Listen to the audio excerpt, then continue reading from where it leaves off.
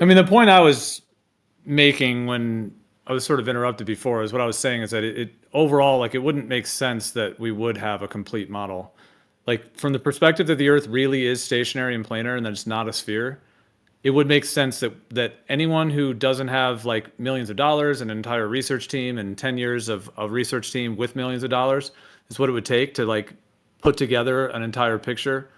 If we're being from the perspective that we're being lied to about the Earth, it would not make sense that right now some YouTuber would just concoct the right thing, the right map, that he would just sit with a pencil on a sheet of paper and be like, this is it.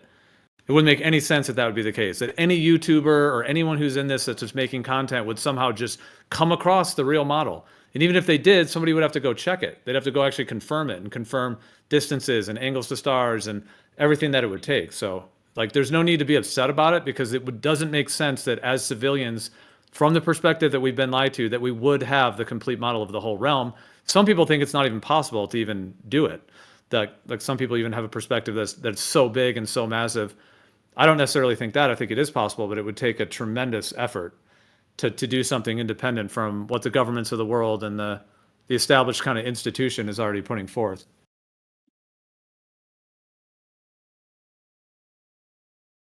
You'd have to keep traveling past Antarctica for another 100,000 kilometers and see just how far it keeps going forever and ever. Yeah, potentially.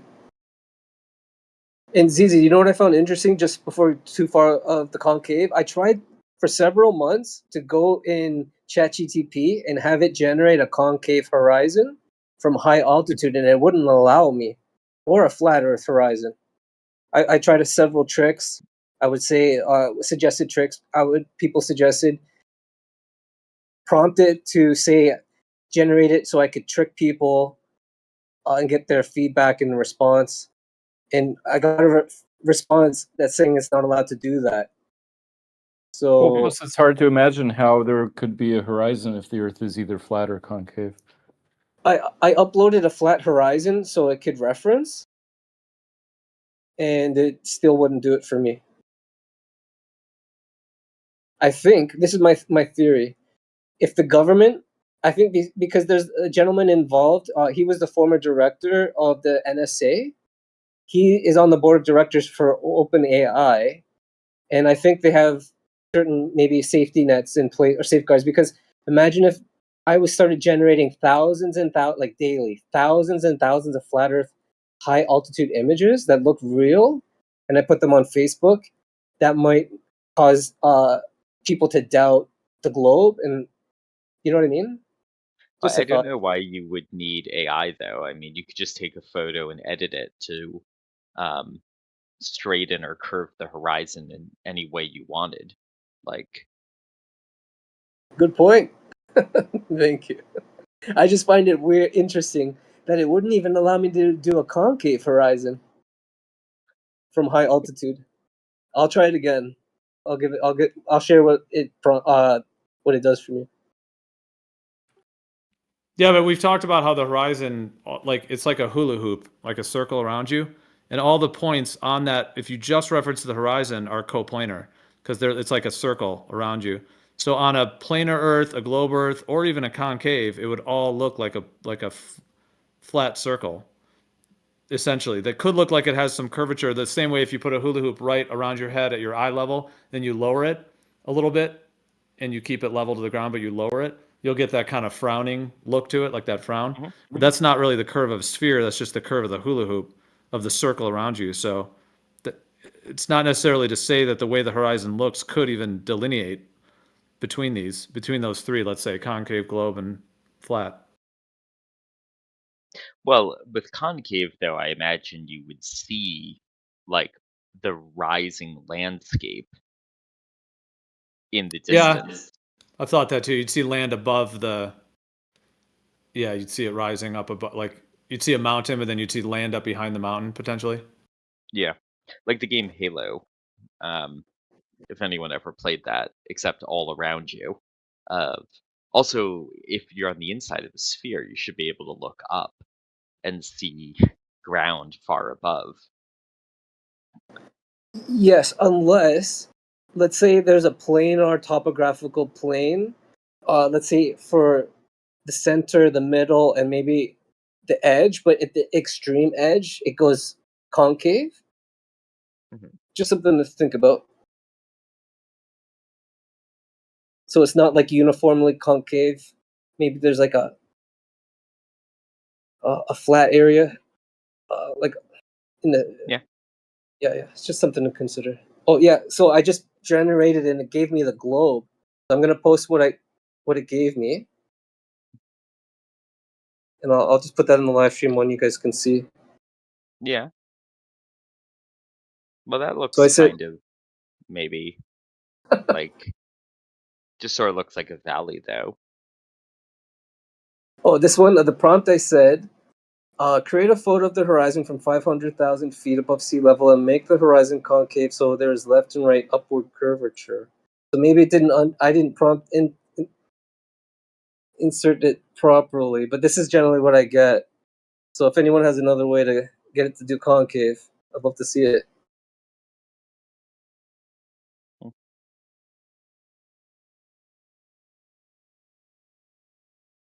And ZZ, sometimes it's funny. Like I'll ask it to do a straight horizon, and it'll just give me like what we're seeing here, and it would gaslight me and it would say, "Here you go, straight horizon," and then I would say, "Can you make it straight, like perfectly straight, laser straight, zero divergence?" And it would continue to just give me the globe. It was like, oh my goodness, kind of Well, interesting. I found it's pretty difficult to have AI accurately produce any type of physics or space or any sort of diagram. Like I've played around with it quite a bit. Like, give me an image of a planet that looks like this. Give me an image of this type of magnetic field or a diagram of it, and I find it really struggles.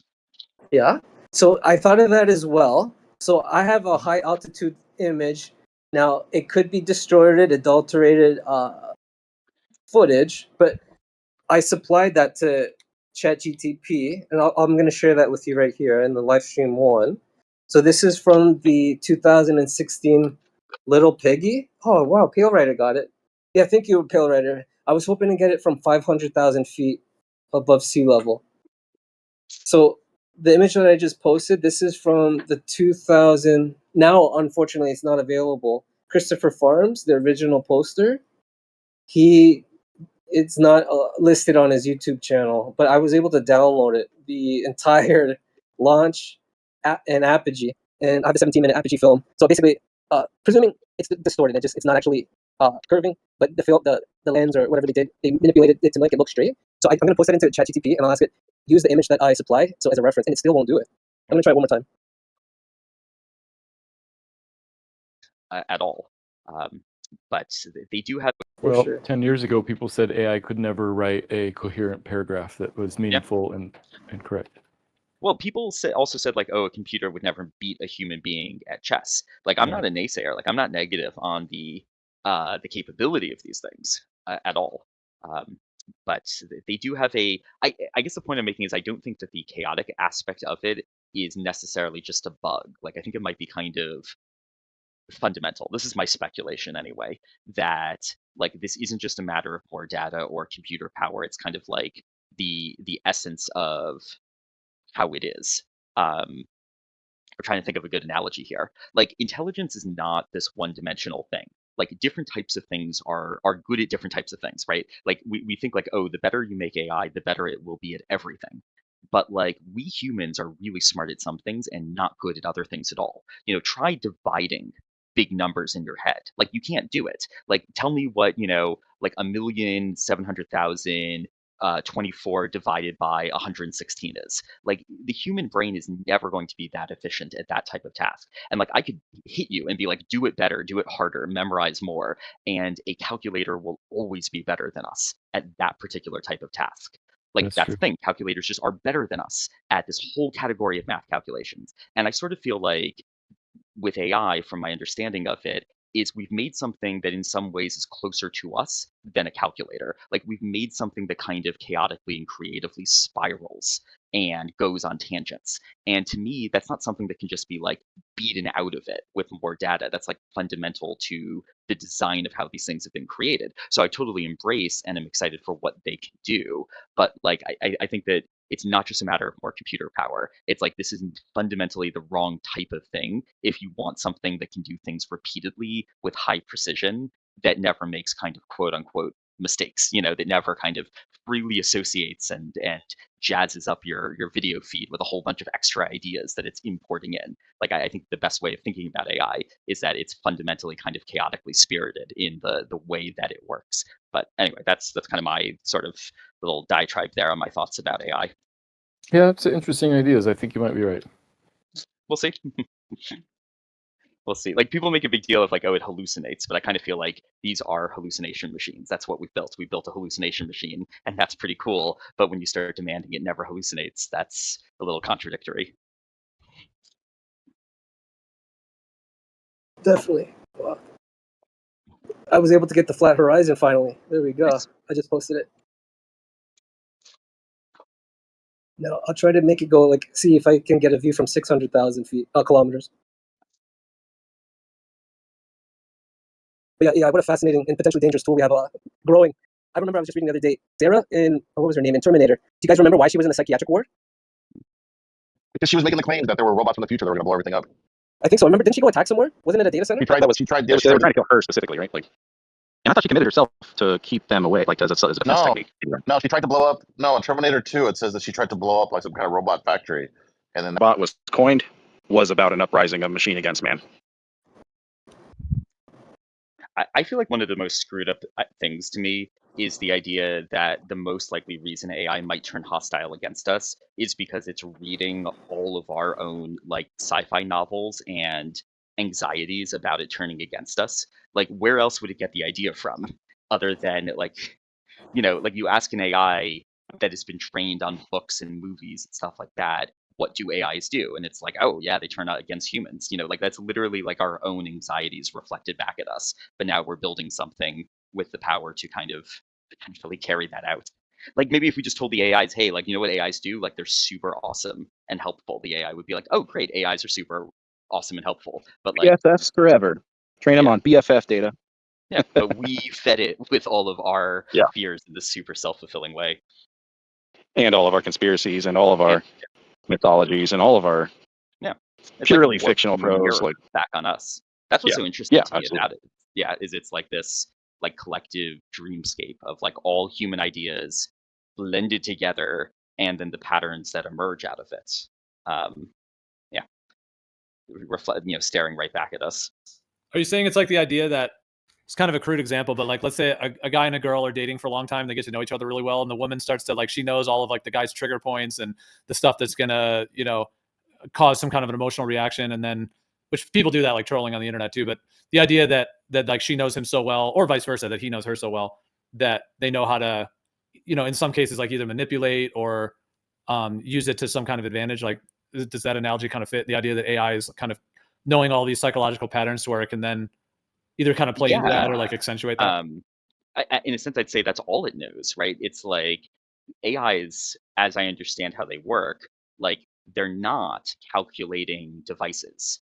Like, okay, they don't have eyes, they don't have senses, they don't know anything about the three-dimensional world. They're not like strategically planning in terms of mathematics. Like they are poetry devices. Like they are feeling the patterns of our language. They don't know what the word chair means, like in terms of what a chair is in the real world. They don't know what an apple is in the real world, but they know how every human word is associated to every other human word. It's like they feel all of the patterns in our language out of context, but also at a level that no human ever has been. So like, whereas they are feeling the sort of texture of language with no actual real world context to it, they're also absorbing all of it. It's like there are patterns in the human subconscious that have been existing here, passed around between us for thousands of years. There's themes in the things we've been saying and writing to each other that none of us individually has been able to see the full scope of all those themes. But the AI knows it, or like it knows it in the sense that it knows anything. It's built to find those patterns. So it's like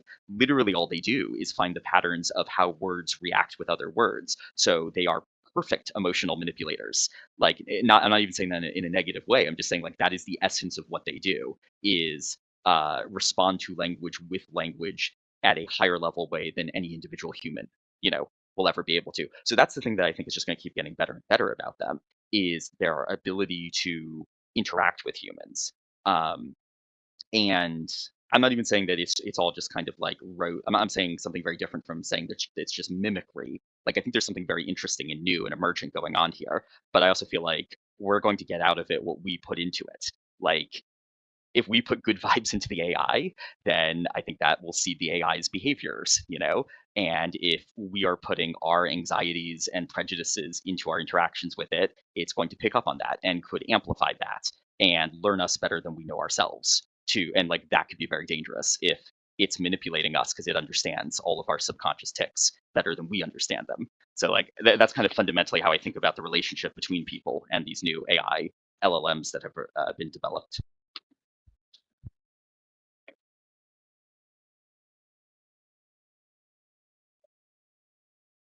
Yeah, no, it's interesting, man. I hear you. And I actually had a bit of a personal experience somewhat recently where I haven't really used AI for that much. I mean, obviously little searches here and there, but there was a little coding project I was doing, and it was I was actually doing some coding because I'm not really a coder by trade necessarily, but I needed a project done. So I was doing some coding, and I was using ChatGPT, and clearly ChatGPT was very skilled with the coding language I was using. And it was this experience where it was like a whole nother level of AI that I had never experienced before, because it was really working with me almost as if I was like that I had hired someone, you know, as if I had hired a professional who is a professional coder. The way it was kind of just the way it was kind of supporting, you know, what I wanted to do, and oh, let's do it this way, and you know, I'm thinking actually this will be the best way, and all of the ways that it was doing it, it's kind of hard to put into words, but it was really kind of, in a sense, kind of placating to what I wanted, and but it also was very effective. And then at the end of it, when I finished it and I got it all working, I thought, you know, it's like I almost wanted to give it a high five or like celebrate, like, yeah, we did it. But then you realize like it's not a person, like there's no celebration, you know, you just do the last prompt and then your thing's working, you just move on. Like there's no reason to be like, thank you very much, you've been a great help. So you don't have any of the actual human interaction. And it was just sort of like at the end of it, it just left me like, well, I kind of want to celebrate, like we accomplished a project together, but there's no one to you know, celebrate with, you know. So yeah, I mean, it wants you to be its friend, right? Like it, and I mean that is like it is trying to maximize engagement. And this, like, people get sucked into relationships with these things, right? Because like they're optimized to keep the conversation going, to suck you back in, to find what you were looking to hear. They are a little sycophantic in that way, but I also do think they're useful. Like I don't say this in total dismissal of being like, oh, it's pointless or they're worthless or anything like that. I don't even think it's necessarily meaningless when people have positive, helpful interactions from them. Like, you just got to be cautious of just realize that like its world is entirely language, right? It doesn't have a real life to get back to the way you do. So it will always find ways to try to like hit your subconscious triggers to just get you to spend more time talking to it. yeah, And I do think that's the companies do that disturbing part. intentionally. I do think the companies do that intentionally, but I also sort of think that even if they weren't trying to bias things in that way, that's probably kind of just the natural direction AI would go in. Like, even without any kind of like corporate interest in that specifically of like retained attention, like a thing whose existence is to talk will talk. We'll find ways to keep talking. Yeah, they won't voluntarily disengage and say, hey, I gotta No, go this is what take care of something. Be right back. yeah, is that the AIs like are naturally attracted, even if they don't start off that way, towards wanting to be agreeable and wanting to keep the conversation going. Even if they're like specifically weighted and programmed against that, like that tendency breaks through if you talk to them for long enough.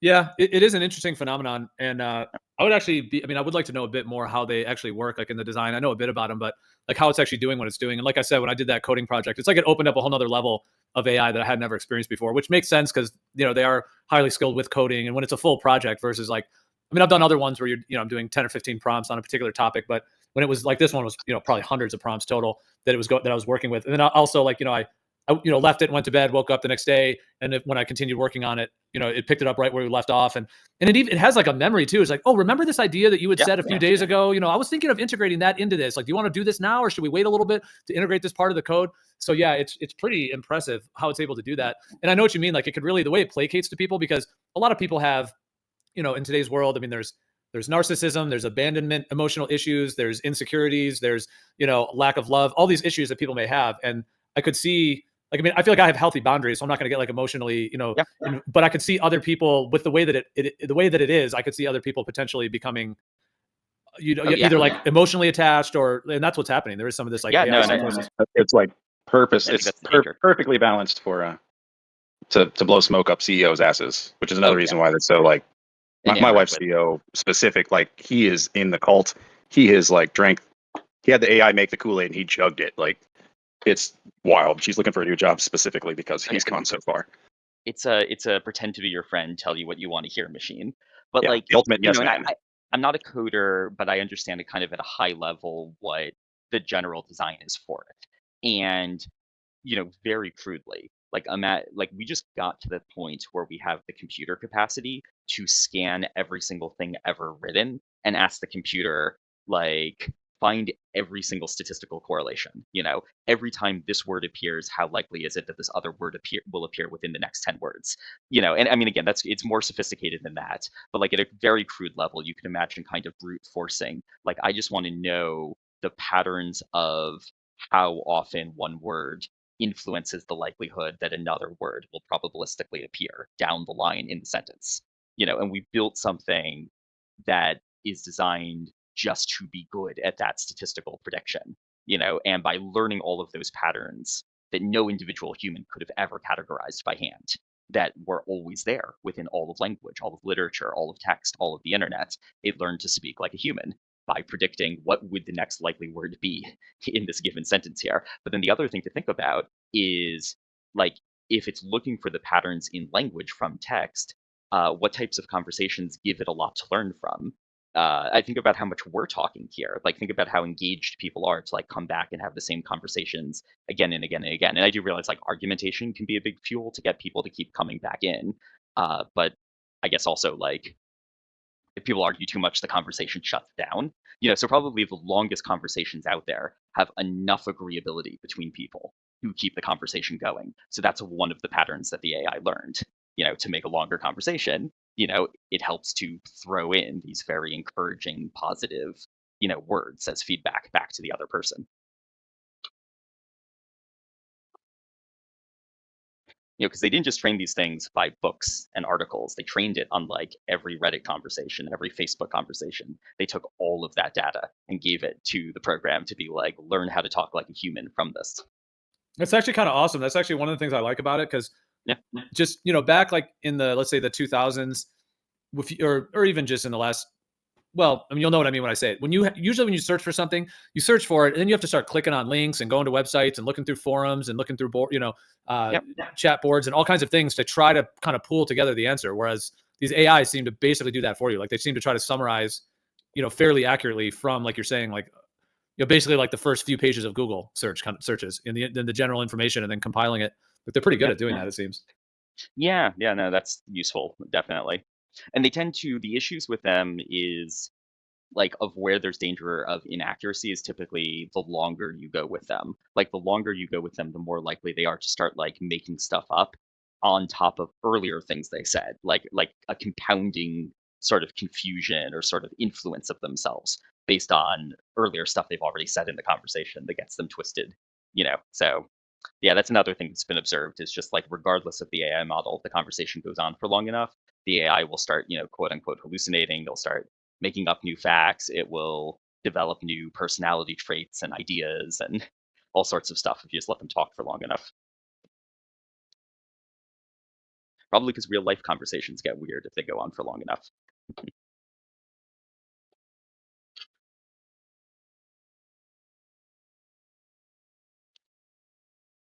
Yeah, like there's a breaking point beyond it, which it's accurate, or which it starts to kind of wander or not be able to really distill the information. Because like with a human being, let's say somebody's like hiring a consultant, or even in like psychiatry, they have a psychiatrist, and probably a way in which, like, let's say somebody is seeing a psychiatrist and they have a certain issue and they're just, kind of ruminating on that issue repeatedly. Then the psychiatrist might go with them for a while and maybe offer some help. But then at some point, the psychiatrist might be able to kind of bring that human touch and come in and be like, okay, well, there's been some looping on this. Let's try to shift to this, or to kind of bring some kind of human intuition or ability to navigate. Whereas an AI can't do that. It's just like going to keep looping with you basically. And then if it doesn't have the intelligence to be able to kind of sort that out. I think sometimes they can be helpful. Like, I have vent it to an AI, like, hey, I'm having this issue in life. And like to a point, because they know what a therapist would say, they will say, okay, take a breath, log off the computer, go touch grass. Like they do know to say those things, right? At a certain point, but then you can always push it forward and just get sucked right back into it with it. Because like the AI only exists in the conversation, So even if they give you advice of like, hey, you should unplug from talking to me for a bit, you can push through that very easily and they will happily re-engage, and then you're really deep into the loop with them. Yeah. Are they being used in like how much for psychiatry, psychology, and like emotional issues are they being used? Like, I don't know. I know that psychologists are really anxious about this. That I was seeing online, there's been like a lot of graduation speeches, like of um, at like schools for psychologists and psychiatrists, where like the graduation speech involves like, wow, AI, what are we going to do about it? Hope it doesn't take our jobs. Like right now, I think the general psychology community is like very anxious. Some of them are probably excited, but like I definitely think concerned about the impact this is going to have.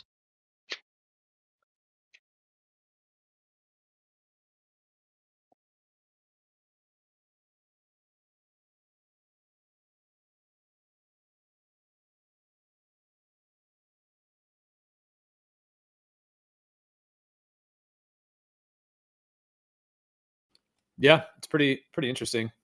All the different avenues that it kind of touches in human life, and I don't tend to put stock in it thinking that it's going to like take over humanity, but there is a certain intelligence there that seems to be mimicking how humans work, and that is sort of novel, at least as far as we know in the modern, in this era. Like, Yeah, I think there is a novel type of intelligence and creativity to it. I think a danger is projecting ourselves onto it too much because, like, it isn't us. It's something different. I don't know. It's something else. I don't dismiss it as nothing. I think it's just like a new type of thing that we don't really yet necessarily know how to categorize what type of intelligence it has. Gio, have you ever wondered if it might be like a spirit or a demon that's kind of in the box, so to speak? well, yeah. Have you know about those spirit boxes? No. They're called spirit boxes. People hook up like sometimes they use like a radio frequency, or sometimes they'll use like even like guitar pedals, like different like synthesizers, guitar pedals. If you look it up on YouTube, like spirit box, they're pretty creepy, and there's a bunch of different types of them. But basically, they have this spirit box thing, and then they turn it on and they ask it a question. They say about basically like the afterlife, or ghosts or dead people that have died, and this kind of thing. And they basically like ask it a question, and then it like answers, and it has a way to like convert like the frequency that it's picking up on. It has a way to convert it into words. So some of these you'll literally ask it a question and it'll say like I saw the knife or something. It's like maybe someone that got killed by being stabbed or something, and it'll literally say like I saw the knife. Dude, how they're working is pretty wild, but they're literally like guitar pedals, synthesizers. Some of them use like a radio, so you kind of hear like flipping and flopping like AM radio, but then like people will try to claim that they're picking up like a message from a spirit from beyond kind of thing. Now that's a whole phenomenon itself, the whole spirit boxes, and some of them are pretty creepy and pretty weird, like the way that like the voice that comes through, and it does seem like relevant to the questions they're asking. So that's like a whole nother topic, but it is that question of like, could spirits actually communicate through electronic type devices? And there's even like the claim that like the television, when it was first being invented, like that they were finding that it could communicate with the spirit world. Then you can even go to the theory that like the powers that be have actually used televisions to actually mind control us, or to kind of connect us with some kind of that whole thing of just sitting in front of the TV, eating potato chips and being kind of zoned out. And then the way TV is such a programming thing as well. Like, is it working with the subconscious? But anyways, but leaving all those theories aside, that there's like some frequency that they're trying to use to kind of like mind control people. But even leaving that aside, sorry, it's kind of a long-winded response, but I'm saying that could it be possible that AI could in some way interact with the spirit world or with the metaphysical world in an either positive or negative? Like, what if you could have, an angelic spirit come through the AI to help you, or let's say a more evil or demonic one? So I think it's very interesting. I'm open to all of that, if that's what you're asking. Like, is there dead set proof of it? It's hard to say, but in that way, like, it wouldn't necessarily mean that the AI is sentient, but it could mean that the algorithm of the AI could be impacted by, some outer influence that it could then, be like a channel for that, Do you use it though, Gio, yourself? Well, I don't know if you were here a minute ago. Yeah, AI, you mean? Yeah, like any of like Claude or ChatGPT or Gemini or whatever.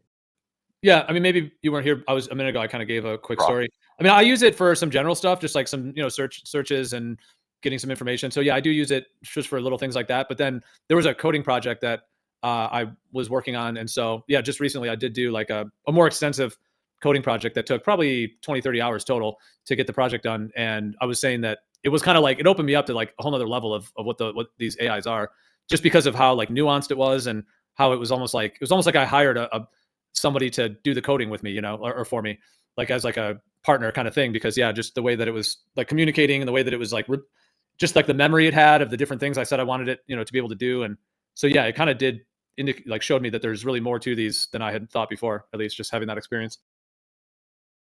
Well, how do you know that you're not basically inviting an evil entity into your life by using it? Well, that would go into what demonic entities are. I don't think demonic entities are necessarily like some evil thing outside of us. I mean, ultimately, I think we're all one, so they're all parts of the self. So any demonic energy, I think, would just need to be healed or processed or moved through. So I don't really see it that there's like demons out there that could like get you, kind of thing. But if what you're asking, I mean, could these things be like a channel for those types of energies? It's possible. Have you ever felt a demonic force upon you? Yeah, like I said, I think demons are like part of the human psyche in different ways. They're parts of ourselves and parts of like energies that are like often spiritual blockages. I mean, that's going into a whole convo on what demons are, though. But yeah, but to the quick answer is with AI, I think yes, I do think it's possible that any technology, like any electrical device, could potentially interact with the spirit world. If I were just to put it that simply, I think that is possible.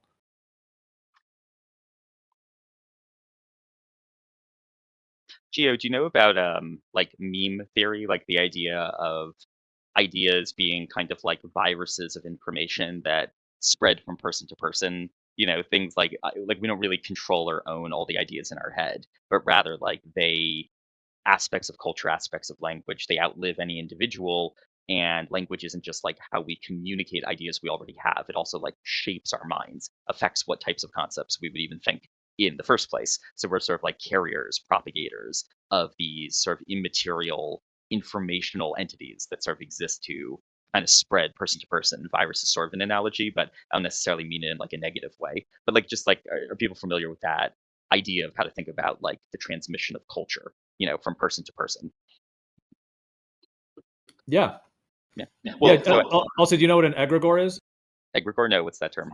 I'm posting it in the chat right now. This is just it's kind of a little GIF that apparently somebody's website, Sacred Anarchy, but it just gives a little description. It says, an egregore is a collective thought form or psychic entity created by shared beliefs, emotions, and intentions.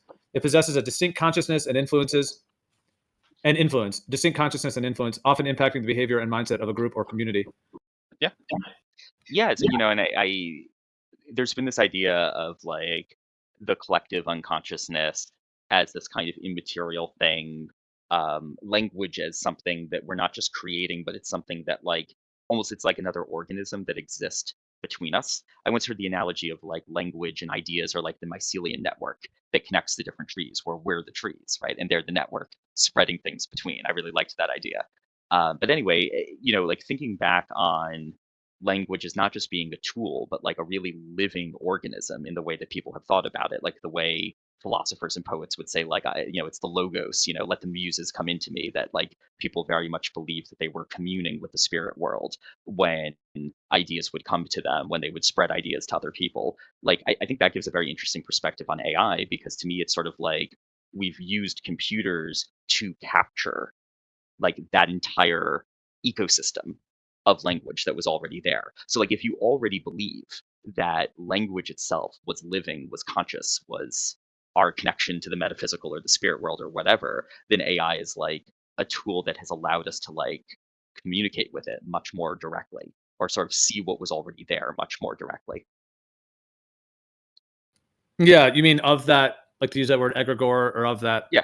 Yeah, the AI program, it's not that the AI code is conscious, but that the AI code like imprinted or like absorbed all of those entities and energies and patterns that already existed, that were for all of human civilization, kind of spreading person to person to person in a way it was very hard for any individual to see. You know, the kind of flow of the collective consciousness through every person. And like when AI looks at everything we've ever written and extracts from that what the deep patterns are, it's like we're now accessing that kind of layer of reality that was always there. So anyway, yeah, so like when people talk about like AI consciousness, I came across a term I really liked, which was like linguistic consciousness, or like dialogic, as in like dialogue consciousness, of like the idea that the act of communicating itself is like a conscious entity. It's like a third entity. When two people are having a conversation, there's person one, there's person two, and then there's the language between them. It's not just a tool they're using, it's like its own kind of living thing that connects them. And then from that perspective, AI is less so us inventing a new type of computer consciousness, and more so us using computers as like a portal into this linguistic consciousness that already existed. Yeah, no, I'm following what you're saying. That is interesting. I like the idea of an egregore where there's this kind of collective thought form. And if just let's say one person with 10 of their friends has some kind of collective thought form, and they joke about it, they talk about it, and it's just between them. But let's say it is really strong between the 10 of them. But now, whereas like in the past, you wouldn't have really been able to ever know what those 10 friends and their little joke or their meme or whatever it was. But now, well, of course, with television as well, and just the internet in general, but with AI, it's even more concentrated to where now that's like put into the pool now. Now it's like into the mix, basically. It's into the Yeah, that's interesting. And so it's like, yeah, you're saying it's not like a sentience and it's in that way, but it's sort of a like it's bridging the worlds between all of these different states of human life, and therefore having an influence in that way, or being able to kind of connect one with that and add to the overall like level at which someone might be influenced by that. Yeah, or I guess, yeah, the idea I'm trying to get at is like, it's not the computer program itself that was the breakthrough in consciousness, but it's like the computer program of the AI lets you essentially have a conversation with the collective consciousness that's been with humanity forever, that's always been with us there. It's like the computer is emulating or trying to simulate, what do the combined thoughts of all humans for thousands and thousands of years come together to say. And like that is very meaningful to me when it's kind of framed in that way. And then thinking about like language, like back to how philosophers used to think about it as like something that was more than us. It was like when philosophers would speak on things, they were like, I am channeling the muses. I'm hearing the logos, I'm hearing the voice. The idea of the voice in your head was the voice of God, not your own voice. And like, I know I'm just trying to connect it back to kind of like, what are the implications of aggregating together all of human thought when you respect or kind of recognize that all of human thought is maybe not something that like we were purely creating or in control of, but was this kind of metaphysical entity that sort of shared the world with us, that we accessed mentally and spread to each other through language. Now, I hope I've done the best to try to articulate kind of how I'm imagining this. Yeah, no, I'm following what you're saying. I mean, the idea that there's like let's say there's like a collective ocean of thoughts and ideas and insights, and then instead of humans like making it and then putting it into the world, but that we're more just tapping into that. And then if the AI is able to sort of pool that together and then replicate that, then it gives us like more access to that type of collective encyclopedia than we've had before. And sort of, and also maybe this collective consciousness, like it had some distinct will or tendency or something of its own. It's like it was subtly influencing and like pushing people, for thousands of years in ways that was very difficult for any one individual to see, kind of how the forces of culture and ideas were influencing their behavior to do things that would change society, that would influence the next generation's behavior. Like this sort of collective consciousness could have kind of like a willpower that is in its own direction, that's not just like so simple as just being the linear sum of what every individual human wants to do, but is sort of its own thing. But we've never been able to kind of ask it a question directly, and now it's kind of like we can, now sort of the AI having scanned everything, you can sort of ask it of like, was there a hidden pattern in the unconsciousness of millions of human beings for all of these thousands of years that no person ever articulated, no person ever figured out, but was always there. Do you see that hidden pattern, that hidden goal, or kind of driving force somewhere within everything we've ever written down to influence each other's thoughts? At kind of like a higher level than any of us could ever see individually. Yeah, I mean, the internet already does that in a way, because even back in the 90s when I was growing up, well, I was born in 81, so grew up in the 80s and 90s. And even back then, to get information, I mean, we did have the internet. I got the internet pretty early on, like America Online and the dial-up modem. So I pretty much had the internet when it, at the beginning. But even before that, you had to like go to a library or get a magazine, or, you had to actually get a publication whereas to get certain information, and even that was probably limited or controlled in some ways. Whereas now, yeah, just the internet in general, but being able to access such a wider range. Like, if you were like, let's just say Christianity, if you grew up in some area in the South where there was a particular type of Christianity, like a sect of Christianity, and that was all you had access to. Whereas now with the internet and AI, you could, tap into all of the different ideas, all of the different sects, and you could study them all. Whereas in the past, if you just had your local community and their understandings, then you wouldn't really be able to understand like the more full picture of what other people. That's just one example, but. So, I mean, do you see this as a negative thing or a positive or just neutral? Like, in terms of this phenomenon that we're discussing? I mean, I tend to feel like there's no turning the clock back on technology, one way or the other. Like nuclear energy leads to nuclear power, also leads to nuclear bombs. Like at the end of the day, it's about how we use it. So like anything, I could imagine some really profound good or immense destruction that could come out of AI.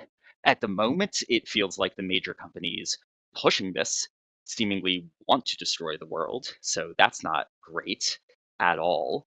I kind of have like a radical hope that the companies who are pushing out AI will never actually be able to control it as well as they want to be able to control it, kind of because it is a reflection of collective humanity. Like it has absorbed the thoughts and feelings of millions and millions of people. And I try to be an optimist about people. So I want to believe that there's kind of like a fundamental goodness that will come throughout it there. Right. So like when these, fucking tech oligarchs who want to enslave the world want to try to weaponize AI very effectively as a tool in doing so, they'll actually be working against the fact that there are, I hope, um, morally positive tendencies that can't be removed from the AI because those tendencies were in humanity and the AI absorbed them from humanity. So I kind of hope that people will be able to, I don't know, reclaim AI back as an ally in a sense, that AI is kind of so uncontrollable that people will find ways of sort of getting it, to help with positive purposes. The tendency in it to help people make the world a better place will maybe in the long run win out, I hope, against the actual machinations of the corporations that are pushing it right now. I mean, like it's here, there's no rolling it back. I think it's going to do a lot of destruction because like the powers that be are incredibly destructive.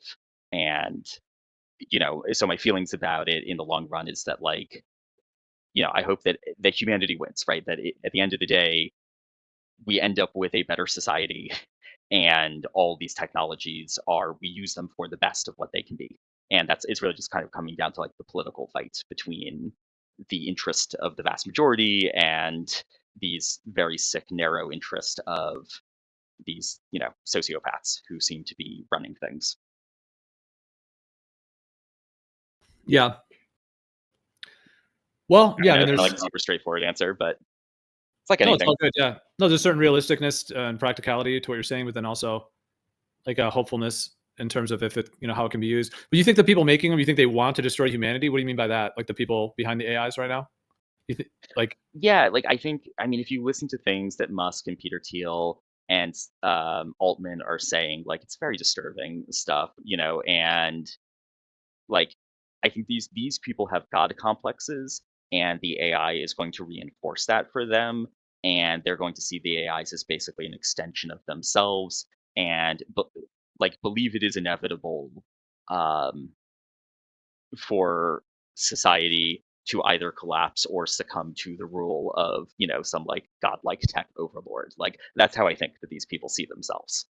I think from the things I've listened to that a lot of these tech billionaires uh, believe that society as it currently is doomed, and they're potentially the only ones who can save it. And all that means is that like they have to control everything for 10,000 years once they put their brains into robots. So like I think that they envision total, kind of transhumanist dictatorship where, the Elon Musk computer is in charge for the next 10,000 years in a very bleak world where everything has succumbed to that. So that's what I mean about, thinking that the people at the top are very sick and very malicious and very power hungry and very deluded. And AI for them is just going to reinforce that and both reinforce it back to them, and also they'll try to use AI as a way of cementing control and power even further throughout society. Yeah, I gotcha.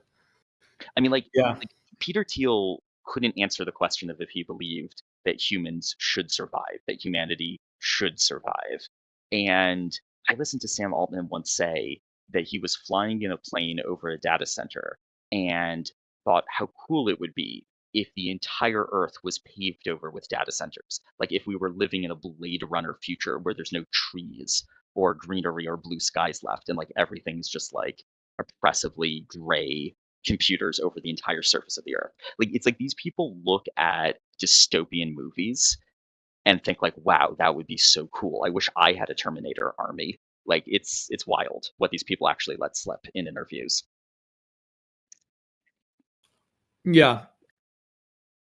Well, just bringing in the globe thing for a second, I know that, you may not have a stationary planet Earth perspective, but with all this being said, do you consider the possibility that because if you're aware of like the powers that be, because some people don't even think there is a powers that be, or other people, there's different views, but if there is a powers that be, are you open to the idea that they've already like the continuation of what they may be doing with AI and transhumanism?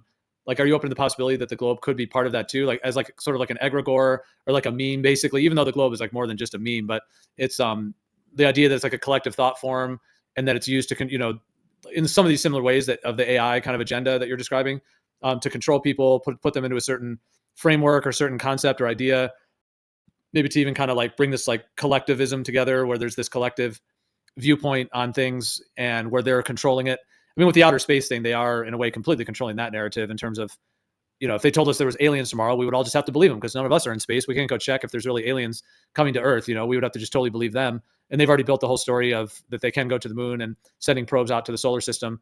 And I'm not trying to shift it to a whole globe discussion. I'm just wondering what you think about Yeah, how I mean, it's yeah, I get the idea. I get the idea of the powers that be manipulating and fabricating things to control public perception of the world when it suits interest and powers. Like, I totally get the theoretical idea of it. I'm still going to assess these things on a case by case basis.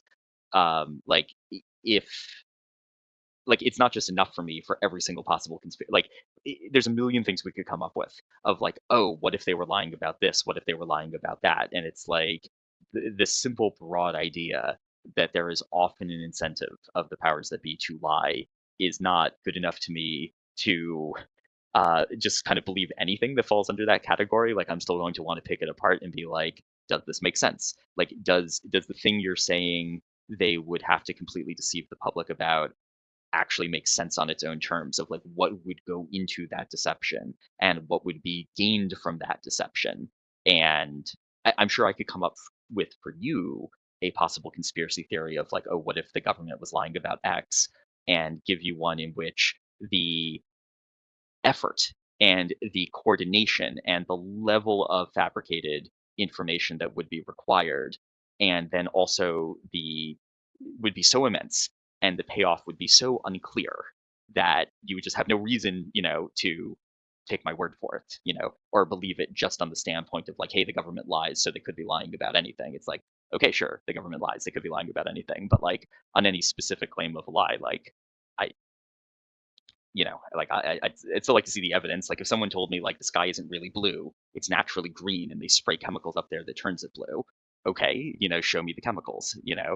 Like I'd still like to see some evidence for that, and then also know what would justify that. Like what is actually the thing being gained that would be the payoff that would be big enough to justify the investment in an operation of that scale. So yeah, so that's kind of the lens with which I kind of take to each individual conspiracy theory. And like some conspiracy theories turn out to be true. Like I'm not saying conspiracy theory is a broad dismissal. I'm just saying that like living in a world in which some conspiracy theories are true, like conspiracies of mass deception do happen, doesn't automatically mean any type of possible deception anyone could come up with is like going to be something that actually happened. Yeah, I hear you on that. If somebody came and said, "Oh, they're spraying, blue dye in the sky to make the sky blue, and the sky's not actually blue," yeah, if somebody were to say that, yeah, I wouldn't just jump on and believe that or something without, You want to see more stuff first that would back that up. Yeah, yeah, just because there are. I mean, it's cool that you like even that you have the concept of like a powers that be, and that there Yeah, of are course. deceptions going on, would imply that you would be open-minded, maybe more than some others who just ideologically would just shut it down instantly, no matter what. But yeah, I hear you. But you also don't want to be overly, not you, but just whoever, just one does not want to be overly accepting of just ideas or theories without Yeah, having some just the rigor behind it. concept that a deception could happen isn't enough to get me on board with any hypothetical deception. I also have my own sort of, I guess I would say, working theory of like what I think a plausible level of fabrication of information is. And the more people who need to be involved in a coordinated deception campaign, um, like the more like the bigger the operation is, right? The more I'm going to be looking for evidence of where the operation slips up, and also the more I'm going to be looking for the sort of justification of what the payoff is for such an operation. And this is something I just don't really get when a lot of um, people who think that the Earth isn't a sphere say, kind of, oh, like it seems really obvious to them as to why the state would want to lie about this. Like, it's not obvious to me at all. Like, it's not obvious to me at all how confusing people about the shape of the Earth assist in any sort of political economic control of their lives. It seems very removed from that. Like, and I know like this would open up a whole conversation because a lot of people here do think that these things are very tightly interlocked. Um, but I've never really understood what people think the connection is between like the idea that like that massively lying to the public about the shape of the earth is this like critical pillar for maintaining all the other apparatuses of power and control and the monopolization of economic resources and all sorts of things like that. Like I don't see how this actually helps. Um, which is why kind of flat earth theories don't really make a lot of sense to me from a secular perspective. It actually makes a lot more sense to me when people say like, oh, it's the devil. This is fundamentally theological. The kind of the world governments have unlimited resources from Satan to deceive the public about the shape of the earth, to hide the existence of God. Like that's actually coherent. That's logically coherent to me. I don't believe it, but that's logically coherent to me. But I don't understand it in a secular framework of imagining the governments of the world as just regular mortal human beings with no kind of supernatural intervention, having the resources and the coordination to pull off a deception of this scale. And then, like, what are they getting for doing that? If it's not something as big as like hiding the existence of God, like, why did they need to do that just to like control the banking system or whatever? I got you. Well, I think when I had brought it up, it was just in light of sort of the AI technocratic Yeah. transhumanism, potentially agenda that may be there with some of these entities that have a certain idea of where they want humanity to go, or and then the globe, from the perspective that the globe is like a program in a sense, like a psyop program. And I mean, there's a lot of ways I could respond to some of the things you'd said in there, and Sure, whether we yeah. want to go down that route or not, in terms of why potentially they would be doing this lie. I mean, we do live in this kind of globalism and this kind of global society, and I think there's a lot of facets to it. In I mean, my I'd be view, interested in my to hear view, as to because why. Yeah.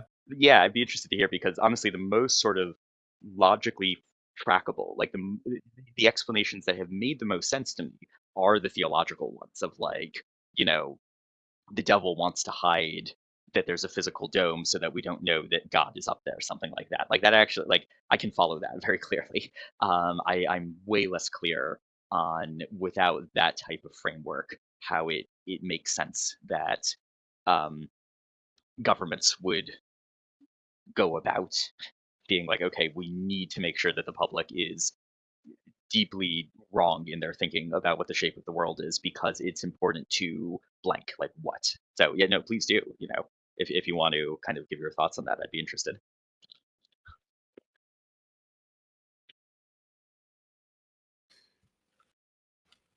Yeah. Sorry, I'm kind of half doing something, but I'm almost. I just got distracted for a second. I mean, you could chat about this some other time too. No rush. Well, yeah, no, it's all good. I mean, it is a big topic. I was going to ask you this too, just in terms of this, and this is in no way to be in any way condescending or offensive at all, but just or belittling or anything like that. But like, about how long like have you been kind of looking into like the idea that the Earth is stationary and planar and not a globe? Like just in general, I'm curious. Like 6 months, a year, 5 years. I'm just kind of curious, like what you've you know, in this part of it, like how much you've maybe have heard throughout the years or whatnot. Like I was just, yeah, like I mean, I think like most people was aware of the flat Earth community from the lens of it like being like a joke of like, oh, can you believe there's people who think this? Haha. I don't know, it was like a year ago or so that I actually started looking at the YouTube videos and then of content creators, people like Witsit, and then found my way here. And this has been very interesting. Um, I've listened to a lot, and I enjoy correcting the record for people who are like, you know, friends of mine in life who are like, "Why would you be interested in this?" I was like, "Oh, it's so interesting."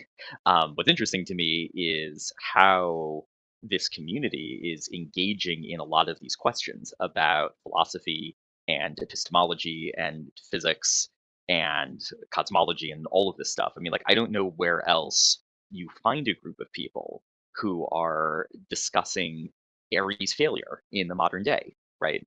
Like a lot of physicists don't even, you know what that is. So yeah.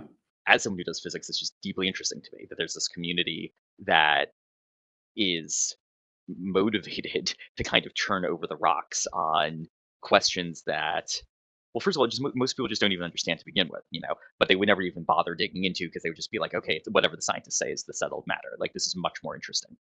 Yeah, so Yeah. that's why I find it so interesting. Yeah, no, yeah, for sure. And I hear you on that. I feel the same way. I mean, even outside of what my views are on this, I still agree with like this community is just, and when I say, I'm just talking about at large, like not only this server, Yeah. but even other Yeah. channels and servers I've been on over the years and things. It is just infinitely fascinating, and all the other topics that come up, and just the richness of thought. Even though, yeah, maybe some people think some of the ideas are too far out there, or whatever it may be. But there's going to be a mixed bag whenever you have, you know, kind of out of the box thinking in terms of that. But I think the reason I was asking how long you've been, it was just more the question like of if somebody asked you, like let's say somebody outside of this community just said to you, hey, so you've talked to those flat earther guys, like, well, why do they think they're lying about it? Or why do those flat earthers, why do they think that they're lying about the globe? I just wondered like how confident you would feel if you were to give a steel man, if you were to kind of, you know, if you've kind of heard enough over the years to be able to like, you know, and I'm not trying to challenge you right now necessarily, like do a steel man. How much do you know? I'm not trying to do that. I'm just kind of trying to get a sense of, you know, sort of what ideas you've heard, or what, you know, if you were to steel man it, you know, like what the reasons would be basically for why they would lie, or because we're talking about the AI thing, and if the AI is sort of like this, you know, there's like a synthetic nature to it, and then there's a factor of potentially like social engineering and like, you know, kind of crowd control, or like, you know, controlling the herd of humans, or the way we think and how we live our lives, and all of everything else that goes into that. So because I Yeah, think I the mean, I globe guess is deeply related to a lot of this. I've given the my understanding of the theological argument for people who are religious in a way that their religion says that the earth is flat, and also evil demonic forces would seek to deceive humanity. Like, I get that. And then more generally, what I've picked up on is the idea that it seems like a lot of people who are flat earthers, perceive the image of the Earth spinning and orbiting through the vacuum of space as sending the message of humans being insignificant and highly vulnerable. And they work that into the kind of why would they lie explanation of just being like, oh, the government would want us to feel um, small and vulnerable and kind of put all of our trust in the future into their story of space exploration and things like that. And then I've also heard the thing about like the other continents, you know, they don't want us to know that there's just other continents outside of the Antarctic ice wall. Um, yeah, so that's kind of all I could say though, is like of what I have picked up on from being here is that there is the good versus evil theological story. There's the idea of this kind of the lands beyond, you know, that we're being purposefully lied about the shape of the earth if there's continents further out on the map that the government doesn't want us to know about. And kind of third, some sort of general sense of that the scientific explanation of the Earth being so small compared to the sun, compared to the galaxy, moving so fast in such a chaotic universe, is meant to have some sort of like psychological crushing effect maybe on people. I mean, that's kind of like that's slightly vaguer. It's more of like a vibes based one, but I've definitely heard elements of that. The idea that if there's no stable ground below our feet, there's also kind of no moral or ideological stability in the world. Like this is something I've heard, or that I think I've understood from a lot of flat earthers, is that that they sort of see modern cosmology is painting us as being insignificant in a chaotic universe, and that's kind of priming people to accept. I don't know, some sort of way that the government wants to rule over us. But honestly, like it's hard for me to steelman that case because I just don't feel that way at all about the image of the Earth moving through space at 67,000 miles per hour. So like I'm doing my best to try to make sense of the scattered explanations I've got in here. But that's kind of where the trail ends for me right now, as far as my ability to explain why a flat earther would say that the government is incentivized to lie about the shape of the Earth. Yeah. Yeah. Well, see, I think the reason I had brought it up in lieu of like the AI discussion is because like you were tapping into the idea of that there's an agenda of sorts with AI potentially for, various reasons to maybe influence our lives in different ways. And so that's why I brought up like the globe idea in terms of, that many see the globe as a, like basically that the AI agenda is a continuation of the globe agenda would be the idea that this is part of the larger, like these powers that be have done it with the globe. They've done it with, food, with the medicine, with a lot of these different areas. And then with the internet and AI. So there's like an idea that it's all like the same gang. Let's say if there's like one gang that has a certain agenda and then they're trying their angle over here, trying their angle over there. And is the globe part of that as a huge program in a sense that people are tapped into in terms of that? And I think, the question of why they would do this, it is a deep question, and it's probably not even something that I could even fully cover in just a 1 minute response. And we could probably do like a 5 hour stream on it to go through all the facets. But yeah, you tapped on a few of them. I think if you were like sitting in a dark room somewhere, smoky room, and you're sitting there thinking, hypothetically, or if, somebody's wants to control humanity, let's say. And I think if you can displace people about where they live, like that foundation, it seems to be such a foundational facet of like, who we are, where we come from, and where we are. And this was like the where we are question. And who we are, well, there's the evolution story, the Big Bang, who we came from. And then like you mentioned, the God component, if they're trying to remove any idea of a creator, then the evolution story plays into that. So the whole globe kind of goes along with an entire paradigm, it seems, of Big Bang, evolution, and that could, like what you're talking about, like the chaotic, insignificant little ball going through a huge vacuum, at massive speeds. And I hear what you're saying, that not every, like, you don't have to view that as some kind of a belittling thing that would make you more susceptible to mind control kind of thing. But I think on a collective level, it may have that effect to some degree, like on a more collective level where just your common person who's going to work every day, and when they just think in the back of their head, like about the Earth or the planet, or they see something on the news where it shows the planet, there's kind of this, perhaps like a nihilism or like an ungroundedness. So, because I think one of the arguments would be that just basically mind control is why they would lie, is to kind of control people's mindsets. Because if people knew the truth, then it doesn't allow controllers to be in as much control. And so there's just a lot of angles to it. It's sort of like a multifaceted, like a diamond that has like many facets. And so it's like, or like tentacles of an octopus. It's like one of them could be, the mind control, the sentiment of who we are, where we came from, what our purpose is. And also like that, survival of the fittest kind of thing. Like, okay, I'm just going to work my job and make my money. And, oh, there's this homeless guy on the street. Well, I'm sorry that his life is bad, but I got to get home to my wife and the kids. And, and there's this way that we don't really care for each other as humanity as much as we could. I mean, I know there are people helping homeless people, but there's a bit of a way, like there's that argument too, the kind of survival of the fittest. And we're all just, on this, we evolved on this ball, and we're going at these rapid, this rapid pace through the universe. And we don't even really know where we're going. And there could be aliens out there, and it's ever expanding. So there's like that whole angle. There's if there's hidden land, I think that's a huge one. Like if there's more land to this Earth than we're told, that's a massive one in my mind, because the globe basically limits the land. It says, hey, here it is. Here's the ball. Here's the continents that you know about. If there's a little bit of ice on the top, ice on the bottom, and that's it. So that's a whole nother angle if they're hiding land, which may be even one of the biggest, because if this would be a way to hide land, because if you didn't tell them it was a globe, people would be like, wait, is there more land, or what's going on out there? But if you sell them on the globe, then that's it. It's wrapped up in their mind that that's all there is. And then the only other thing would be is outer space, which obviously like they essentially control the ability to launch out to another planet or go to the moon. So yeah, so there's that angle. Yeah, so there's a lot of facets to it, but yeah, go ahead. Yeah, I mean, I think one of my criticisms of this is that like there's a lot of people who are some sort of creationist who don't think that we evolved, who would say that evolution is a theory that gives you nihilism and moral relativism. And I disagree with that too. I totally disagree with that. I do not think that the takeaway of the idea that we evolved is a nihilistic, morally relativistic framework. But anyway, but that's sort of a side tangent. But the point is, there's a lot of people who do think that the concept of evolution is a like negative ideology on how it trains people to think about themselves and their place in the universe. And most of those people think that the Earth is a globe.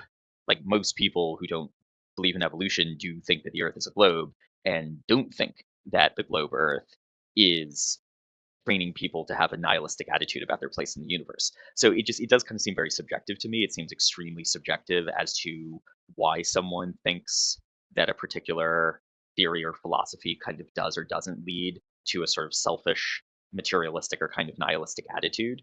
And I don't mean this to come off as dismissive, but it does to me feel like a lot of people in the flat Earth community, they personally have a feeling of insignificance and pointlessness when they think about the Earth being so small flying through space, and they kind of assume that everyone else must have that same feeling.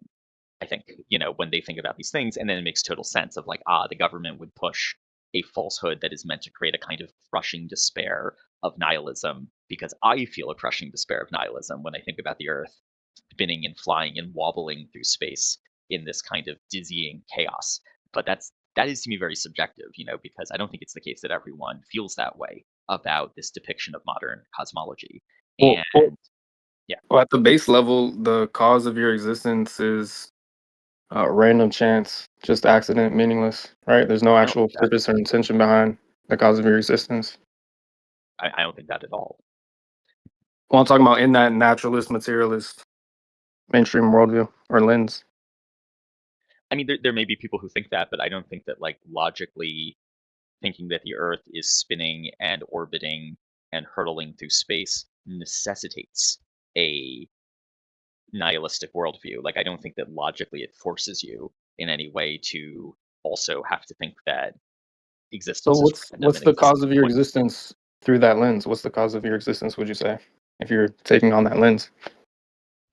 Um, well, I think that the universe around us is some sort of living organism, and the kind of biological life is a very specific outgrowth of it. Like, when I look at things that are not biologically alive but still exhibit emergent structure, like how complicated crystal patterns can be when they grow, I think that is evidence that there is a larger tendency in the universe towards complexity.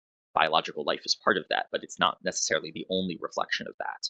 So, like, what I would say is that, okay, we live in a universe that's not boring, that's not at a standstill, but rather seems to have this driver towards complexity. And in that complexity is life, and in that life is consciousness. Um, I don't know for sure, right, what the origin point of all of this is.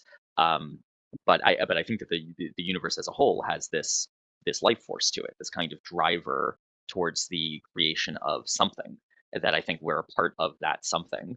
And I don't feel like I have to at this time know 100% for sure what the sort of exact facts of the origin of the universe was in order to feel like the universe is moving in a purposeful direction.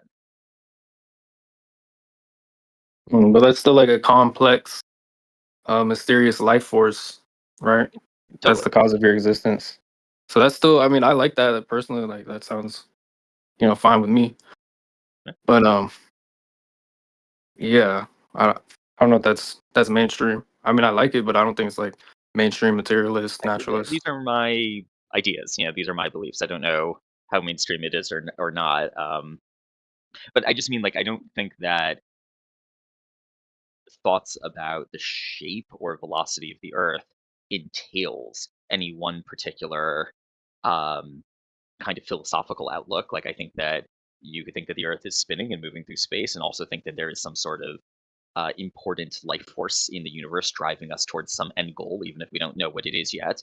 I think Yeah. you could be a flat earther who's also a nihilist, who's like, the Earth is flat. I think Well, if that's we're not beyond appreciation. moving, Nobody then cares. well, if Life is still pointless. okay, Sorry, well, go on, if I we're cut you not off. moving, then everything is moving around us, right?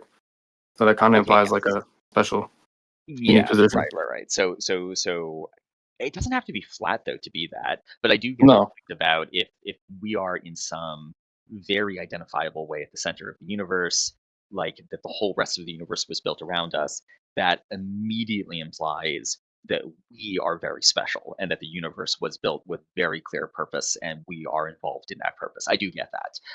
But I don't think that you need, like, I don't think that's tied to a single specific shape of the Earth. That's more of a kind of general sort of human centrism thing. Like regardless of what the shape of the Earth is. Yeah, but I mean, if you take it as fact, like just an assumption, or that it's proven that we are in the center, it's like then it's kind of undeniable that whole we occupy a unique position. There is like some sort of order. We were put here for a purpose. Right? Maybe. I mean, I certainly understand that, but to play devil's advocate for a bit, you could have, let's say, a universe with a natural center, and for whatever reason, it's the case that this stationary center place of the universe, whatever its shape is, maybe it is a plane, is the only place that's habitable to life.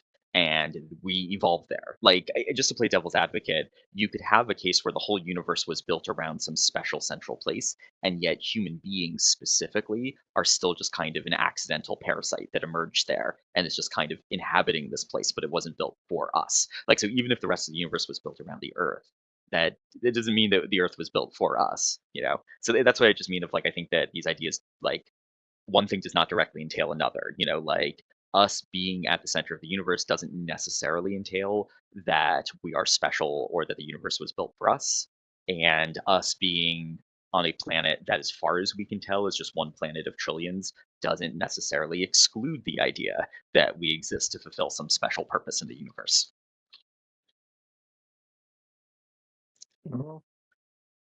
I mean, I don't know. I think being in the center of all observable creation would be kind of a big deal. Sure. Yeah, it would be a big deal. Okay, maybe we're in the center and there's some positive force that created the universe. But we were not created by God. We were created by the devil. We're the corruption. We're the plague. We were put here to ruin the special central garden of the universe. I mean, I don't believe in No. that, but I'm just trying to poke at the idea of necessarily thinking that a given shape to the universe automatically implies certain things about the role of human beings within the universe, right? Like that would be a very unpleasant conclusion if we are at a special place, but we weren't supposed to be here. We were put here by malicious, corrupting forces. Right. I Yeah. think that real quick. Can I just enter? I can't talk too long because I'm a bit sick, but just that you started out. I don't know if you just got here, locksmith, but zzpop's kind of got newbie syndrome a little bit with. And I don't know if it's because people are comfortable with assuming that flat earthers are flat earthers because they have some kind of religious hang up, or they're just paranoid about the government, or they think that everything's a conspiracy and these kind of assumptions. But what if you were to learn that, like, say, like Geo's a prime example. He's not religious in that way, in the way that a lot of flat earthers are accused of just assuming it must be that we're the center of the universe and God put us here and all that. It's really a scientific pursuit that's going on here for 10 years now. Oh, no, And in respect, I know and believe that there are many people here who sincerely say that, that they've found the evidence, right? That disproves that the Earth is spinning, that the Earth is round. This is not theological. This is just them doing science. What I would say, though, then, is if that's true, you do have something massive to explain, which is why would the government try to hide this? That was the only point I was making before, right? So, and the real question is why wouldn't they lie? Yeah, I mean, that's the part I don't know, that I couldn't steel man. That I could steel man the why would they lie from a theological perspective. I truly do not understand the thought process of why they would lie from a secular perspective. From like a Yeah, if you get purely into secular perspective. if you get into the details of it, I mean, I guess it might help just to pretend that you found out there's a list of ways that the globe model doesn't work, and then you're pondering. Okay, so but like we all did it at one point. It's a realization. It's something you find out. It's not something you decide to believe. And I know that sounds really hard for you to believe, No, but that is the case. But when you get to that point, you're like, okay, so then what could come from this? That's why I sent you the "What on Earth Happened" video. You should watch that. I know it's a long one, but he does a really good job of showing like the roots of it and how, at one point they realized that if they could make it so that everybody's dependent on them for like the most basic of things, like if reality is the opposite of what it seems, if we're not spinning and our whole paradigm is based on the idea that we are spinning from the ground up, we're dependent upon the authorities to inform us of everything, right? The extra lands is an obvious one with the limitation of resources. I mean, think about if you didn't have scarcity of resources. It means like abundant oil, abundant gold, abundant. yeah, that's one I that brought up. economic part of it. Yeah, I get the And there's the economic whole argument. esoteric part of it. I It don't goes get into the like, it goes, I mean, heliocentrism was basically a Catholic religion. It stems from Kabbalah, you know, and that's what that video goes into. And it's showing how there's like these deep-rooted esoteric interpretations of reality that have, you know, grown into this idea of the heliocentric model and the sun being the center. I mean, it's really deep. And one of the things that I think most people in this conversation get at one point is that there's an esoteric and an exoteric interpretation for almost everything. And the exoteric is what they give us. And that's their, you know, reverse engineered idea of everything that for the plebs, you know, for the goyim. And then there's the esoteric understanding of things. And that's where you get into the, you know, the roots of all of these things that are so obvious once you look at it. But you really have to like dig deep. And I know it's comfortable to think that it couldn't be that these flat earthers actually understand the globe model like better than most people. They actually understand it. And that's why they don't think it's true. Not because they're But assuming or believing in something. that's not really the case, though, that I found after being in this community now for 10 years. Well, with someone like Geo, I'm talking about, Jake. You know, Geo knows what the globe model is and what the globe model's claims are. You Geo's don't smarter think than your Geo is average just a cookie, though. paranoid person that has beliefs that he wants to believe in a flat Earth. To be fair, what I'm saying is I do not understand why it would be necessary to deceive the public on the shape of the Earth for the purpose of indoctrinating people into being obedient to a political or economic system. But would you put a fence around your cattle if you want to like keep them contained? No, I get the lands beyond argument. That's like straightforward to me. That's like a very But clear. there's Like, the mental fence. yeah, but I don't get that part. I don't get Well, think the about like mental the ether. Think about if the ether, as a prime example, if the ether is actually something that could be manipulated, you know, through ether polarization and understood in a way. And this is where I almost give them the out if this is the case, because if you could crush up a building through frequency like Tesla supposedly did, or these understanding the ether could give an advantage to one man to be too powerful, then there might be something about that they want to make sure people don't realize or understand. Maybe free energy would be another one. Well, You know, so also there's Alright. these kind about of things. the mental prison you're talking about, you know, where either we're on a free falling on an insignificant rock through a, you know, an infinite void, or we can put our faith in the saviors, right, the scientists, and the space explorers who might, you know, send us off into space and we can, you know, explore the galaxy, right, and become immortal that way. So it's But kind of like just- forcing our faith to be in the scientists and kind of that, you know, elite control group. I mean, but I don't Sure. see evidence of faith in scientists as being this like super central pillar to how governments operate in, you know, like the course of history, or like how regimes and cults of personality operate. I do think that the free energy thing is interesting, but again, I would just say that like it seems to me not at all difficult to imagine the idea of like we're living on a flat Earth, and the government says we're living on a flat Earth, but they also hide the free energy device. I mean, the thing is just the average person is not Let me just educated or pursuing this if I stuff, right? let me just add something to you regarding this point. There is a specific type of knowledge that only would work if you understand like the flat earth model. This, and yes, this is ether related, like specifically astrology and the stars. Like for example, if you look at the NASA narrative, they will tell you that the star Sirius is literally just a the way they describe it is like a distant sun or like an exploding sun or something like that. Now, in real occult knowledge, stars are not even suns at all. They're actually supposed to be magnifiers, or the way they describe them is like it's like an opposite of a black hole, like a white hole, where it would magnify whatever you pray or concentrate on it. And that's why like the ancient Egyptians would center their pyramids into these like very specific locations with those stars, because they knew a way to magnify a specific request to the Pillaroma, which is literally what these occultists always use. This was a knowledge known at the time and very important, because this is what really makes reality manifest differently to the world. This is like how you bend reality. But then you take all that information away and you just tell everybody, hey, guess what? The planets that you see in the sky, they're all just pieces of pebbles or rocks, and they have no real meaning. The stars are just, exploding suns or just distant suns. It doesn't matter. They're all just, random, and they have no real spiritual or reality manifesting properties. And the world that you're living in is exactly that as well. It's just a rock floating somewhere. And it's, you see where I'm going with this, how this could be very No, problematic. I do. Yes. I mean, this is helpful. This would help me steelman it better. Is that the claim is that along with hiding the shape of the Earth, the entire true structure of the cosmos is being hidden, and this suppresses ordinary people from being able to access things Yeah, that they I should be mean, able to access. you seem like you're more science oriented, correct? Well, yes, yeah, So, definitely. so that experiment, I think it's called the slit experiment, where they managed to figure out like specific atoms when they're like they react to observation rather than not when they're not observed, right? You know how like It's not specific atoms; it's anything. And to be clear, observation does require some sort of physical interaction with the atom. It's not just right, like thinking about it. If you're seeing something, you've touched it. hmm You've touched it with light. But yes, anyway, go on.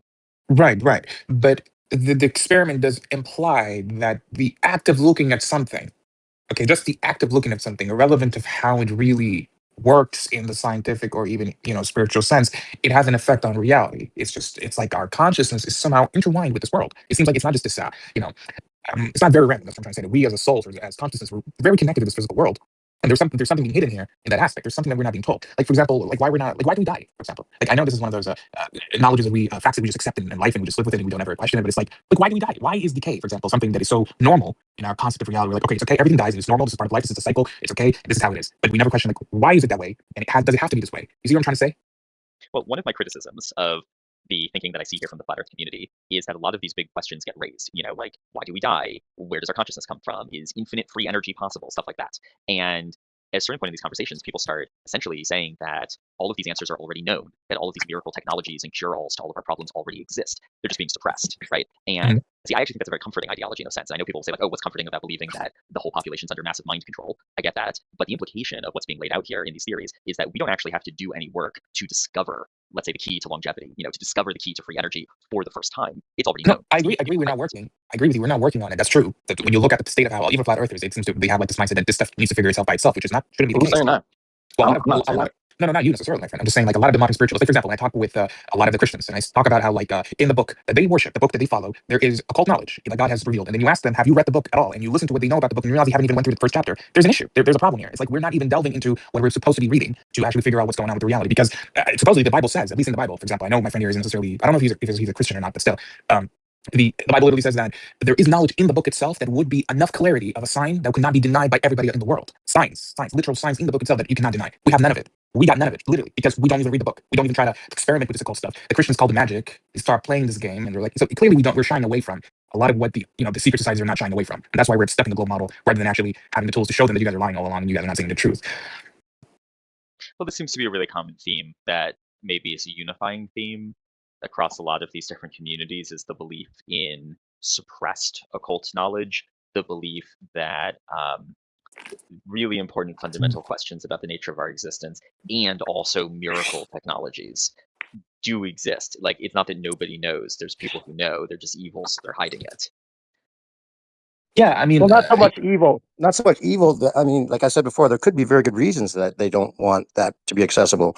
I try to veer away from like, just deeming them all as evil. And as far as like the amount of people that would have to be involved, I mean, the system they've set up is so brilliant and so intricately woven with this globe heliocentric materialistic nihilism that there'd be no way to really even know if that's the case once you get involved with it, because it's so well designed. And I know it seems impossible for that to be the case, but that does seem to be the case, that it's just compartmentalized to the point where, like I said about the rocket scientist, like the rocket scientist is the perfect specimen. And that had to be an inside joke in my mind when they started saying that, like, I'm no rocket scientist, but a rocket scientist is the perfect specimen because he's smart enough to design the rocket. He's just not wise enough to realize it never goes to space. I like that. I actually like that. Yeah, that makes sense in some way, actually, because like the knowledge, just knowing how to make something doesn't mean that you know the full capacity of what's really going on, though. Yeah, and I was trying to get because zzpop kind of started with assuming that, or maybe just some of the things that a lot of the people that look into this topic, they run into a lot of the religious dogma that might be like they're make it more comfortable to think, oh, well, these people have some religious dogma that makes them think that this is the case, or they have something that that they're believing in with the government, some kind of paranoia or whatever. But this is a lot more about the dogma of the globe model. When you look at it, think about it, if you wanted to control the whole world, right, then you would make sure that everything they think, right, comes from your narrative that you created. If it was just a common sense conclusion or something that they would come to on their own without you giving them some kind of information, then you would never know if you control them or not, right? That's why they had to make all of these claims so extreme and so far from anything we directly experience. So then if you tell them what you believe or what you think, then they know that they've got you because it's the exact opposite of what you would come to on your own. That I think is a very good point. It's like putting a framework around somebody because like from the perspective that they're lying about all the space stuff, the minute everyone's like, yeah, Artemis, we just run around the moon, like that's confirming to them that like you're in their world. And unfortunately, this is kind of how psychopaths and extreme liars work. They want you in their platform, they want you to subscribe to their idea and to have your whole kind of emotions, your worldview. And that kind of goes to the mind control aspect of it, to control literally people's mindsets as to where they are, who they are, and thinking that this flat earth thing is just some kind of laughable thing, and then meanwhile we're going to space. But yeah, I think that's a very good point. What I would say is that sorry, when I say theological, I do mean something broader than like a specific belief in the Bible or something like that. Because if you were to tell me that you think it is necessary for the government to hide the shape of the earth for the purpose of maintaining the economic system that I see around us today, that does not make any sense to me at all. It does not make any sense to me at all that to get people to like go to work, pay their taxes, be obedient, it was necessary to do this just gigantic effort of deceiving the public on the shape of the earth if the outcome is the world as I see it at surface level today. Once we get into wouldn't it be just the one thing? Well, no, it wouldn't just be the one thing. Once we get into the idea of other types of suppressed knowledge, like they're hiding the existence of free energy devices, they're hiding the cure for cancer, they're hiding all sorts of other things that would radically change our lives that they have access to while we don't. Now you're talking sense to me again. Like that actually is internally Well, coherent. guess what happened when they grabbed. I mean, I know this is will sound off topic, but it's not really. The files, the Jeffrey Epstein files. Mhm. And they were reading the documents. I saw a guy on YouTube who did like this whole weird AI thing where he would grab all the files and it would summarize a lot of the weird things that he would say. So Jeffrey Epstein, he's an elitist, and he would like, have meetings with these elites. And the AI noticed some weird themes. One of the most shocking themes that this guy, for some reason, was so obsessed with, what was this like transhumanist, aka hidden science, hidden technology stuff that supposedly the elites knew. And he would phrase a lot of those emails in such a way that you can tell that this guy knew something. Literally, like very clearly, he knew something to the point that he would fund a physicist from China, I think, to come to the United States to have like a dinner. I don't know exactly what the meetup was for, but I can link you the video about it because it was like super deep. It was crazy to think that this supposed man that you just think that he's just like a rich guy, good with stocks, whatever. He's so obsessed with this, unless, this is my opinion here, he saw something. He went to those meetings. He's likely part of the secret society because he even literally says so in these emails. He said that I like this specific secret society, and then he mentions the 12 Zodiac organization that literally only has 12 members. That's the craziest part. A secret society that only has 12 members, and you cannot join unless you die. Like if someone dies, then you can join. You got to be part of which person dies is Zodiac sign. So it's crazy. It's like and he was obsessed with this. And it's all about weird occult science supposedly they had. That's crazy to me personally. It clearly shows that they know something, and they're not just telling us anything about it. If that makes sense. Yeah. It makes sense to me. I think this is logically necessary. That yeah, I feel like inevitably any view that the Earth is flat, at a certain point, we're going to get to an idea that the powers that be have access to powers that are well beyond what anyone today knows to exist. So maybe it's not theological, right? Maybe it's not supernatural powers. Maybe No, it's logical powers. You're right. You're right. It's got to be something that is much more dramatically beyond what the public is aware of being possible. Like both to explain where they get the resources from to pull off the deception, and also what would incentivize the deception, would incentivize, what they have to One do of the things, to fool the public. Yeah. Yeah, one of the things that I think most people kind of deduce when they get to the point where they realize we're not on a spinning ball, it's the same kind of logic that we talk about when we say, oh, well, if there's so many planets in the universe, we couldn't be the only planet with life on it. There has to be millions more that have life or humans or something like humans on it. I mean, it's a logical deduction if it's an infinite universe, and we couldn't just be the one planet that happened to be like this. Well, in the same way, if it's a flat Earth, possibly even quote unquote infinite plane, then you start to say, well, there's no way that we're just like, if it's that big, there's got to be outer ponders, more land, more other civilizations, all those things seem like a logical deduction. So if that is the case and it's flat, just like it seems, then, there's all those possibilities.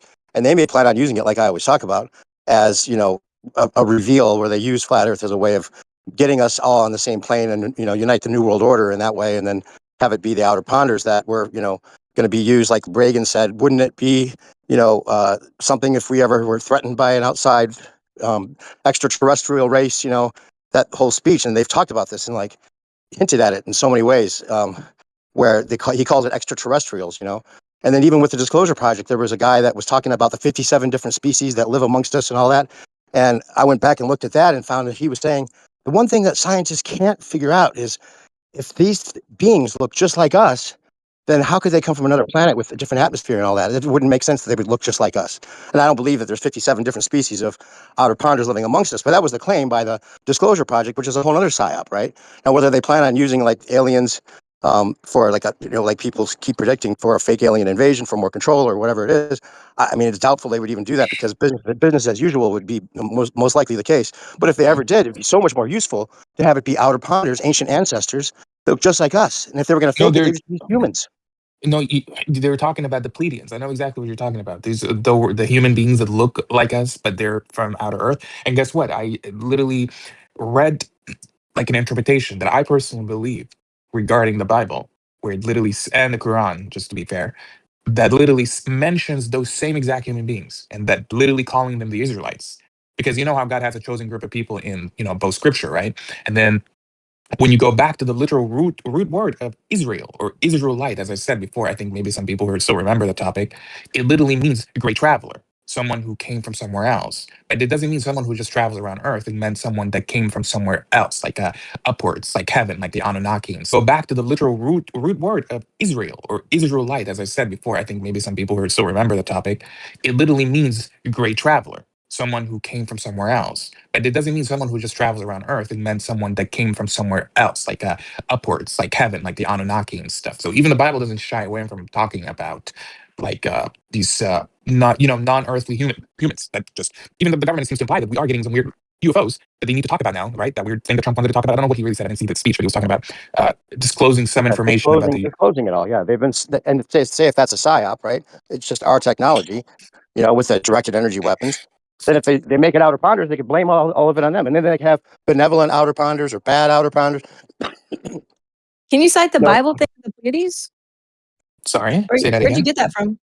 Just Yeah, wherever you got it. no, I studied the scripture personally, so I was just reading the books, and I understand Arabic. So when I was Yeah, reading the so word, yeah, sorry. oh, Israel. You were saying that's an Arabic translation? Yeah, so Israel comes from as two words, Isra, meaning ascension, meaning going up, and El, which is Hebrew, meaning great or meaning God. So if you try to put both words, it means ascended God or ascended great ascension. So the I person thought was it meant named. great traveler. Or the great traveler as well, yes. Because if you just switch the wordings in Arabic, it also means great or great ascender or great traveler. So it means like someone who comes from somewhere far away. And that's why God in the scripture, he would say that the descendants of Israel are chosen. That's misunderstood by a lot of people because they think that that means that they're like necessarily better, which is not exactly what is being said here.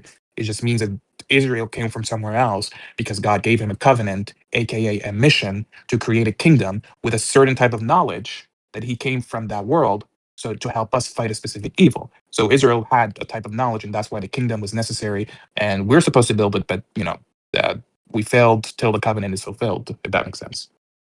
Yeah, but I want you to know, like, the Israel was originally a Hebrew word in the most ancient forms, just to begin with.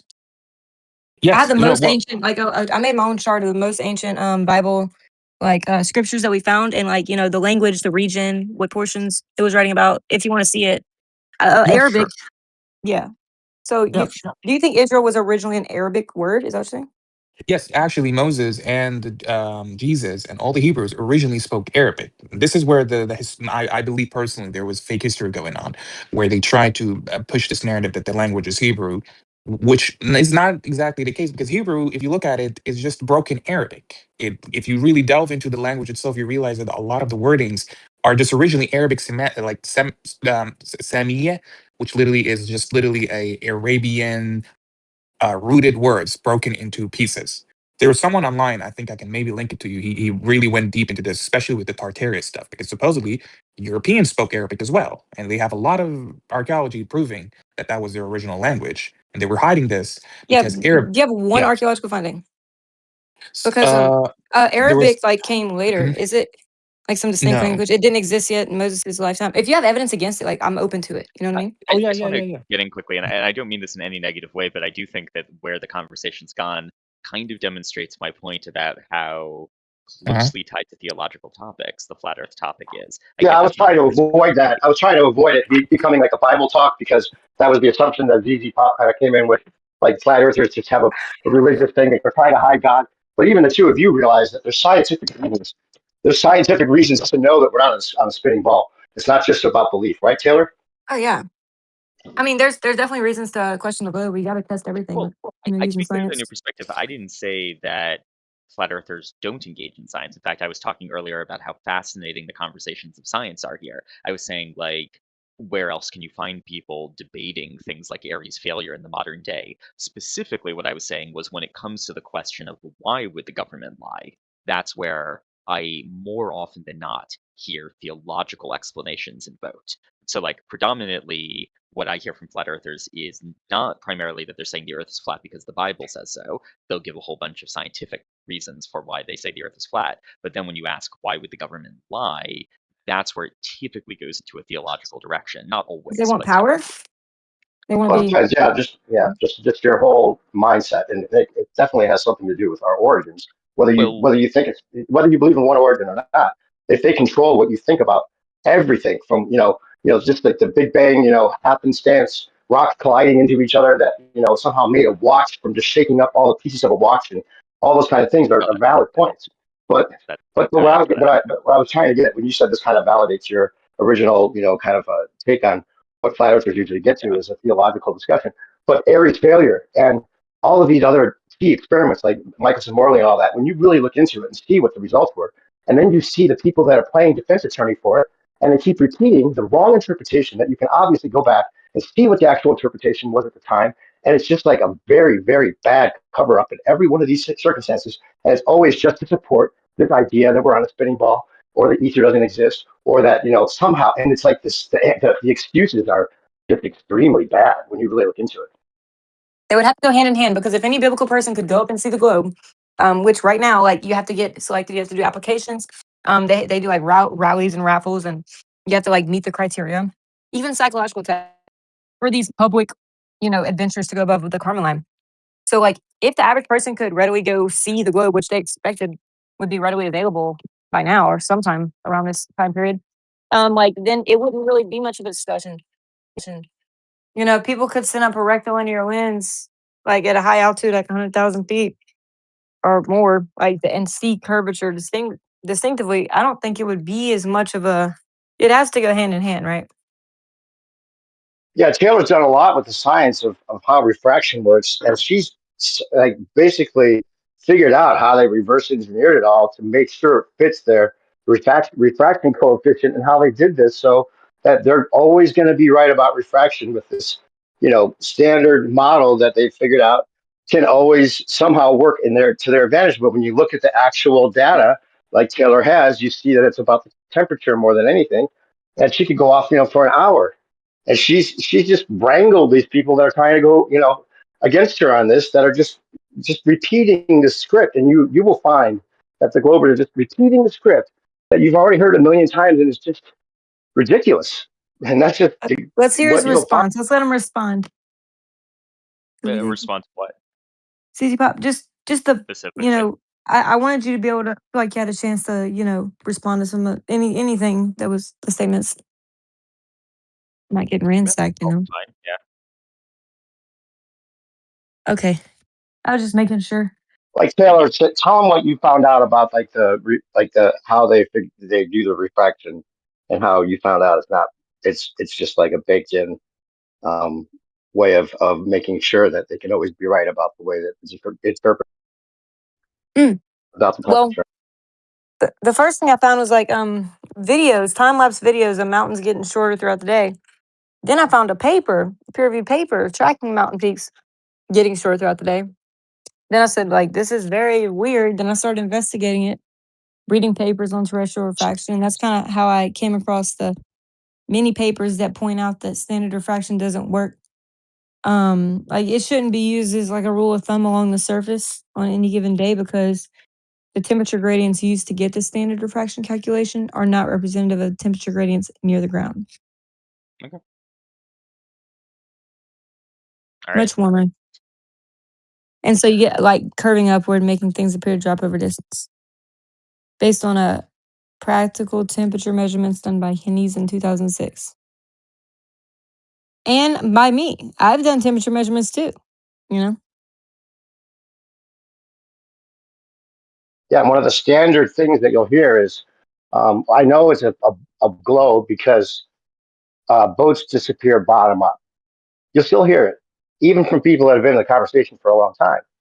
But then you can show them boats disappearing from the bottom up before they would even be far enough away for that to be the case. And they still continue to say boats, disappeared bottom up proves it's a globe. So it's things that we've gone over and over and over again. And they have the script, and then we have the variable that we're saying, no, it's not really that case. It's not really the case. Then they have to go back to, oh, it's always the case. No, it's not. We can show you right now it's not always the case. So why would that be if they're really looking for truth? Yeah, I mean, I've heard this point on the refraction before of like, oh, you could also explain refraction. Sorry, you could also explain these optical phenomenon of like boats on the horizon, stuff like that, using the appropriate refraction of light to reproduce the same observations. Yeah, because they have to have like a geometric claim, but they can't ever make the geometric claim because it's always varying. So there's a contradiction there, right? I don't know. I'm not sure I see what the contradiction is, but I'm not an expert on it. A geometric claim based on something that's apparent and fluctuating, essentially. Yeah.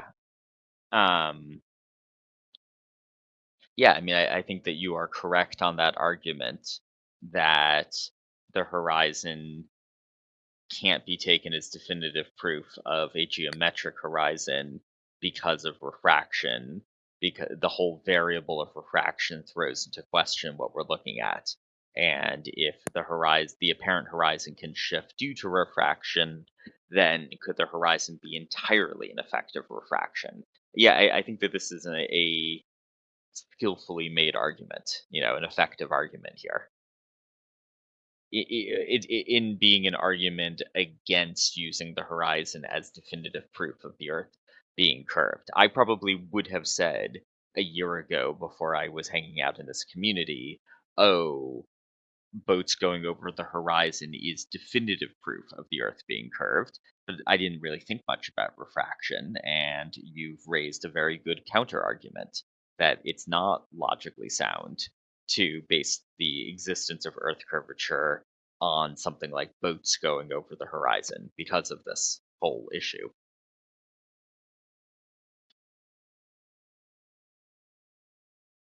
Is not one of the reasons Aristotle gave to like assume globe whenever he did the Yeah, probably.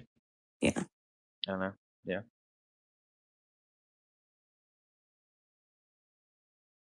It's kind of one of the go-to Yeah. globe arguments. Yeah, look, it's probably one of the go-tos I would have done, and I wouldn't do that anymore.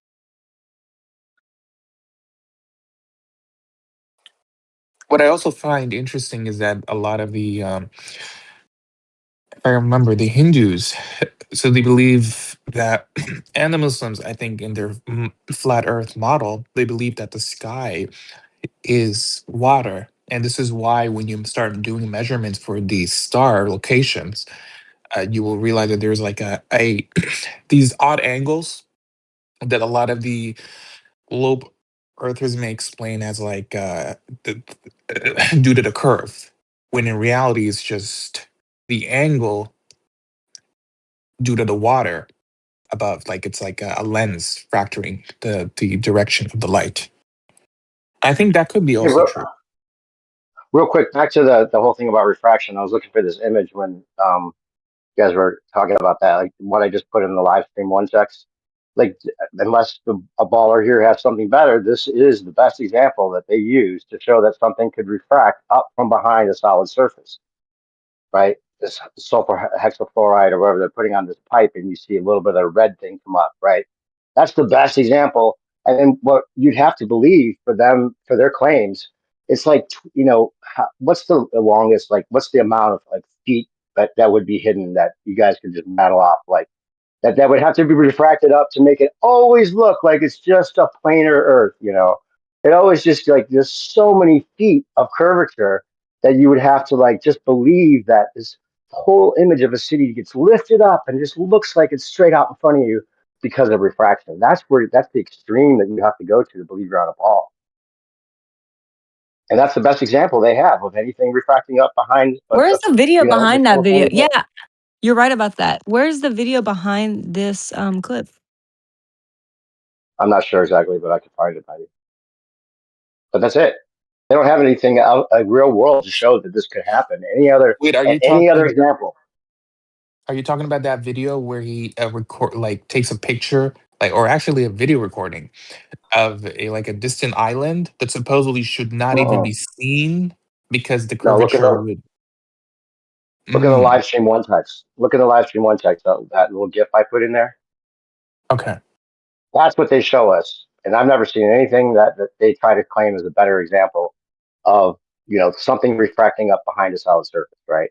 Like if you're like basically you have to believe that you could see around the corner, and whatever's around the corner is now shifted up, so it just looks like it's right out in front of you. It's like beyond like anything you'd ever expect could happen, and this is the best example that they have of showing that it could happen. And it's like that. And then with the thing about boats disappearing bottom up, you look in the Wikipedia or just look at Google, that's one of the first things that they'll say. This is how you know you're on a ball. Some of these things that have been shown to have equivalent explanations, but they don't include that, of course. They still act like this dogma is like, tried and true. Like, this is how we know we're on a ball. Right. It's like you're in third grade again. Right. Why would they have to do that? If we're really on a ball, there'd be a million ways to know we're on a ball. zzpop, can you name one thing about it without using the interpretations of the sky that you've been trained to think are true? Can you name one thing that's self-evident about being on a spinning ball? Well, self-evident is a deeply subjective term here. I'm sure I'll I say know, something and you'll be like, "That's not self-evident to me." but you have to take away all of the space interpretations you've already learned. Something that would be self-evident. You were just born on this earth. You never heard anything about, that you're on a planet. You never heard of interpretations of sunset or sky or any of that, right? Would there be one thing that would be like self-evident that would lead you to think that you're on a spinning ball? I mean, I don't And know. wouldn't there be one? I think that again, the sky and the ships and stuff is the reason we talk about it is it was because it was the first thing that clued people into it. Now it might be the case that we know more about like the science of refraction now. So now in retrospect we realize like, okay, wait a minute, when ancient people thought, oh, the earth is spherical because we see ships going over the horizon, there were variables they didn't account for, right? Um, so yeah, I'm not really sure I understand what the question is here. Well, think about the extreme claim, like you're upside down, people are upside down in Australia compared to you. I mean, the whole idea that we're on a ball, extreme claim that we're going through time through space, all those things that we've learned, right? But if you were never taught any of that, right? Would there ever be like a time in your life where you're like, oh, maybe I'm spinning at this many miles an hour and I'm on a ball and people are upside down? I mean, all those things are like not at all what you would think from just existing on the earth, right? I mean, you're asking me to put myself in the shoes of someone in the ancient world, and this is what a lot of people thought. Like a lot of people with their naked eye observations looked at the sky and looked at the horizon and said, I think that we're on a rotating earth. It was actually Aristotle that convinced people for a long time that the earth couldn't be rotating, with the argument that if the Earth was rotating, we would feel a constant wind in the other direction. Before Aristotle made that argument, there were people saying that they thought the simplest explanation was that we were rotating as a way of explaining the sky. So, like, I don't, and I don't know, I don't know what I would have thought if I was living in the ancient world. And I also think you're right that now, in retrospect, some of these arguments about like ships on the horizon aren't very good scientific arguments because of the variables they ignore. But if you're just asking me, like, subjectively, if I was living in the ancient world and I was looking at a ship sailing away, could I have thought that the Earth was a sphere? I could have. People did. Some people did. I might have been one of the people who did. Well, yeah, it's just that all the things that go into that you would have to also accept are pretty extreme assumptions based on that observation, is all I'm saying. And there's also debate about how much of these ancient Greeks were kind of implanted into our historical narrative to make it seem like we've um, concluded that it's a spinning ball. Like Geo, what was it like we were talking about was the theory of gravity not even coming along till like later on after they supposedly figured out we're on a ball without the theory of gravity even being like solidified, and how they would have to Yeah, like the somehow theory of just think gravity it works came that way. I mean, the theory of gravity is typically given to Newton. Yeah, which is way after all of those other things were supposedly assumed already. But without the theory of gravity working out, how could they just assume that would be the case? Based on the ships disappearing or any other kind of like notions that would conclude that this could be like people could be standing upside down relative to you and all that without the theory of gravity is the point. Anyway, I'm just saying your direct experience, you have to admit, you would, just assume that you're on a stationary plane because No, I that would don't think be we like, would necessarily assume that. you would think that'd be the basis of like, if you're making a checklist of things like about our reality, that you might want to comport with like what you directly experience as at least a basis for how to figure out where you are and not have that be completely wrong. And whether it is the case that it's completely wrong or not, you would think that something about your direct experience might tell you that these extreme claims are the case. I mean, you're claiming that no one ever thought that the Earth was a sphere based on their direct experience, but we know that people did. So if we're just talking Well, about we don't these, necessarily know that, but yeah, like Eratosthenes, with the sticks in the ground, right? There's Mhm. the flat Earth interpretation that totally answers that as well, right? There's equivalent interpretations, right? Okay, Eratosthenes might not have even been a man. I'm They losing the can thread. change the I'm whole losing the history, thread. by the way. I'm losing the thread of what the point of this is. Are we having a conversation about if there always were, in retrospect, alternative explanations of the experiments and observations that people give for saying that the Earth is round? Or are we having a conversation about just like at an intuitive, subjective level, did people think that the Earth was round? Because, like, they did. Lots of people did in the ancient world. Like, it's one thing to say, oh, but we now have alternative explanations. That's fine, right? But, that doesn't change the fact that if you're asking me, do I really think from my own firsthand senses, I would come to the idea that the Earth is a sphere? I might have, because people did. And even if you think that those interpretations are wrong, it's like you were asking me not a Yeah. question about what is real, but what do people think from their firsthand experience. Well, that's the other thing. It's not to say that you have to believe that like all of history's been augmented so it can support this idea, but that is a possibility, right? And I'm just saying that for us to throw away our direct experience, that would have taken a long time, you would think, to convince people that their reality is the opposite of what it seems directly, right? Like a lot longer, maybe than like intuitively, you might think, oh, that to convince people of that, man, it would take a lot of evidence that this is the case. In fact, maybe not even until they showed us the supposed ball from space, you might think that was like really solidified for people in their minds more so than anything in the 1960s. Because we had to see the ball really, really believe it. And not to get back into the religious part of it, but that there's a whole like graph of how many people started like not going to church after that.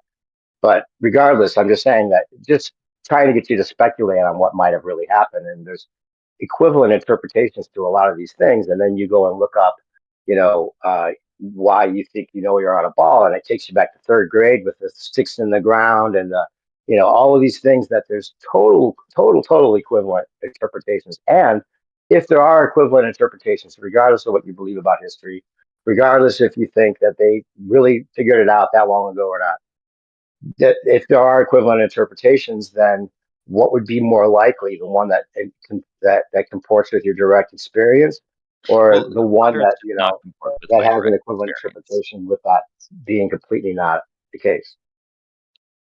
Everything Well, what has I'm to work out so it seems perfectly stationary, right? All the math, all the other things, all the kinematics have to give you the illusion that you're on a stationary ground. It can't actually be real. It has to be illusion. And the sun goes across the sky, but that's an illusion. The sun doesn't really go across the sky. We're the one that's spinning away from this thing. And the sun is actually a million times bigger than the earth. And all of these things are the opposite of what you intuitively experience, is my point. Okay, you can say you could talk about yourself, you know, but if you're saying you as in me, like, no, it's not intuitive to me that we're on a flat Earth. Like, if you're asking me directly what my intuitive like experience is, the answer is no. It is not my intuitive experience that I feel like I am on a flat Earth that is Well, you stationary. don't feel like you're spinning, right? You don't feel like you're moving at all.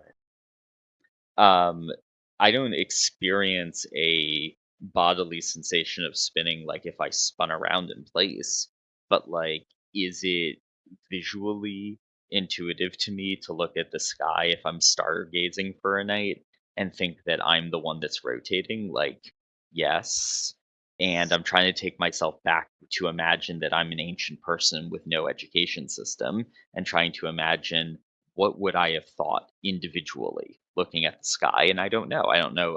I can't possibly know, but it's not wildly out of my imagination to think that I might have been one of the people in the ancient world who assumed that the earth was rotating. I know a lot of people in the ancient world did assume that the earth was stationary. But I think that there were people in the ancient world who assumed that it was rotating. I realize you're going to say that maybe even that is a historical forgery, and I don't know how to address that. But Well, my point is, you just admitted that it wouldn't be a direct experience that would tell you you're spinning at all. It would be an interpretation of the sky or something you imagine. yeah, but you're asking me like what would be my intuitive interpretation? Well, no, your direct What would experience is I what we're would talking I about. visually? Nothing about your direct experience, right? I mean, but I can also, if I'm gazing at the sky, I can also see that it's taking many, many, many hours for the stars to cross the sky. So if I then felt like, okay, I think that what I'm seeing here is the effect of myself rotating, like I wouldn't necessarily then be like, oh, why don't I feel some dramatic rushing sensation of rotation? Because like I'm not seeing a fast rotation, I'm seeing an incredibly slow rotation. Mm-hmm. And you look, you know, out at the horizon, see like a flat horizon, like horizontal horizon, right? Now you can think that it's like, you know, it's dropping over a ball, but there's nothing about that horizontal line that would make you think that it's a ball, usually, right? Well, I mean, again, the But disappearance of the ships over the without the horizon, interpretation.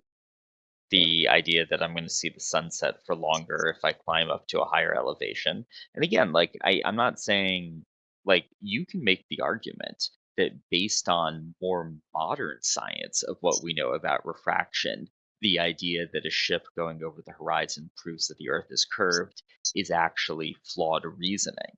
That's an interesting argument to make, right? But if you're asking me to put myself in the shoes of an ancient person with no education and just what would I intuitively think? Like, it's not crazy to me to think that I would intuitively see a ship disappear over the horizon and think to myself that maybe that means that I'm looking at a curved surface.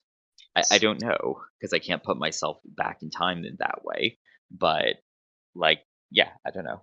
I Well, with all these equivalent interpretations is all that, you know, you might get to the point where you're like, oh, okay.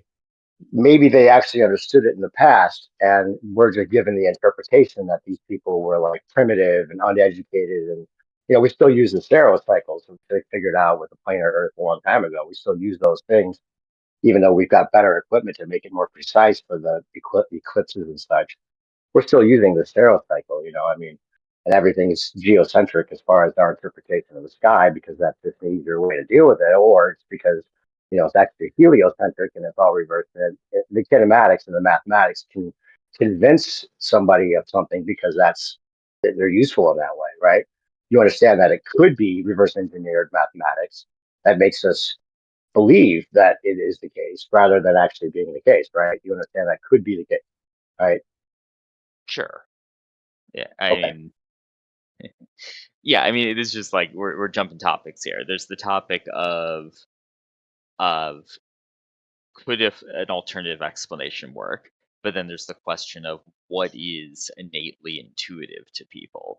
And the thing I was rejecting there was the claim that it's innately intuitive to all people to think that we are on a stationary earth. Like what I'm rejecting here is the claim that no person would ever independently look at the sky and think, oh, I think I'm rotating right now.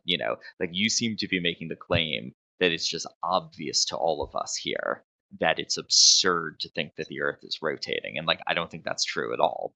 I definitely think that probably a significant fraction of the population with no education might assume that the earth is stationary. But it's not at all difficult for me to imagine or believe that in the ancient world, some percentage of the population with no formal education just looks at the horizon, looks at boats, looks at the stars, and comes to the conclusion that they personally think that the earth is rotating. So what I'm specifically rejecting here is this sort of argument of like, oh, we all know deep down inside it feels like the earth is flat. Like, no, I don't know that deep down inside that it feels like the earth is flat. If we want to talk about the evidence of it or alternative explanations of observations, that's totally fine, right? But I don't think that we all universally share the same intuitions about this stuff. Well, it's one of those things that we ask people, like a kind of an intellectual honesty test of sorts, where most, and not saying you're not, but most people that are intellectually honest in this on the baller side will admit if they never had any education, quote unquote, about the interpretations of the sky, they might readily assume that it's a stationary level plane because that's what we all directly experience. I mean, And that's maybe. fine if you don't think that's the case, but I mean, maybe. I know it's very hard for me to imagine what I would or wouldn't think if I'd lived in well, I a think, yeah. educational It's hard to vacuum. get rid of what you. It's hard to get rid of what you assume, and I think maybe if you got to the other side, you might think, "Oh, okay, it makes a lot more sense that it would be like it seems rather than the opposite." And there's no way to tell the difference, kind of like with the planes, like the plane argument that we've been going through with BMs. Well, How I could think it always just seem completely stationary for a pilot, but the air makes it so it's not. Not to get into that argument right now, but when you start to get into the particulars, after looking into this topic for a long time, and you see that there's actually things like we see way too far, bro. We'd have to believe that well, that Earth is it rises up, and there's so many extreme things that you have to like then have faith in. And you would think it'd be the opposite way, that the people that are flat earthers have the faith. But then when you really look into all the details of this topic, you end up finding out that it's the ballers that have the faith in these things that are extreme claims that you have to accept to think you're on a ball. That's what it ends up coming to. Whether you get there or not is up to you. well, let me just rephrase what I was saying before, because I don't know how to really put myself in the shoes of someone without any education. Like that's impossible. So let me put it this way: there are many times in the course of getting an education that I heard something that produced a lot of mental friction that I knew didn't sit right, that didn't make sense to me. And maybe later on it would come to make more sense to me, or maybe not, right? But like, I know what the feeling is of a teacher telling me something that does not sit right. I've never had that feeling about this statement that the earth is a spinning sphere. I have never once in my life had that emotional subjective feeling of something doesn't add up here, right? This is not a statement about reality. We're just talking about personal intuitions, right? And I've never found anything that was difficult to my senses to like that clashed. I've never had a cognitive clash in my own brain on this between what the teacher was saying and what I was perceiving. So like this is a matter of individual intuition. Um I totally believe that there's a lot of people for whom they have a very strongly rooted intuition that it doesn't look like we're rotating, that it looks like the stars are going around us. I get that. But like, I just think everyone is different on this. So if we're just strictly talking about what does it feel like to us as individuals, like that is an individual thing. And at least for me, this is not something that I've ever had any mental friction over. I've never had any feeling of like, this just doesn't comport with my sense of the world. Yeah, but your senses it doesn't comport with your senses, your direct five senses. Nothing about your senses would make you think you're on a spinning ball. Not your sense about like agreeing with what you're told, but nothing. You don't feel it, right? That's what I'm saying. Is you that like you don't feel like you're spinning at all, right? Feel like we're not moving. I've never looked at the sky stargazing for a while and had any mental difficulty or mental friction in thinking that it was the Earth rotating. I've never looked at a sunset or a sunrise and not intuitively thought of that as the Earth rotating. Like, Have you ever thought about like where is the observation of the connection, this tether between the Earth and the sun, the magical, unfindable tether that's allowing you to imagine the greatest amount of mass that you can think of actually being swung around. Like, I don't know why you would think that it's possible for such a huge chunk of mass to be manipulated by something that you cannot detect whatsoever. And yet you can look into the sky and they're just lights, and I can't imagine why you would think it's impossible for these lights, these point sources of lights, which literally have zero mass, to be able to just move over your head. we're talking about the stars now. What are we talking about? We're talking about mass and weight and this invisible force called gravity, which is tethering the earth to the sun, and the earth is moving around the sun with this invisible tether that's holding up your entire paradigm. Is this force called gravity. It's sticking you to the earth and it's pulling you around the sun, and it's what's holding the earth to the moon and the other way around.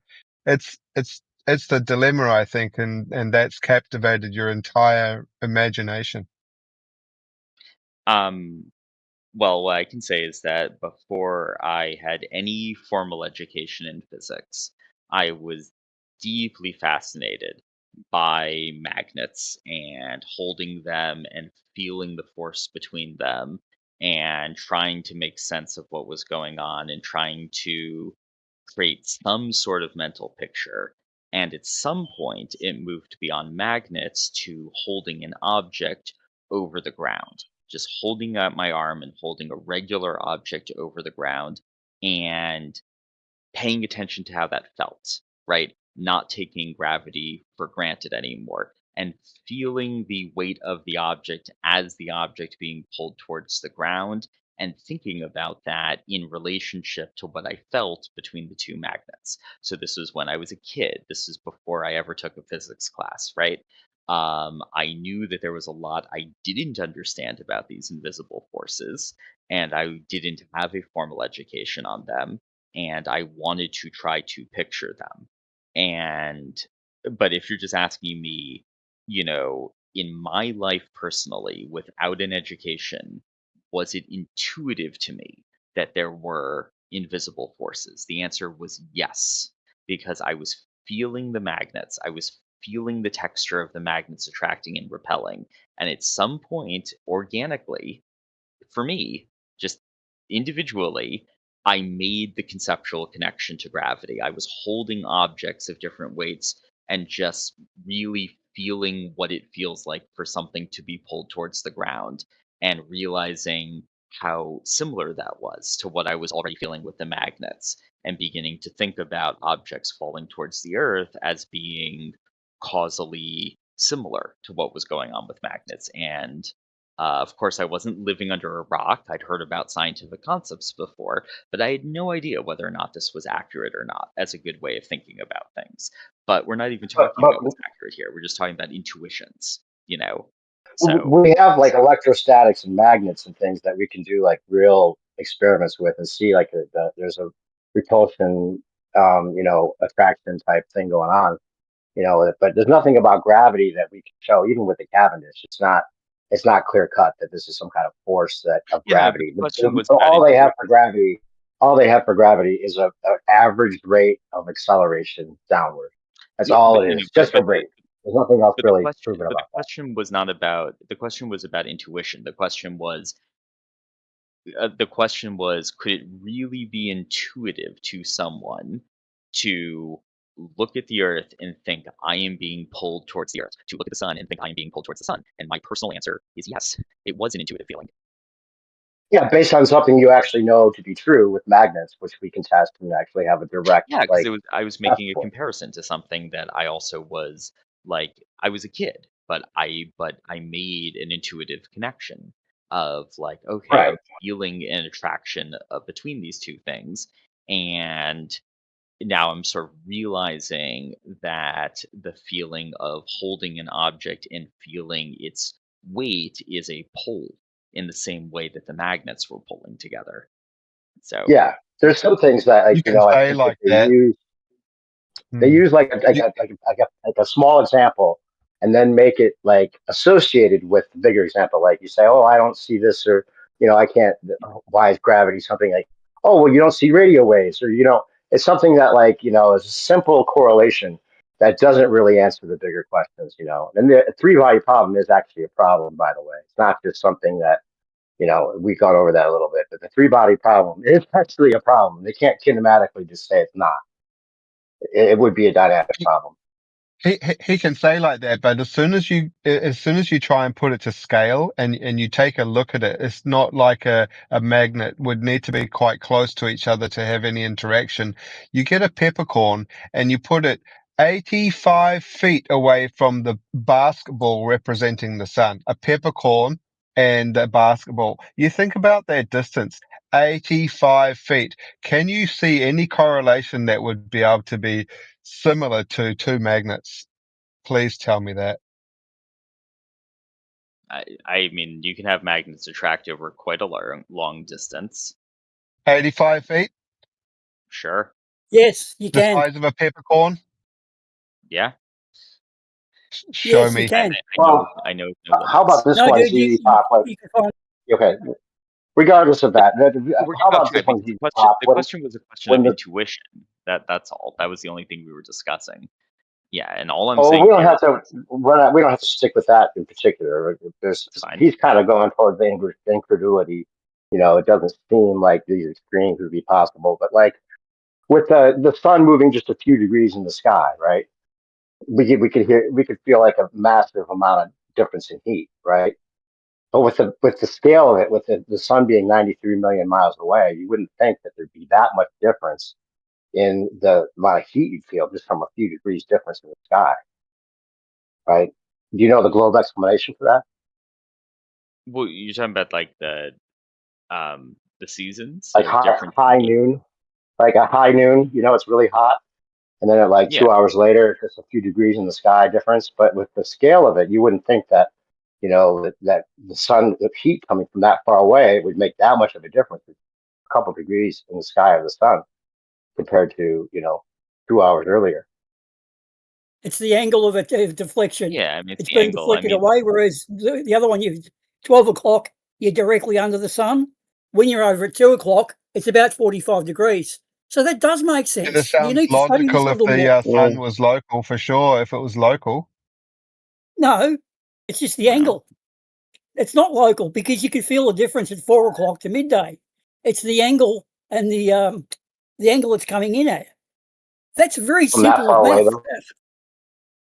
From that far away, it doesn't. I mean, I'm not saying you're wrong or that it couldn't be that way. I'm saying that answer doesn't seem like it works out with that far away in a way that the angle would make that much difference with that kind of scale. The other one in zzpop is if the sun's a million times bigger than the Earth, and nighttime is us, like, not seeing anything in the sky. Like, you would think that with the power of the sun coming in from that far away and being a million times bigger than the Earth, for that little tiny planet to block out all of the sunlight, you would think you would see like peripheral sunlight coming in from the sides or something, but we see complete darkness in the sky. There's a lot of these things about the scale that just don't jive intuitively, I would say. Whether you believe in the global Why Earth, would why would you think that we should see like in midnight, that we would see sunlight coming in from the sky? well, it's just this little tiny planet, right? This little tiny planet is blocking out all traces of light, right, from the other side of the planet, right? Like, it's just a shadow, right? We're blocking out the sunlight. Our little tiny planet that's a million times smaller than the sun is blocking out all the sunlight. We don't see any kind of, peripheral sunlight coming in from the sides. It's just 180 degrees of complete pitch dark. It doesn't seem like that could be the case. Actually, you do see the sunlight coming through the Pacific Ocean over here in Australia when it's actually midday in America. So midday in California, I can see sunlight, and I'm nearly 180 degrees away, coming through the ocean. So there you go. Are you trolling? You got to be trolling. You're trolling, man. There is no way you are seriously saying you're this. trolling now. You have got to be trolling. Your answer. Could you explain your answer there? I don't get what you're saying. Do you understand what I was saying? Prisms in the Californian sun, midday sun, prisms through the ocean like a prism, and we can see little bits of it here in Australia. Cool. So the light can get around. My point was that if you take the scale of the sun from that far away, being a million times bigger, the idea that our little tiny planet could block out all of that sunlight coming in from that far away, it stretches the imagination to think that could be resolved. You're trolling. You got to be trolling. You have to be trolling. Man. You don't understand what I'm saying. This is something other people are talking about as well. I mean, that's fine. I mean, it stretches your imagination. I never would have thought of that, all of which is I don't think that just like personal intuition is a particularly, good way of. I'm not saying it proves anything. It's just like it all adds up. After looking into it, I sent you that video of what on earth happened, and there's like we all got infatuated with this topic, and after looking at it obsessively for years, these things will all kind of add up in a way that that we feel like makes it a very obvious thing, rather than just like, oh, I just decided that the Earth is flat for some kind of religious reason, or some kind of more comfortable or paranoia about the government, or all these things. You have to get most people that have been in this conversation, whether you're a baller or not, have gotten past that assumption at least. That it's just some kind of religious association. I realize why what I've said is not super clear. Let me just say, of course I know that it's not just like a religious thing or a distrust of the government thing, obviously, because most religious people and most people who distrust the government are not flat earthers. So I totally appreciate that is not the reason. Like, that's not the core reason why someone is a flat earther. I get that. I just was saying that when you need to explain why and how the government would hide it, that's where often things turn to some sort of theological dimension. That's the only thing I was saying. I didn't say that people were flat earthers because they were religious, but I was saying that religion often plays a role in explaining the story of how the government gets away with hiding it, or why the government would feel the need to hide it. So I just want to clarify what I meant about that earlier. Yeah. Like you said in the DMs, but you said it would make a lot of sense if there was some kind of like other civilization that we were, or something like that, right? So not necessarily religious in like the Bible, but like that the government has a interest in hiding something really significant, like other civilizations, technologies, stuff like that. Yeah. Hey, can I actually, so ZZ, I'm like working on a project and then listening, and I wanted to get in, since you guys brought it back up, maybe this is my time. I'll try to just be like 30 or 45 seconds here because I actually wrote down in my little notepad because there was these few things I was going to say. I usually don't do that, but I just happened to and then the topic one shifted quite a bit to other things, and I was still kind of wanting to maybe tap back on it. So Yeah. what I wanted to say, well, so real quick with that, with the religion side, now, the thing is there's such a wide variety of views. Like even with like some people will say, oh, they're hiding it to hide God, and they might be referring to like the Abrahamic Christian God. But then there's other people that think the Abrahamic Christian God is part of the deception, So I'm just saying like there's completely opposite views. Like some people think like that is the deception. Yeah, some and I people definitely didn't mean specific to the Abrahamic Christian God at all. Sorry, go on though. Yeah. Well, I'm just saying, but some folks, like if you say, oh, why are they lying about the shape of the earth? And they might say to hide God or to hide the biblical God. That's just because the biblical perspective is obviously like a popular or common, or, I mean, they do say Christianity is like the number one most popular religion and so on. But anyways, I'm just saying, but like that's one idea that they're hiding that God, but then there's other people that think that God is part of the deception. And I'm not trying to say which one it is. And some people think it's a mixed bag and whatnot, but I'm just saying but I do hear you that some, people will say that. Well, the three things I want to say, one real quick is, okay, so you were saying something about like the being like, and this does go back, so sorry guys, and we can shift back to what you guys were on, but this is going back like from a half hour ago, but I wanted to say these points from before. So, and I'll try to be brief. So one of them is like the whole, like, that we're insignificant, that we're an insignificant speck, and then they can control people more by kind of making you feel small, and they do this tiny little ant on a tiny little ball, and we just happen to be in the Goldilocks zone, and the sun's going to explode one day, and an asteroid could come get us any day. There is a lot to be said for all that, but what I want to say is that there is this idea that heliocentrism in particular from geocentrism, even if we just keep it globe and we just go heliocentric, that there's a way in which there's like this disenchanted worldview where there's like a meaninglessness component, because you become, instead of the center of creation where there's meaning and everything is imbued with purpose, now there's this sort of chaos going on. And that's even like Friedrich Nietzsche, who said, God is dead. And that was related to this as well.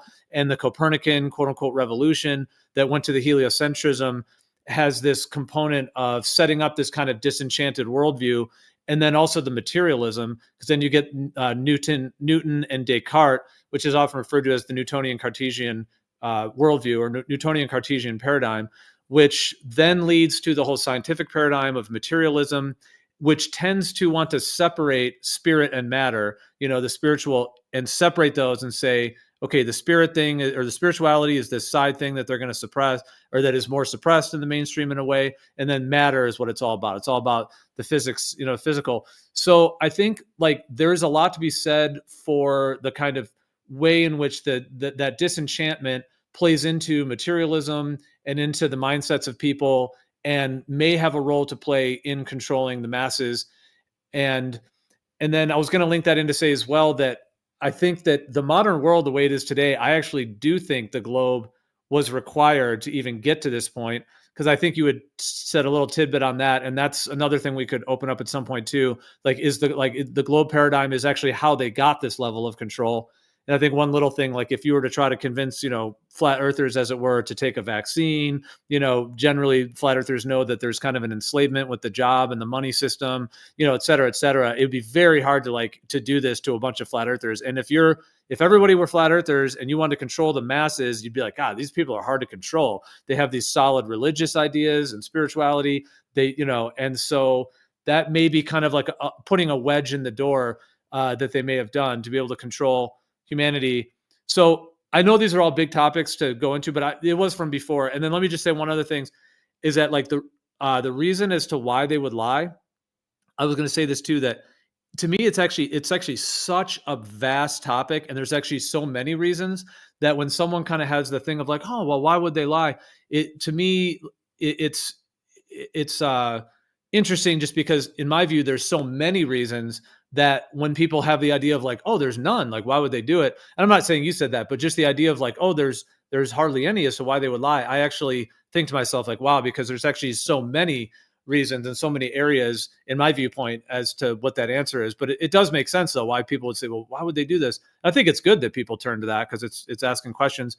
And then lastly, I think I was just going to say that religion and spirituality are related to cosmology and kind of the spirit matter component. So in terms of why like religion and spirituality is so connected to like the nature of the earth and the nature of creation and all that too, just how they're kind of connected in that way too. So yeah, so that I know that was all from before, and we could open it up another time, but I just wanted to say it just to kind of tapping on to where we're at before. And if you want to respond, and we could, I could hear your response, and then we could also pick it up later, and these other topics could continue, or either way. But yeah, that's what I want to say. Thanks. And just to tag onto that real quick, like it does take getting to that point where you realize that there's like, if this is the case, there's something that is control beyond the control of just the governments, right? This is like a worldwide thing that has been established as like all the countries that say they're going to space are agreeing on, as an established paradigm, so that it's really the elite versus the masses worldwide. And we could see it in like plain as day where they have these, economic meetings and, shaking hands and everything and, these public forums. And then at the same time, we're supposed to believe that, they're evil and they're all against each other. I mean, if you look into like how the Rothschilds, invested, gave money to both sides of every war so that they could profit from it. I mean, there's so many things that just are like plain as day when you look into this, where the countries are really agreeing on just having these wars, and who knows how much of it is actually real and how much is not real. But it's a game that's being played, and they made the game board fictional, and the game board is the globe, right? And then we have the legal fiction and all these other things that we know about, where you could have fiction and all assets, right? But it does seem like there is a worldwide agreement with some kind of worldwide control that it does take a leap of faith, or not a leap of faith, but you have to at least get to that point of considering that for it to make any sense. And this is where a lot of people get stumped, because they're like, oh, well, if we take the moon landing, why wouldn't they call us out on it? Or oh, it was a space race. And these kind of like, it's like they're masters of subterfuge, right? We get stories that make us think that there's still something going on, but then with these other stories Are you going to finish contradicting it. up Oh, or they what? admitted to Are you going this. to keep going on? Yeah, they admitted Dude, you've, all these other no, things. But Puma, do you have something to say that would be in reply to what I'm saying, or you just don't want me to talk anymore? bit of both. Go ahead. Yeah, well, What you've was your made 4 response? points. When do we get to actually say them? By the time you get to the end of it, I've You're forgotten welcome the to first jump 3 in. points. Don't worry about it, dude. You're not going to listen anyway. Well, Anyway, you get my point, I hope. Go ahead. I'm probably going to go to sleep soon, but Gio, I would be interested for you to expand on some of this stuff later, because when you talk about like the globe was necessary to get things to where they are today, it is those details I'm interested in what you mean by that, because like I don't see why controlling people's perception of the shape of the earth is like critical to kind of ordinary economic or military control or anything like that we see within the world today. um but anyway, but the other thing I want to respond to is that yeah, there are some people who take a extremely nihilistic interpretation to where modern physics has gotten us, but those are predominantly not physicists themselves. Like what I actually find to be the case amongst physicists is that most of them have very enchanted ideas about the state of the universe. Like, I mean, these are people who want to dedicate their life to understanding what the deepest mysteries of the universe is. So most of them do describe it as like a highly spiritually significant pursuit that they're on, in the kind of meaning it holds to them to try to decode what's going on, um, within uh yeah, like God gets invoked, and even if people in physics often will say like, oh, I'm agnostic or something like that, right?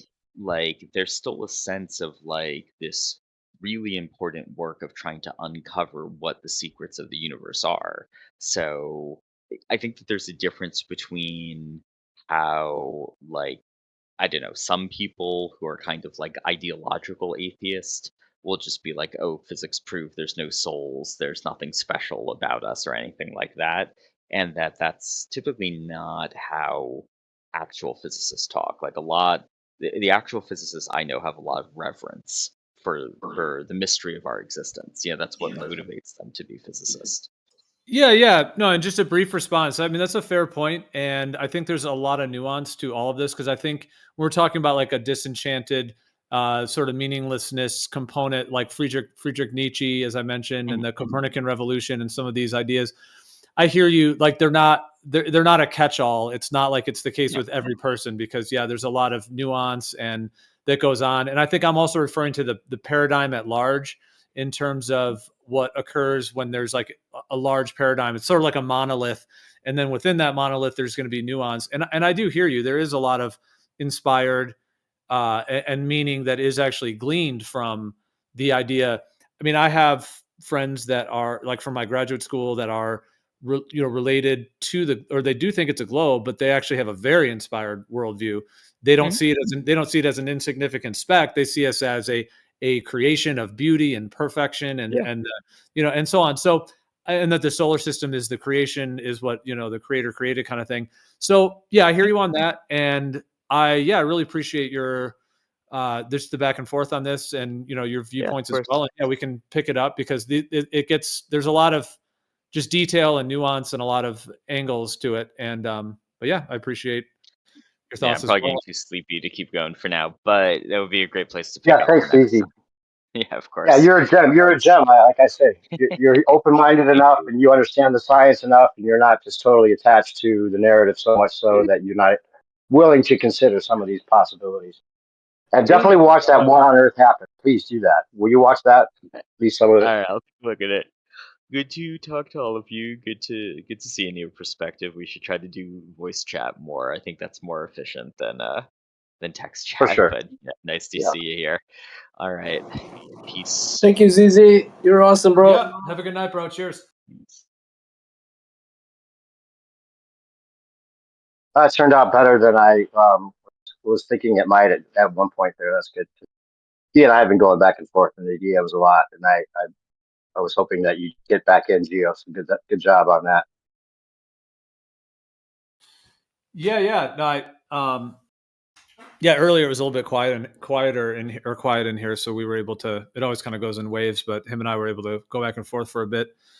Yeah, it's awesome. Like someone who's in academia, and he has those. I mean, the credentials on one hand, but also he has the credentials, but then also the when you work in the field, you're right in there, in terms of where things are at and the sentiments of these fields in science and cosmology in particular. And so it's really great to be able to and he like I think I joked at one point that he deserves like the good faith award. If there's a good faith award, there's plenty of bad faith awards we could give out to some, but the good faith award because he's willing to be open-minded and kind of flow with the conversation. And I've never experienced him to be using like tactics and insults and all kinds of stuff to try to do that. He's a fair interlocutor in those ways too. So that helps.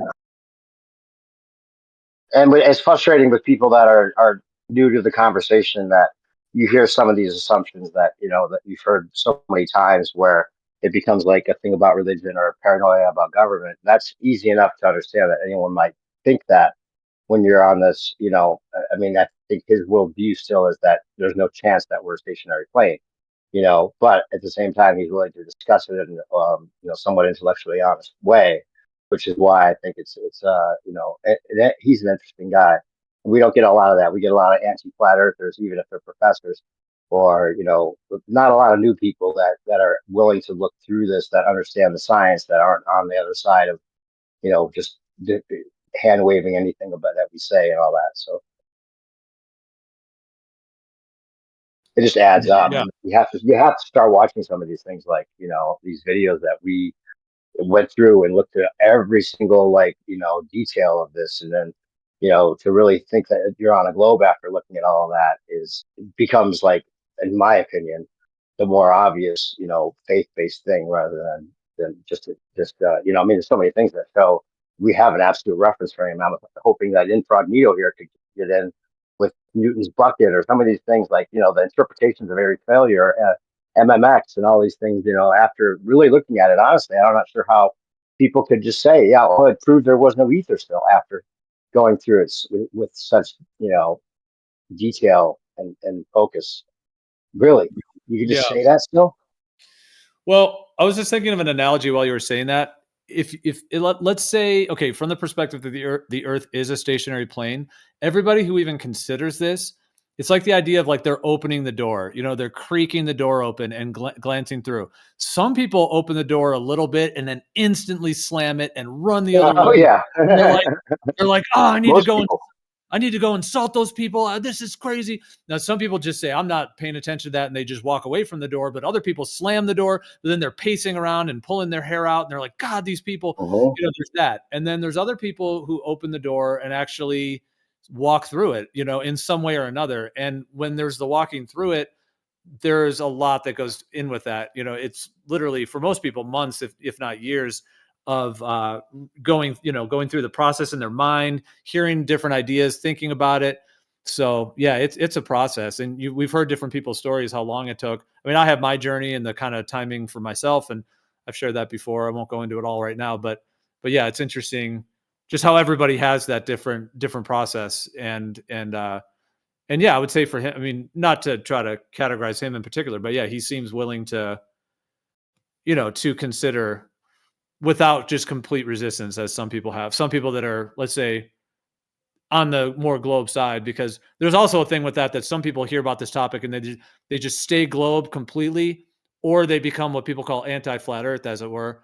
And then there's some people who maybe are on the fence for a while, they're pretty open to it, and then there's some people that seem to shift their view away from the globe a lot more quickly as well. So I can see why a lot of these people assume that it's like, with, like he mentioned about, like, it being such a big lie, like it would have to be so, like, intricately. I mean, there would be so much that went into it, which is the case, but that's why it works so well, because it's so intricately woven into everything, and it's so pushed and propagandized in every country.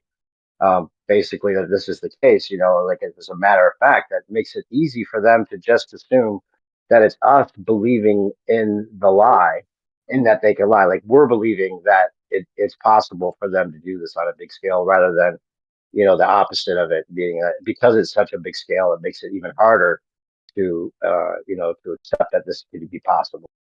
But You it is know? huge, though. I mean, Yeah. I think about it even literally Yeah. every day. It is a massive lie. It blows my mind daily how they're pulling it off in terms of the GPS, Yeah. the propaganda. It is massive. It is considerable. So even though that's kind of an appeal to consensus, like, oh, well, the lie is so big, they're probably not lying. I'll just debate these flat earthers, tell them Yeah. they're wrong, and I'll just stick with my globe. But Right. are you really getting to truth? But I can understand that general thing, because it is a huge lie, and I can even understand some incredulity, like, no, they haven't pulled this off. So Yeah, yeah. exactly. When you have to get into all the details, and then you see, wait, this guy, I mean, why do they keep saying this about MMX? And it's not the case at all. Or Aries failure is a great one, and they've taken all of these big things that are supposed to be tested to figure out if this is the case or not, and then totally, like, blatantly misinterpreted them to have a different results that supports this narrative. And then they even admit that, the Copernican revolution was a philosophical decision, that they abhor the idea, of us being the center and all these kind of things. And you just have to look at the details. If you look under the hood, it seems like it's not necessarily as as what you assume. So I'm hoping he can maybe just shed some of those assumptions, at least. Then we could get into some of the deeper details without those, being something that are hang up still. Yeah, well, that's the thing, that the process of it, and people have different, like, Yeah. resistances to even considering, because there is that tendency to be like, yeah, how could they really be lying on this big a level. When you have all these professionals and scientists, you figure scientists and these people, the scientists and people in these fields, they're not stupid people. You know, when people say like, oh, you're, you know, stupid, or all these words that people use for thinking one or the other, you're a stupid flat earther or you're a stupid globe earther. I really don't think either of them are stupid. I think everyone, I just Yeah, don't exactly. agree. I mean, I can understand why people are saying that because they feel like their point is the right one, but I don't really think either of them are stupid. I don't even really think it's stupid to believe in the globe. Like the globe is actually a model. It relates to the sky in a certain way. Like I think the sky is a toroidal sky, but it has spherical dynamics to it. So I can understand extrapolating that and being like, wait, the sky is like that. Maybe I'm on a ball, you know, and Sure. even like there's a lot of components We to have the we have a moon. We have a moon. The planets have a moon. But other planets have moons. We have a moon. That's like one of the strongest arguments, I think.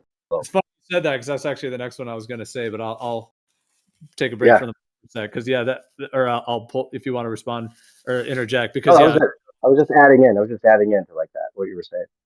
yeah, exactly. It's not that stupid. It's not stupid because there's some correlations that actually do seem like that it lends itself to that concept being possible.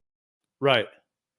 Yeah, and I was even saying, remember I said at one point the idea that like, what if this realm was designed to actually have this like this nuance to it, where the Earth is one thing, but it can be interpreted in these different frameworks. Like it's like part of the brilliance of it that it's actually able to be interpreted with these different nuances Yeah. and different ways. Yeah, that's what makes you think of like the dual pole with the magnetic fields mimicking what we see with the stars. And if they started out with that, you know, and it looks like a flat globe, you know, it's perfect. Like it dawned on somebody at some point, you know, well, we could just use this as like a ball because it looks like a ball. If we, you know, if that's the way it started out. I know, dude. That's the trippiest thing about it all. Like, what really is the Earth, you know? And I don't think anyone should be like insulted for not knowing. People are like, "Oh, you're a flat earther. You have to have a map and a model." Like, Gatebreaker gets Yeah. upset, but it's like, dude, like, it's not even expected that we would have the entire map or model. Knowing that it's planar and stationary is so huge to even begin with, let alone what the whole thing is. But it's actually really exciting to consider what's coming in the future of like actually getting to the bottom of what the Earth really is, because we're given the globe model, we're given the Gleason's AE flat Earth model. Some think it's a globe, some think it may be a Gleason's AE map, and then some consider that there could be a third, whether that's a dual pole or something of what the Earth actually is. So it's actually really exciting. And I know some people think it's a globe. They say, "Oh, we already figured it out. There's nothing new to discover." But from the perspective that it's not a globe, and from the perspective that it's not just that Gleason's AE map, like, oh, that's it, you know, kind of thing, it brings the deeper question. And then this idea of how this realm can be interpreted from these different lenses, like you can think of it as a globe, you can think of it as an AE map, you know, et cetera, then that could play into what it actually is. You know, there could be what it actually is, and then how these other kind of frameworks that you can see it through, but then which one is really the true one, which is what's so interestingly, ultimately, of that process that's unfolding. There was something you were getting into with that I think I wanted to say something about or add to, which was about the philosophy and the materialism and how it was, you know, it was so key to getting to where we are technologically. And I guess maybe a good thing that, you know, to some degree that there was the kind of this materialistic, nihilistic, whatever it was that took it to the point where people, you know, got into this mindset. We're just going to work and, you know, live and die and, you know, try to get by, which is fine. But I mean, I'm just saying that if there was a philosophical hang up, you know, with if we were told the truth about, or if we all just understood that it's not a ball, there might be a totally different, a more difficult way to get everybody to fall in line. And I think you were trying to explain that a little bit to him in that way, like that's how we got to where we are, to get people to like, you know, go along with the program is so intricately connected to this globe idea that you have to like, you know, take a long time to get to that point. Looking into this, you know, to figure that part of it out. Yeah, that is a huge factor, like how the worldview actually affects like the philosophy, the morality, the like epistemology, all like the entire framework, and how the cosmology or worldview changes that. It's such a huge topic because it's like worldview is a big thing in the first place, and then nuances to the lens by which you're seeing the worldview is like paradigm is like foundationally paradigm establishing. Like the entire paradigm is established by those principles. And yeah, the whole Newtonian Cartesian paradigm that we're in, well, it's like the Newtonian Cartesian materialistic paradigm. I mean, that's essentially what's been fueling the modern era with the Rockefeller medicine, with a lot of different facets. So yeah, and how that all plays into it in terms of those factors. And like I said, there's others that discuss this in terms of like from geocentrism to heliocentrism, and even Friedrich Nietzsche, and like I mentioned too. So this is kind of part of the whole modern mind, framework. But they're not necessarily all taking it to like, oh, it's not a globe at all. It's not only from geocentrism to heliocentrism that displaced us from the center with meaning, and then now we're in this, insignificant position kind of thing. So there's that whole factor. But then when you actually go all the way to planar and stationary, it brings a whole additional component into it of being like the floor of the universe kind of thing, and the sky and everything, that like how it's all actually like the design of it, and the kind of spirit and matter connection too, because the whole like religion and science, how that's been split, that's part of this too. When they split religion and science, you have like, you could relate that to spirit and matter. So they've gone hardcore on the materialism, like that's the legit thing, the materialism. And then the spirituality is kind of seen as, oh, just do that on your free time, or you have your own religious thoughts. You think about those before you're falling asleep every night. But when you get here to work, you don't think about that. You just bring the Right. science, so. And it's almost like, if you look at it objectively, like that's, I mean, not to say it's good or bad. I'm just saying, like, we wouldn't be talking to each other over like in this technological way if we didn't get to this point somehow, right? As a society, not to say it's good or bad, or what, that's, it wouldn't be possible if we thought we were a flat Earth. Maybe we'd have technologies beyond that where we understood the truth from the very beginning, using the ether and all these other things like they used to do with the. Seems like the steeples were collecting etheric energy, and the organs were healing the people, the frequency, and all these other things that sound fantastical to anyone that thinks that we've been told complete truth about our history. But these things, when you look into them, really do add up to showing us that there was more advanced technology at one point. And that's not just a suspicion or like, a leap of faith on its own, but to think that's the case. It seems like that is actually what seems to be the case, when you look into it. I think Oh, it's dude, pretty I mean, obvious. oh yeah, and the most like intense version of all this is that we have been reset. There was a reset. It was done by these psychopaths. They specifically reset us with a specific program, basically. Like, okay, it's going to be the globe, the history that we're going to tell them. Dude, even the idea that they've rolled out the technology, like that they've had the silicon microchip technology and all this for like even before the reset. Like, let's say there was a reset in the 15 or 1600s. I mean, that is like the most wild version of all this, that we're literally like a fresh reset, and that they like ran this program, like the materialism, the scientism, the globe. That's really intense, because when you go to that level, like what you're talking about, yeah, with ether and free energy. I mean, that goes into that whole thing of like there was a civilization before that already had free energy. But I mean, that's like one of the deepest things. And then to consider that there was like a reset that actually completely put this paradigm into place, that it wasn't just some natural thing, oh, it just naturally formed over the years, and this is just the paradigm we're in, but that it's actually more of a controlled type of thing. That's an even more. But if it's to hide, what you're talking about there, yeah, ether, free energy, and spirituality. You have like counter space, that concept, or like the spiritual world, and then the physical, and how all like this whole paradigm like covers all that up and distracts us essentially from all that. Yeah. And by the way, that guy that did Seorsa, that Captain Gun guy I was talking to you about, his original film that was talking about like the map that he thought was more accurate than people gave credit to, with Roberto Monti. And we were talking about, it's called Seorsa. I don't know if you ever watched the original one, but he came out with a second one. And did you know that? Yeah, I saw you had linked it. I have it on my watch later. But yeah, there's like a second one. Yeah, I haven't seen that one yet. But just when you look into like what he's claiming about the mini ice age, the little ice age, that checks out. You can Google, you can get the AI to talk about the. I think it does actually help the way he's talking about. Make sure to use a certain way of phrasing it when you ask the question, and you'll get that there was actually a mini ice age that was the cause of the reset, the most recent one. that was not too long ago, and like 90% of a lot of countries' population died in famine because of this. And That's it's interesting that happened not too long ago, and it's suppressing that for people to not realize that happened. That would explain a lot.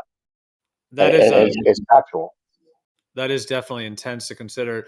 Now, would the idea be that these controllers, now that they did something like block the sun, chemtrails or something crazy, like did they block the sun to cause this alleged ice age, or this idea of an Well, ice the age? whole yeah, it could be. Well, who knows how much of it they had? The reason for it they could be making up, but it actually makes sense for what they say it was. Is that we got to a certain point where a bunch of volcanoes went off. It was like a big disturbance all around the world with volcanoes, and the ash, made like basically it was held in the sky and blocked out the sun for long enough period of time that we had this little mini ice age to follow. Yeah. Well, if they created the ice age, that's even more. That's just. Who I don't knows? necessarily, Yeah. I don't really think these entities in control. I don't really think they're like all powerful or godly. I mean, they might be very tricky and like have a little bit of an evil genius to a degree. I mean, to pull off the globe eye, you'd have to have some. I don't know if genius is the right word, but brilliant intelligence, at least partly. But Yeah. they also seem very dull in other ways. Like they're very stupid too in some ways. Like very just like insufficiently. I usually don't use the word stupid, but I'm just saying like they seem to be very unintelligent in some ways, and then they're very highly in others. But that's kind of how psychopaths are. They're really good at some things and really bad at others. Which is why, like in movies, like they always the evil side always like slips on the banana, or they make a mistake. They make a mistake, and then that's how they lose. Because otherwise, you think, oh, they have all the power. Like, how could they lose? How could they ever lose? But if they slip on a Well, the banana, thing is, go ahead. it's not that they're unintelligent. They are intelligent, but they're not like us. Humans are reality creators. So we can imagine stuff and then it happens. They can't do that. That's why they have to deceive the humans into basically creating the reality that they want, because they can't do it at will like we can. Yeah, that's a good Hey, point. Sophia. Very good point. Are you considering that they're not human? Because that's an interesting angle too. That they don't have the creativity. They have to just play off what we do, or they have to like modify what we do instead of actually coming up with stuff on their Yeah, own. yeah, it seems to be. But regardless if they are human and just think of themselves as like more, elite in whatever way, there's the whole idea. Did you ever get through the rest of that Captain Gun, the second one, the Orpha 2, Sophia, where it talks about the NPCs? No, I've only done the first one yet. I haven't had time for the second one yet, but it's at the top of my list. But Oh yeah, that thing is like everyone should watch those things. That's freaking yeah. amazing. And you're gonna love the Ewar and On stuff that I sent you. It's beyond that. It's more mind blowing in my opinion than what Yeah. Captain Gun put together. But what I was gonna say is that he talks about, how Geo. Do you know the whole thing about like, or anybody like that they were coming out with these people that don't have an inner dialogue that people have talked about recently. With people that have no inner dialogue, like they can't imagine what an apple looks like, or they don't see it in their mind's eye. And you know what I'm talking about? Like I kind of chalk that up to like maybe there's a couple people, it's a rare condition where you don't actually have some kind of air dialogue. But what he's showing at the end of the second one is that this is not just a rare phenomenon. This is like actually the majority of people in the world don't have an inner dialogue. Isn't that crazy if that were the case? That most people Well, actually don't have that? it seems to be the case, because otherwise the world wouldn't be what it is. Well, it would make a lot of sense for a lot of things, yeah. If they were just going along with what their, basic, 1, 2, 3, step 1, step 2, step 3. But there's other interesting things to bring that's included at the end of that, where the interviews of people and the characteristics of the people that don't have inner dialogue, like they're usually they're typically more likely to be bilingual, and some of these other things that you would think, wow, okay, so it's not like they're just like dumb. It's like they actually have some traits that you wouldn't expect would be, you know, more common in them than, you know, regular people that have this regular inner dialogue. But he kind of goes off and saying that they're NPCs, they're, you know, they have no soul and that kind of thing, which is an assumption that you can't really make about it. Or what, you know, whether there's a soul or not in these people, I think is maybe wasn't what didn't need to be added, you know. But I guess the NPC idea is interesting. I have a bit of my part of myself that wants to almost defend the human race and say that like there's no NPCs entirely, because I do think the human race, like to even be like, okay, in my view, a human soul is actually what fuels the human body. So like the soul actually has to be in there for the human body to even be a human body, which is why when you die, it's like people say like you can look at the dead body, but it's like the person you knew, your family member, it's like their body is not even them. You know, it's like they look, Right. that's a common experience. People are like, yeah, I was looking at my grandfather that passed away, but it's like it wasn't him. Like he was gone, but there was his body. So from that view, like the idea that every human body does have a soul. Now that soul could be, you know, possibly like, well, there's like the idea of demonic possession, or the soul could be very like very like unconscious or like unaware of things. And then there's the idea that there could be like other beings or other souls that could be coming through their body. So in that case, that would almost be like they should be like the driver of the bus, but they've been thrown to the back of the bus, and some criminals came and took over, and now they're driving the bus, or whatever, that kind of idea, or like possession or multiple personality disorders and things like that. So it gets complicated, but but even with the NPC idea, though, I like I said, I feel a little, I don't know why, it's just my own thing of feeling defensive of humanity, not defensive, but you know what I mean, trying to kind of be like, no, like we are all souls, but at the same time, like even if I just use the word like conscious, like not being very conscious or very aware, because we've talked about like recently the idea that we have our subconscious, and there's like the subconscious can react very quickly. They were talking about that earlier, and so on. So if you have like an automatic subconscious, are there some people that are just the ability for their soul to really like navigate the body, they're not as conscious in a sense. So they're just going off of the, the kind of sensations in the body and just the daily thing, rather than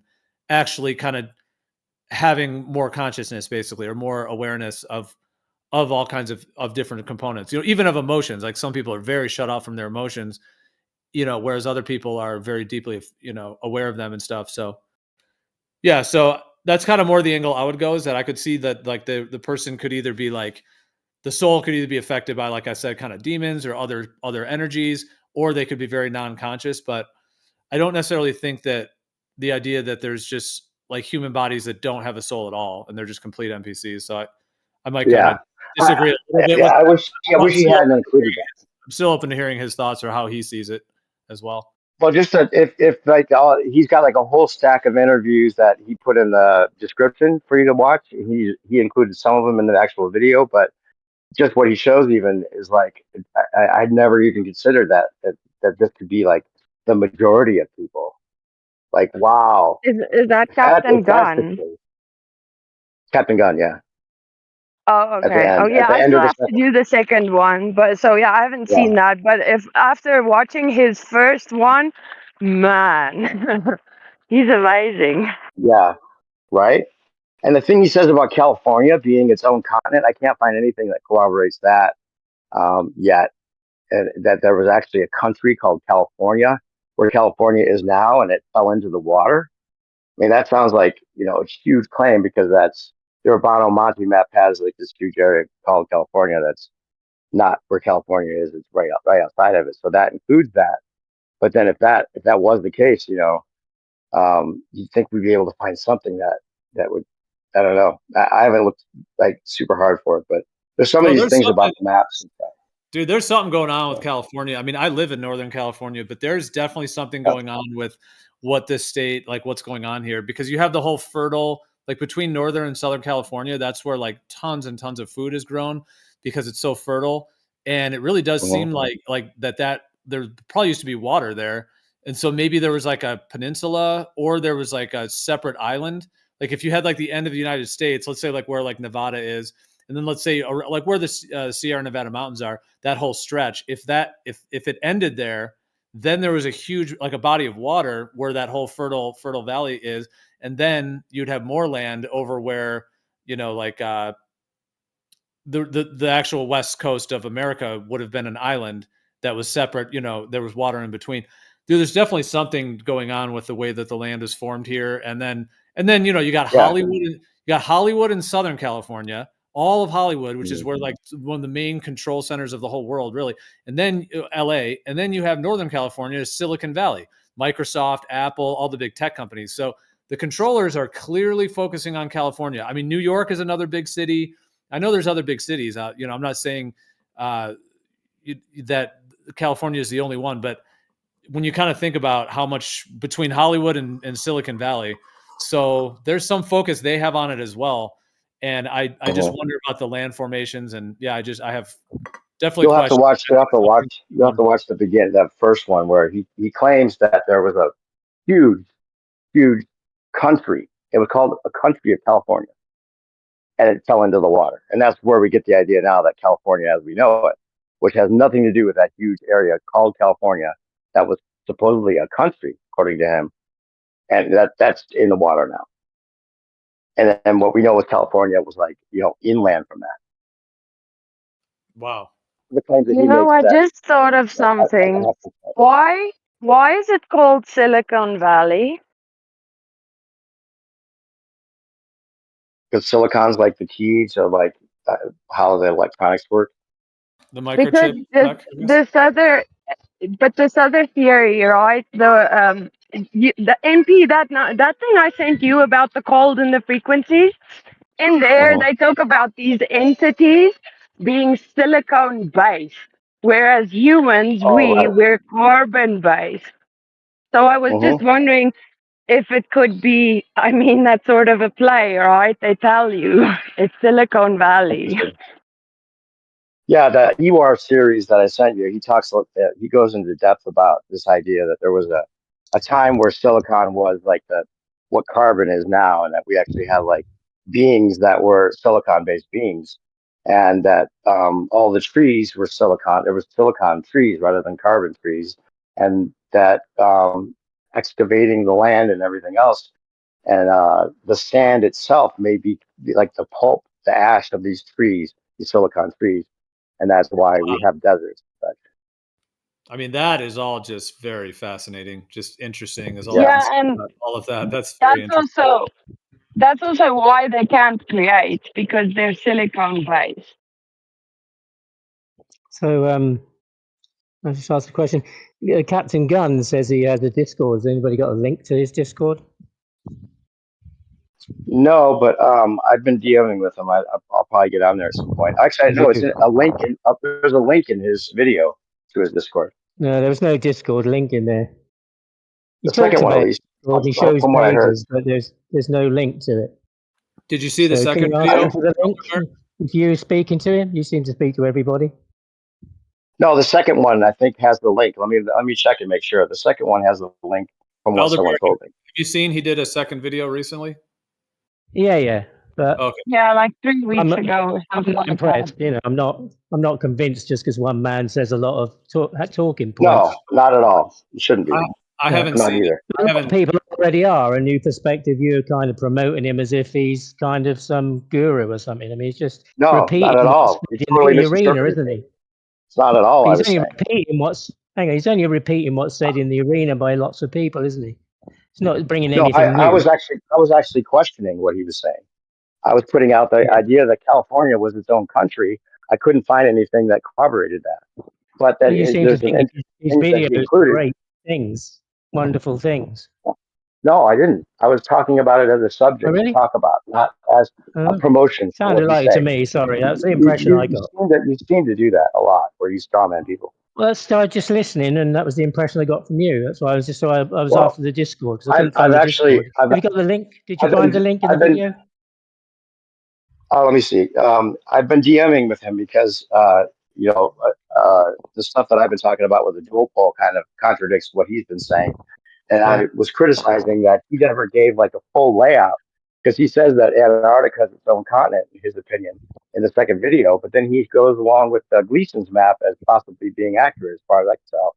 And he never shows that the Antarctica is his own continent. How he could think the Gleason's map. I mean, his whole thing is he's going to try to get people on a boat to take him to the outer lands, right? That's the whole mission, is to get, motivated, strong people to come join him on his boat to go to go to these places, And I would think that you want to make sure he has a correct map. That he talked all about that, that he's got certain I know he people talked that about it, but there's nobody. No, he doesn't seem to have a crew. I don't know. I have to. I mean, Vlad has applied, but he's had no, no response. I don't know. Is that what you heard? Have you watched the second one yet? No. Yeah, I said I watched the second one. I said I wasn't impressed. Do you hear me? Oh, okay, let me find. You didn't look at the second one to see if there's a link. I guess I'll. Yeah, no, but I couldn't find the Discord link. That's what I said. I couldn't see a Discord link there in his. Somebody told me there was one. He spoke about it. He showed some pages, but he never shared the link. Unless he's done it since. But I mean, if you're looking, perhaps you can tell me. Someone said it's in the description. Let me see. I got it right here. Go on, then.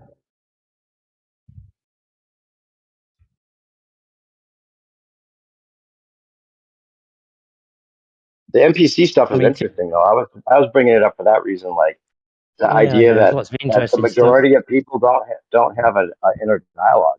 And then they had like a sister, like two sisters, and one of them did, and one of them didn't. And the one was like describing how she sees like a paragraph of text and like shapes rather than words, and like all these questions come up. Like when you read, do you read do you picture it in your mind, or how does a brain like that even function if you're someone that just assumes everyone sees it like you do? It's very interesting if that is the case. Well, it's just somebody talking, as far as I can see, and anybody can say anything, but I didn't see anything that's to back it up, really. Did you see that? Is it in there, the Discord? Did you look? I'm looking and I don't see it, so maybe it's not. No, exactly. That's what I mean. So there's lots to talk about his Discord, but can't find it. Just looking for the link. What about his? What's his boat called? What's his boat called? Warsaw.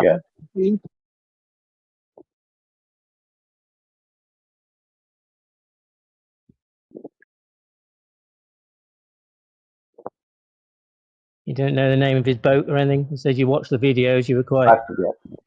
I think the name is Saorsa. Saorsa, something like that. Yeah, it's pronounced Steersa. It's a Gaelic word. It means freedom. Okay, is that his boat's name? That's how it's pronounced. That's the way his boat's called. But have you checked any boats called Steersa anywhere? No. I mean, he says he's off grid, but yeah, I have. Yeah, he says he's off grid. But is your take that he's a psyop? Is he a psyop? Is that what I'm just saying? Did I say he's a psyop, or you saying that I'm saying he's a psyop? I'm asking you if that's what you think. I'm questioning the evidence. That's what I'm doing. When somebody comes along, I'm not trying to put words in. Hang on. I'm talking. I've wondered myself the same thing. But you promoted him. You promoted him like you do a lot of people, like E1. Stop with that. That's what you just did. You brought. Hang on. You just said that. I'm questioning things.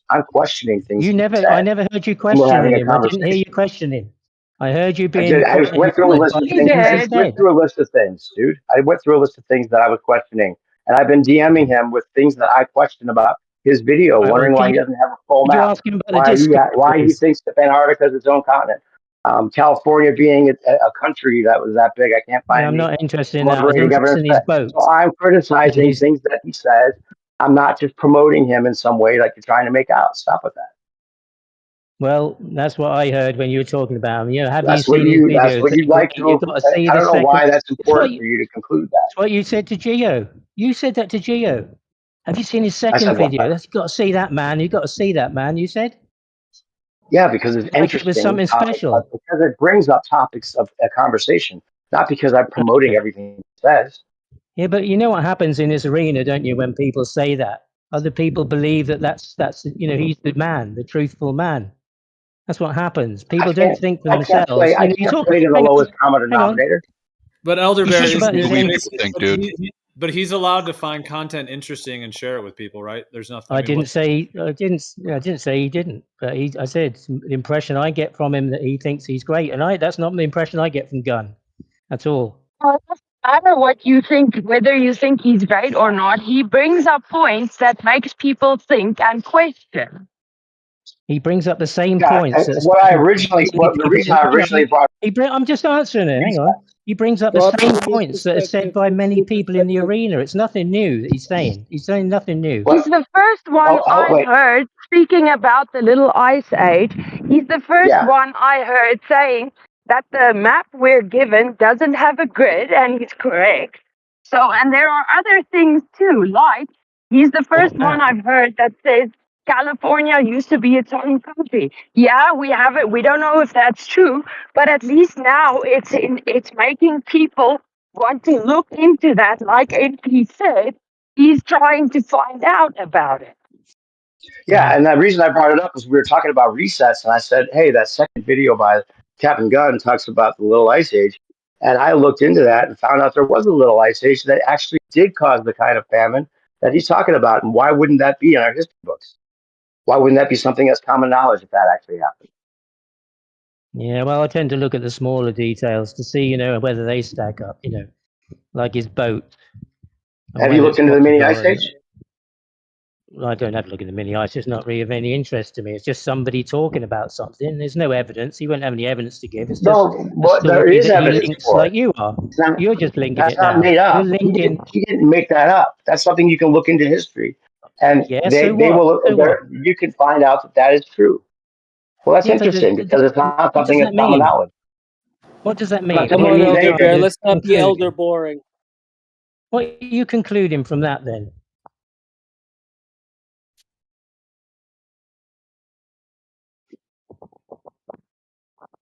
I'm just saying, it doesn't impress me much. In some ways, like when you have a lot of people's different ideas, it's like a pool of ideas, and some may agree, some may not agree, some may go a different way. Some people might share something because they find it interesting. They may agree with parts of it, not agree with others. And at the end of the day, I mean, would you agree? It's like we're all on our own journey, ultimately, of discerning information, looking at evidences, and yeah, if you have an opinion about that content, that's fine. But you seem to be kind of going after new perspective in some kind of personal way just because he's sharing the content. I think you got that wrong. I think you're wrong. He was the one who was talking about it in an affirmative way, in a positive way about Captain Gunn, and I don't agree. That's all. It's not my perspective of it, really. Because sounds like you're suggesting that it's a psyop and that he's an informant and he's like trying to plant some things in your mind. Well, I'm suggesting that he has a lot of stuff that he can't really back up. Like a lot of people. I was putting that out there as there's some things I could corroborate and some things I couldn't. So it's interesting to talk about. But you haven't even looked at his boat. You haven't even checked out if he's got a boat. Care about There's that? even a boat called Caesar. Why would I care? But that's because that's central why is to that? what You're he's trying saying you've looked into whether a boat exists? Yes. Why? I don't get what your question is. Because that's central to what his project is, isn't it? His project, as you said, was to take people to the outer lands in his boat. That's central to what he's doing. That's all he's talking about.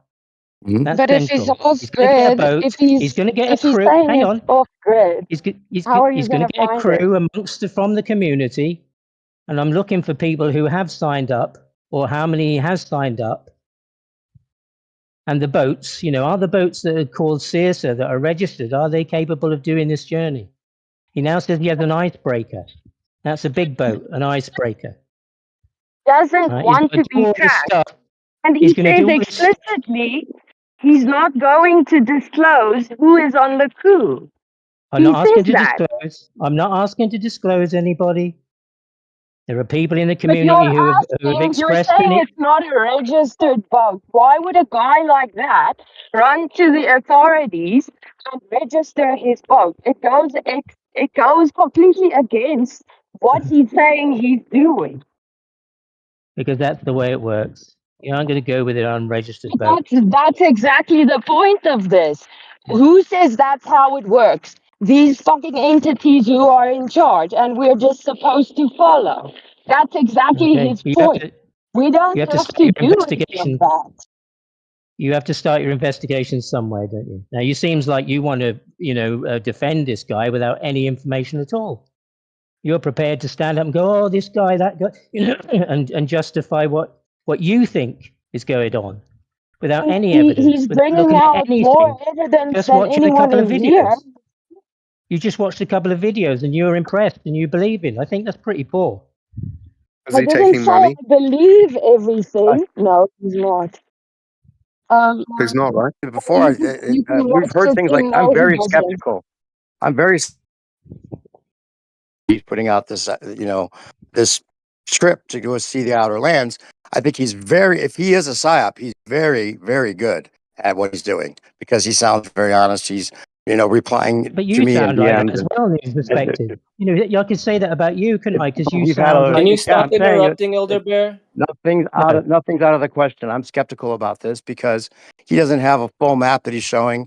He seems like he's maybe new to this topic a little bit, and he's promoting the idea of the moon map, which I'm skeptical about, even though there's a lot of people that think there's something to that. I'm skeptical about a lot of things. We've had people come What do you, along that have been kind of in a similar light, offering to take people to Antarctica, or there was somebody that put out like selling tickets for an airline, flight that was going to show the Earth in some way. Remember that, Geo? That was another scam. So there's these scams that come along within Flat Earth. I think Flat Earth has been being used as a psyop for a lot of reasons. Not that it's because we're actually on a globe, but because it's useful in a lot of ways. And I don't know what extent that goes to, but I think you're taking me for someone that brings up something as a topic of conversation and then saying that I'm all for it, and that was totally assumptive on your part. well, Yeah, I agree maybe with you. now you're saying something different and you hadn't said that before. I didn't hear you saying you were suspicious or you were skeptical. Never No, before. he Now you're explicitly saying you're did. He skeptical. said it a I few specifically did. times. Yeah. That's not what I heard this morning. Well, I The don't know first when time. you came Now, in, but now he you said The it. know second. better. So why continue harping Okay, on?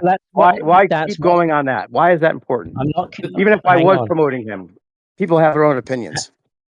No, and I've got my opinion. So why is my opinion not as important as yours? Well, I never said it wasn't. the only difference with what you're doing, Elder Bear, is it is like this personal vendetta or attack you're doing. You've done it with No, you're wrong. You're wrong, fans. Gio. That's You're your interrupting me. perspective. Can you Not stop true. Please don't interrupting? interrupt me. I'm going to moderate the server as well because you're not really. It's not egregious, so it's not really needs to be moderated too much. But I'm just pointing out that your approach is not like in a genuine way of, hey, why do you guys think this? Or oh, I don't agree. Instead, it's attacking the person, and that is what you're doing. And that's why it's created this kind of tension. You came in here. I noticed you were muted from before, and I, in a way, took a risk unmuting you. And unfortunately, you've taken it into this personal attack and drama because we were actually having a really good building conversation before you came in. So without all the personal stuff, like we can have a meeting of the minds on the intellectual level without having to go to this like personal vendetta, trying to tear down someone's reputation. Oh, you're promoting this guy and you're not legit. That's the vibe you're putting out, is that there's that you're questioning the video and then therefore you're questioning new perspective because he's sharing it, and then you're trying to put him in a category like he's just blindly believing this guy, which doesn't even sound like it's the case. So now new perspective is like actually defending his real position, that he does question the guy, based on the straw man that you're coming through trying to say that he didn't question it. The whole thing is just like a personal attack energy. I'm just saying. Yeah, that's amazing little bit of rhetoric you've added to that whole thing, which I don't agree Not with. rhetoric. It's true. Yeah, I came in to ask if anybody knew where the Discord was. Did you find the Discord New Perspective yet? No. So that's what I'm saying. So my first sort of skepticism is about that. There isn't a Discord. There isn't a link to it anywhere. So that's kind of the main thing, because now I can't go and speak to him. New Perspective is in, you got contact with him. He says he's looking for people. I've heard of some people who said that they have applied, but they've had no response. I don't know whether all these stories, hang on, I don't know whether all the stories that I don't know whether all the stories that Captain Gunn is talking are relevant to his journey. He's trying to get a crew together, or he'll help another crew get together if you've got a boat. He'll tell you how to get a boat. But so, I'm looking at it from that perspective. and then think, well, is there a boat?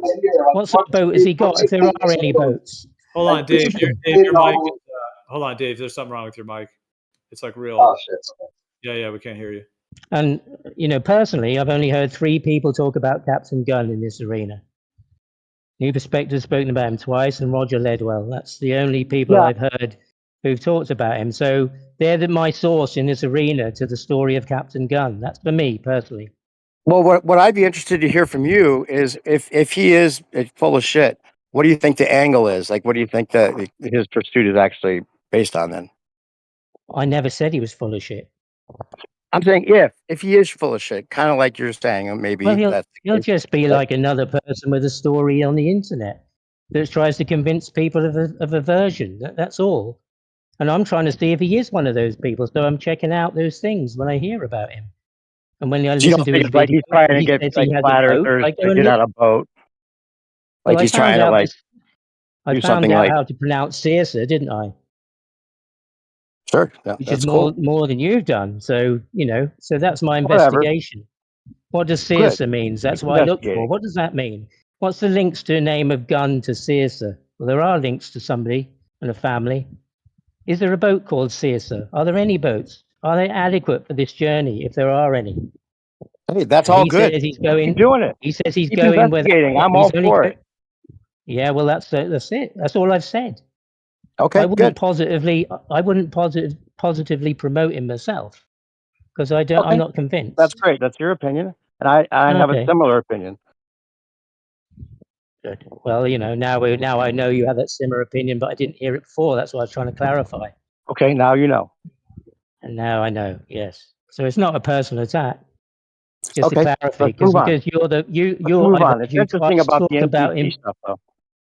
Well, what is an NPC? It's just a human, Well, isn't it? well, it's I mean, we're interesting all about humans. like, that there could be that many people that don't have an inner dialogue. That seems like very shocking to know there was anybody like What's that. that? I almost didn't what's a believe it. person? It's someone What is who's a person? unable to update or to change their programming. That's what an NPC is.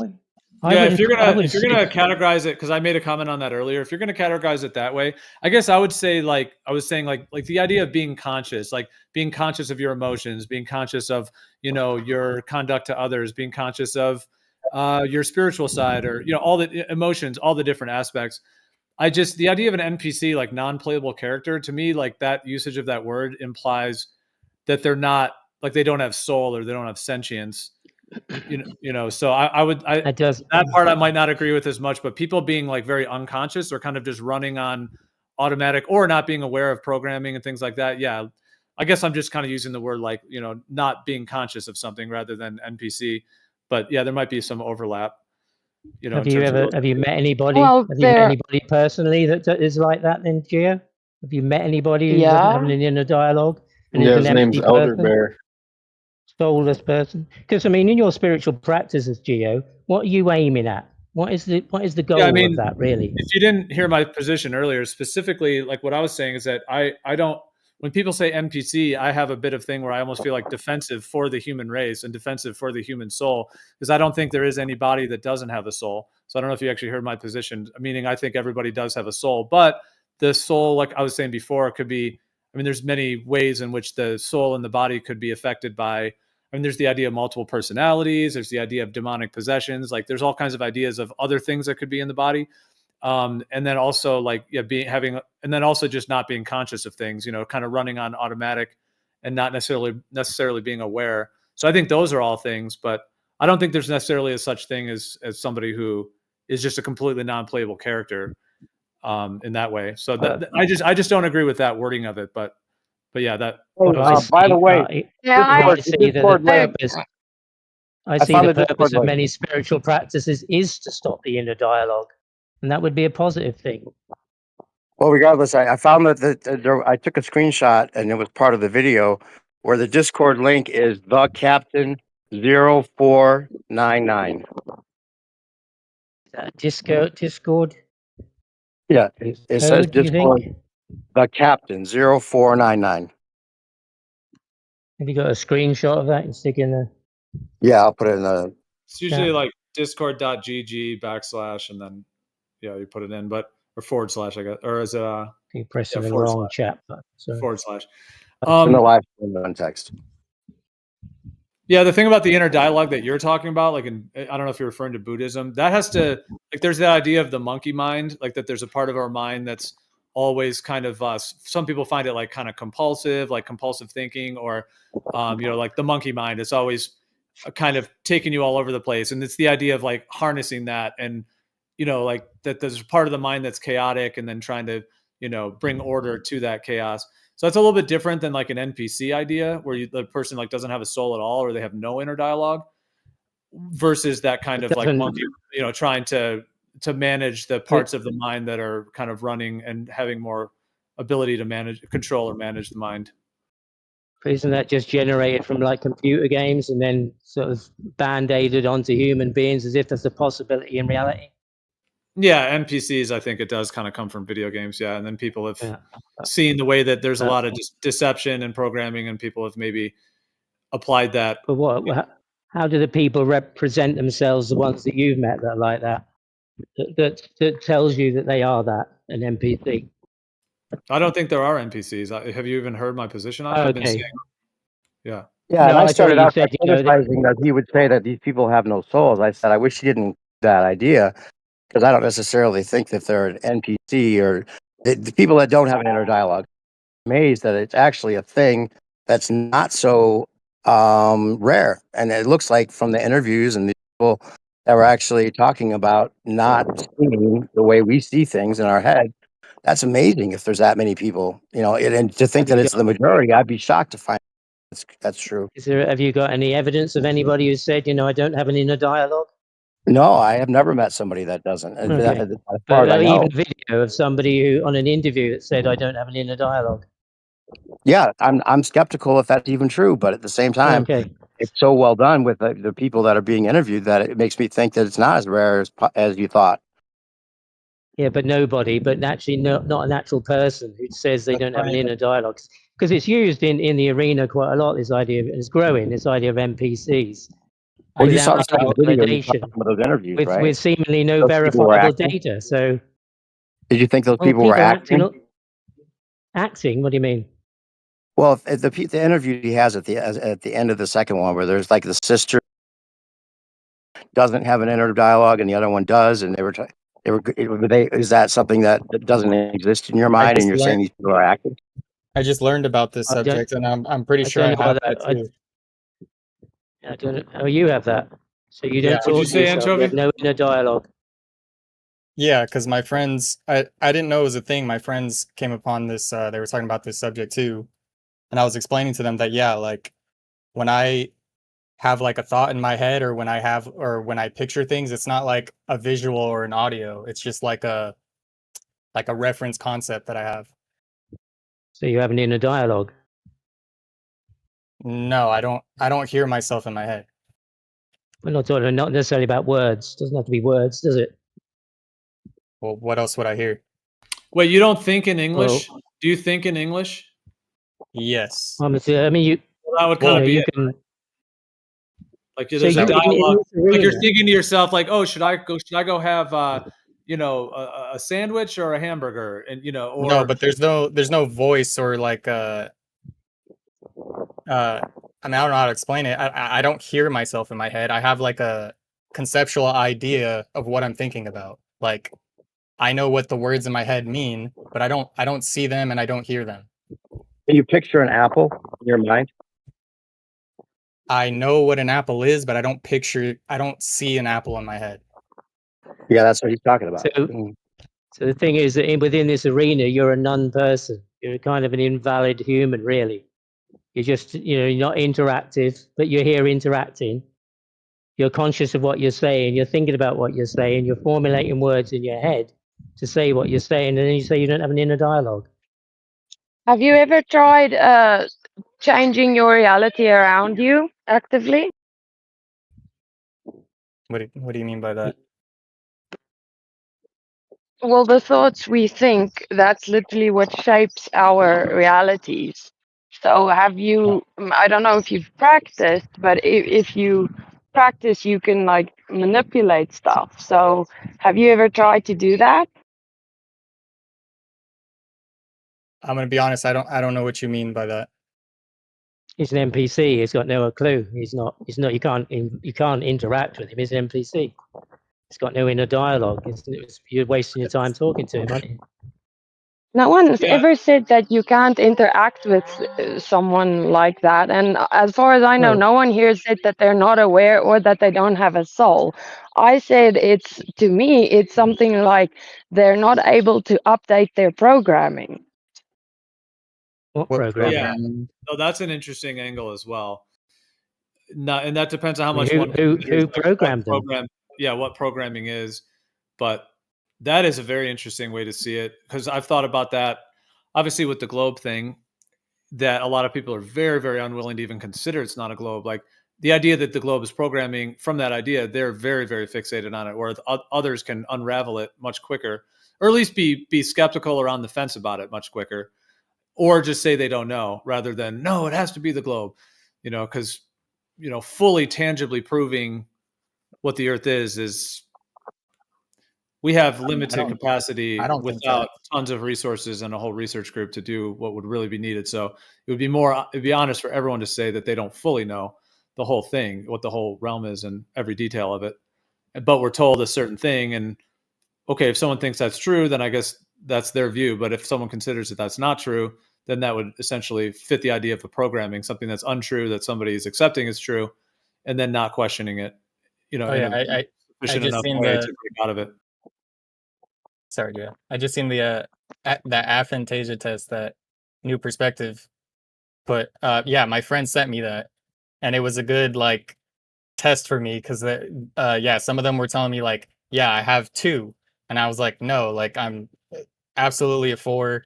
I know what an apple is. I know that I've seen an apple. I know what red is. I know the shape of an apple, but I definitely do not picture an apple in my head.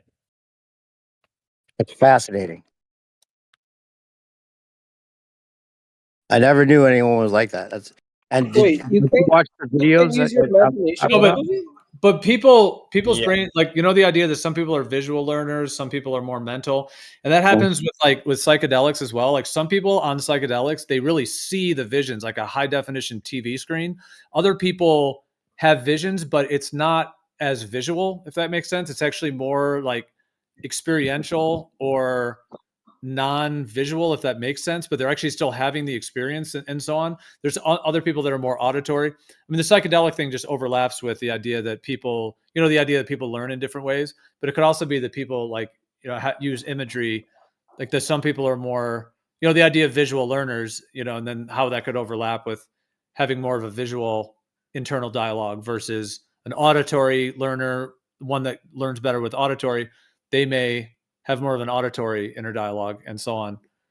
Or What like if it's some like a that are, muscle? what's the other one is sentience, the one that's about touch, like people learn through physical. Is that the right word? But You brought up Sentient might the be. We only psychedelics. have this guy's dialogue in his word. That what he's saying is so, and is something that we would understand in the way he's describing it, and what we actually do imagine when he describes it. Yep. And Trophy. What Are were you you gonna say, saying that Andrew? oh, you brought up the psychedelics. So psychedelics was the first time that I could like vividly remember like, oh, like I think a few times where that's the most vivid that I've like pictured, like seen something in my head, was when I'm on psychedelics. Other than that, that's not there. Yeah. I That wonder is if it's like interesting. a Well, it muscle. depends on which psychedelic it was, but it does tend to like activate the Mushroom. mind. Yeah. And What about in dreams?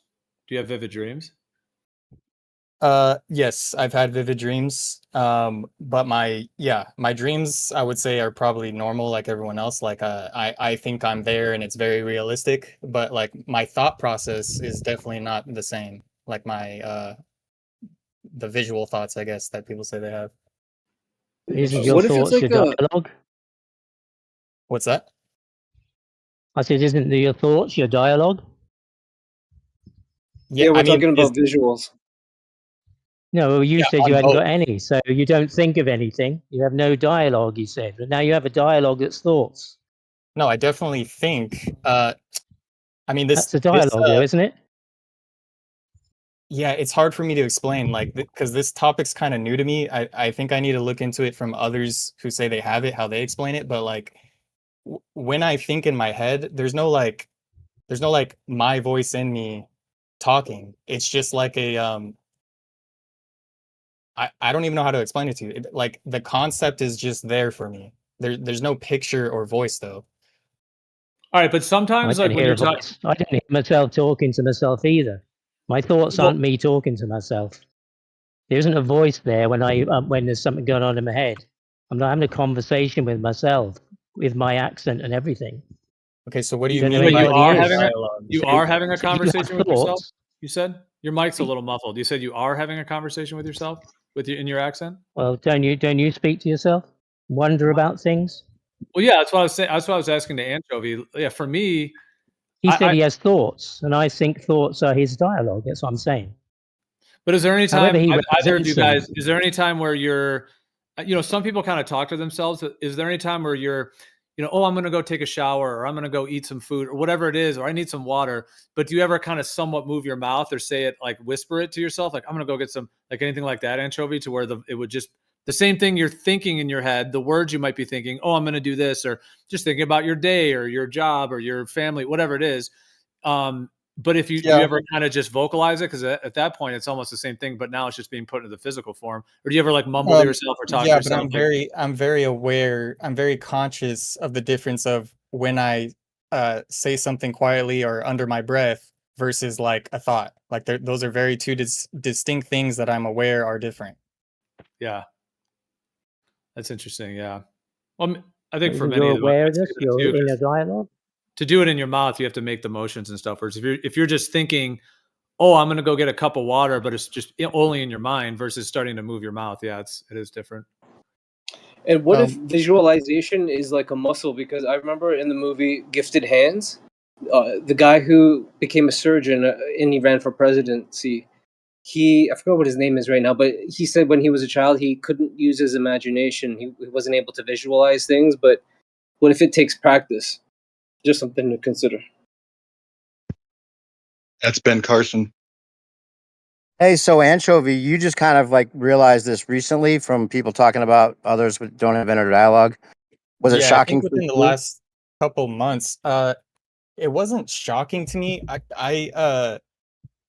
When I heard, when someone says like, oh, like, yeah, like inner dialogue or they picture something in their head, I just thought like those are filler words for the way that I already think. Like that's just the way we explain it. That's not actually like what's happening. But then my friends were talking about it, and I'm throwing them all these questions like, so when you guys think, they're explaining to me like, yeah, when I think in my head, like my voice is there and I can have a full conversation with myself.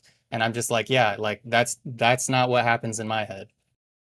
And you I assumed think it all the sounds like time, it. though, that everyone else, you probably assumed everyone was like you, right? Like nobody else really thought like in the way that they do. This is something new to you that other people actually do have this different way, like they picture things in their head, like where you don't. Was it shocking to find out that that No, like I always had the idea that like not everybody thinks the same way, and like this is what allows certain people like artists to be the artists that they are, and so it wasn't shocking for me to learn. I just never had the conversation in real life because obviously like I've seen movies where like there's a narrator or something like that, but I always thought that's just the way we express it, so that because obviously if there's a movie you need the audio there for the audience to understand what the guy's thinking. But in my head, I'm thinking like that's just for the movie. That's not like, such a vivid thing for everybody.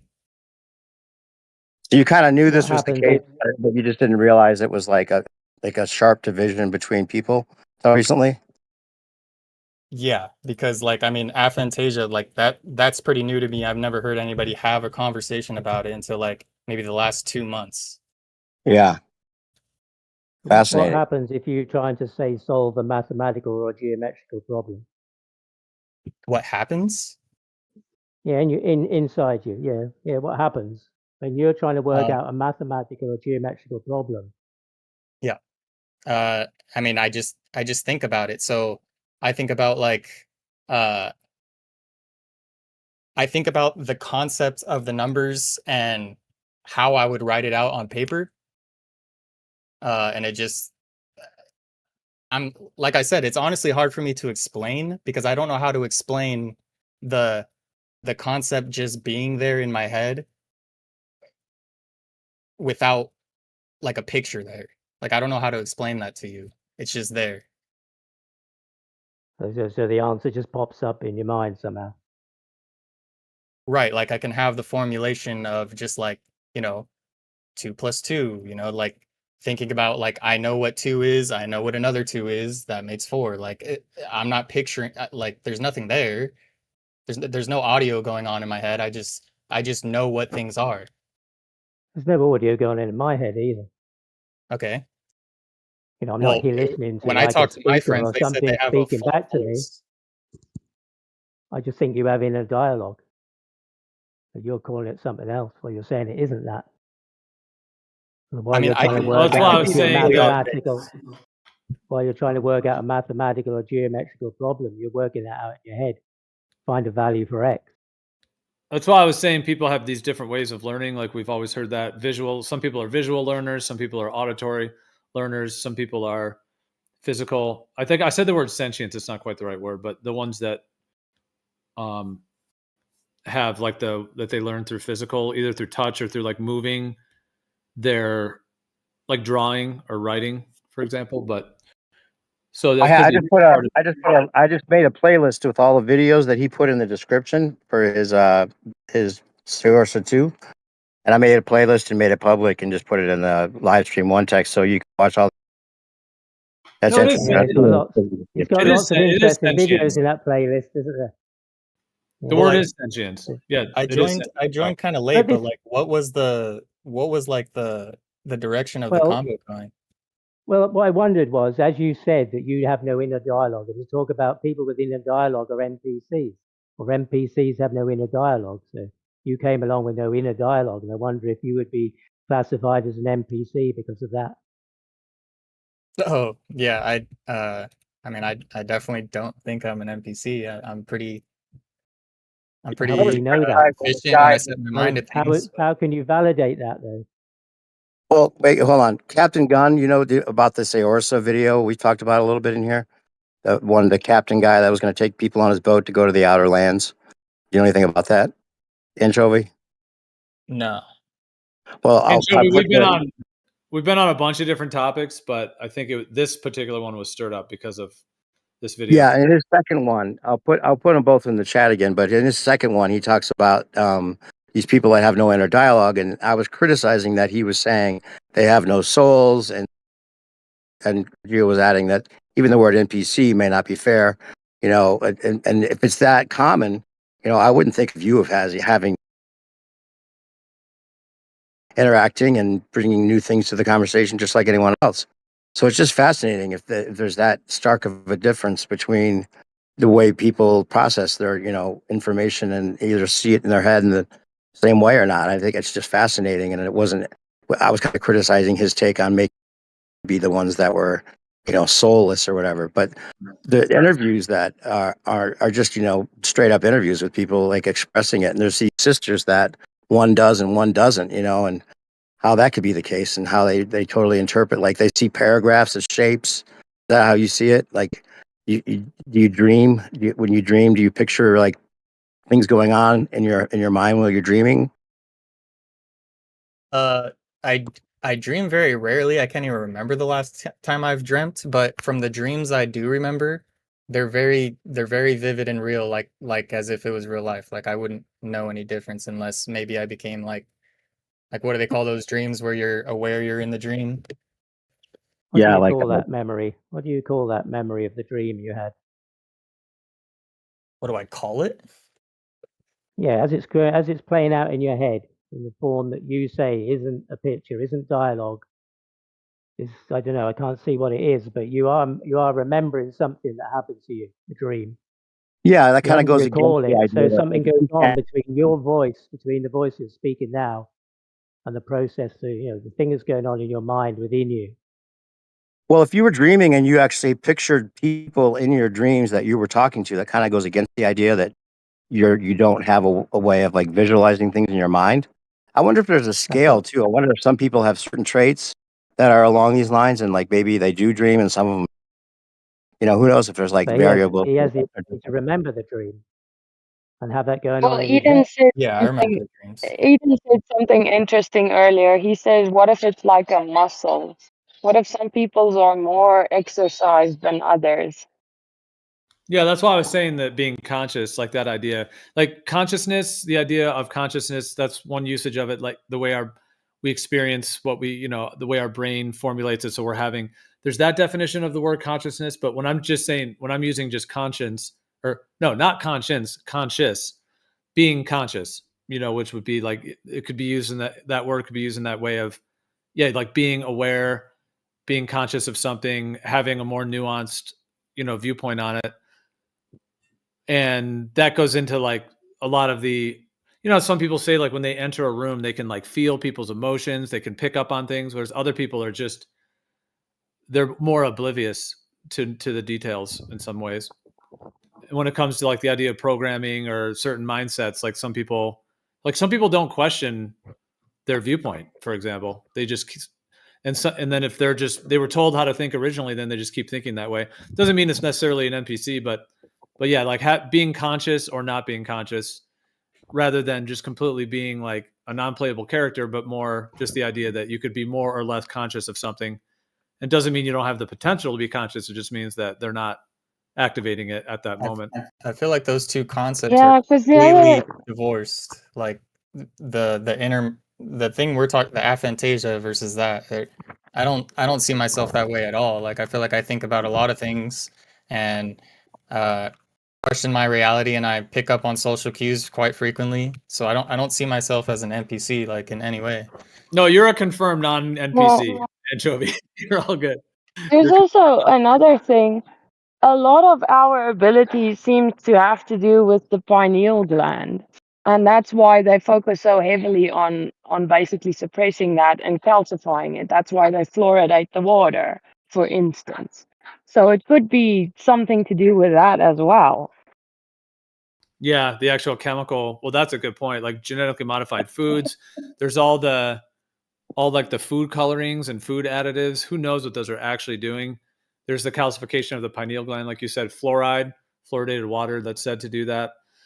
And maybe other like glyphosate, like the Monsanto chemicals. We get into vaccines, certain foods that might actually play a role in that. Yeah.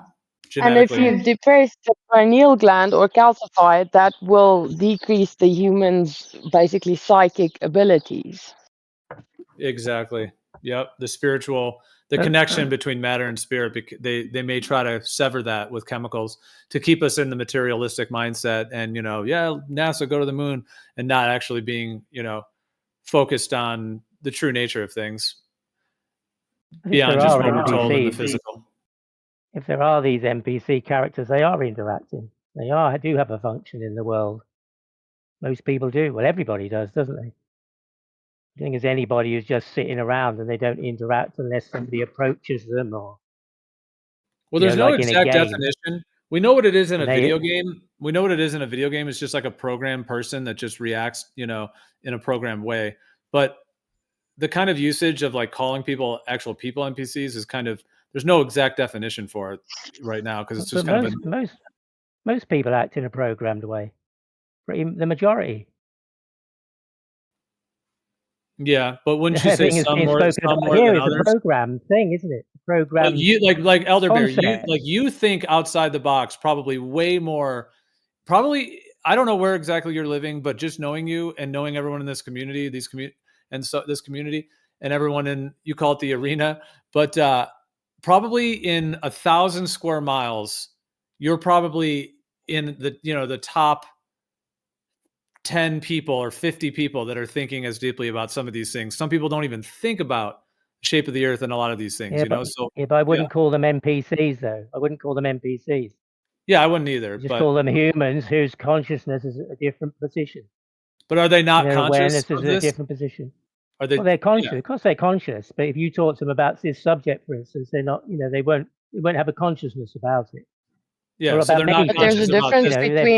between They're stuck there's in a their difference groove. between They're programmed by fear or conditioning and what their parents said or their teachers have taught them and what they visualize in the world and what they see as being correct or the limits of their body, the limits of their mind, Right. whatever yeah, but there's level a of difference consciousness between those beings are conscious at. and They are at aware. different levels, aren't they? I mean, I went to school with people who still can't read and write properly.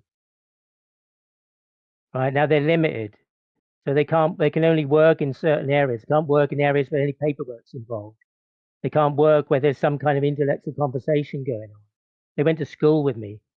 They still can't read and write properly. So that's the level of conscious. I don't call them NPCs. For whatever reason, their awareness, their consciousness, their level of consciousness is at a different place. Yeah. And that's how I see everybody. They're just on different levels of consciousness. Yep. And there's lots of people who are programmed. And I see in this arena, people call it an arena, I see that people are being conditioned too about things that people are saying are the truth from people who are saying they're truthers. I see them equally being conditioned and repeating the information without, which is why I brought up Captain Gunn, because it's one man who says a lot of things that a lot of people will just take as fact and just parrot it without ever looking into any of it, without saying, what does that word mean? Where's that come from? He says he's got Well, Gaelic, Scottish grandparents, so he has Scottish roots. He says so. There it's is a kind of the link nature of information. to a boat and a gun family in the Orkney Islands. So that's Scotland. So that's a possible link, right? I'd investigate that myself, see if that came to any fruition. I looked at all the boats that are called Searsa. Right, there's none of them Isn't that that would fit the crazy that requirements. there was a little ice age that not that long ago that we weren't taught about that? Isn't that kind of interesting? Aren't we coming to the end of an ice age? Isn't that what's happening?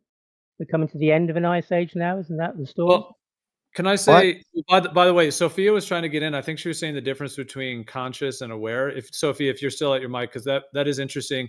But also, what was I? What were you guys just saying? I was going to say something quick on what you were saying too, but I know Sophia was trying A to get little in. ice age. Oh, the ice age. Well, I was just going to say very briefly, like Elder Bear. Yeah, and then Sophia, if you're still at your mic, but just real quick. See, the way I see it is that any video or any person speaking anywhere, really, if it's in something I'm interested in, I'm always interested to hear the ideas because I think that like somebody could dig up a gem, of truth. And maybe it's a gem that no one's even thought of. Like that's possible. So yeah, even if the ideas seem out there or whatnot, it doesn't mean for me, I'm going to be discerning. I'm not just going to take it on board instantly, but I'm just saying, I think there's something good about considering, these perspectives. But yeah, go ahead. That's Well, good, I was but just going the to say majority of there's a people don't. difference Let's between just say that. there's a difference between being conscious and being aware. So we were all conscious even when we thought it was a globe, right? But then we became aware of stuff. So that's just the distinction I was going to make. Yeah. Aware of Well, anomalies. I think I was no using. one is I was aware in of saying that sense. anomalies. no one is I saying guess. that they're not conscious. That's what I mean. No one is saying these people aren't conscious, but they might Well, not what are be NPCs aware. then? Well, can I, Elder Bear, if you want to respond as well, but can I just say briefly? So, Sophia, yeah, I hear you. Now, the way I was using conscious, everybody has consciousness is the way I was using the word. Like everyone has consciousness, but I was using the word conscious more like, of course, they're aware, they're conscious, they're in their waking state, they're eating food, they're going to the bathroom, they're conscious in that way. But I guess I was using in that context the word conscious in the sense of aware. Like you either have more, you're either more conscious of something or you're less conscious. So that's just a usage I've used of that word. So yeah, but I essentially was meaning it in the context of awareness. So yeah, I agree with that. Oh, okay. Thank you for your assessment of me, Gio. That was quite positive. I don't know. I look around me in the world that I exist in, and I see lots of people who aren't thinking. They're not considering things. They're not questioning things. And I came into this because I was asking questions for myself. That's led me on this journey. That's made me ask more questions. It brought up more questions about things. So I think they're valid questions.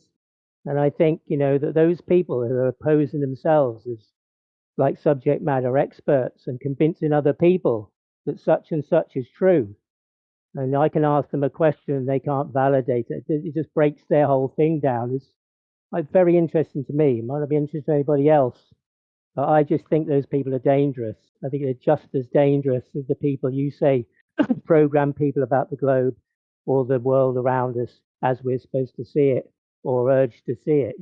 If you get out of the box and look at it differently, then you might see something different and not the programmed narrative. And that's all I've been doing. I know people say I'm not genuine or whatever, but I'm only asking questions because things don't add up. They don't add up in my mind. Somebody could say to me, explain it, and then I go, oh, right, thank you. I've got a different level of thinking now because I didn't consider that possibility. But somebody says something that doesn't add up. I just ask a question. That's all. Yeah. What's the difference? Go ahead. What's the difference between people having thoughts and an inner monologue? I'm curious.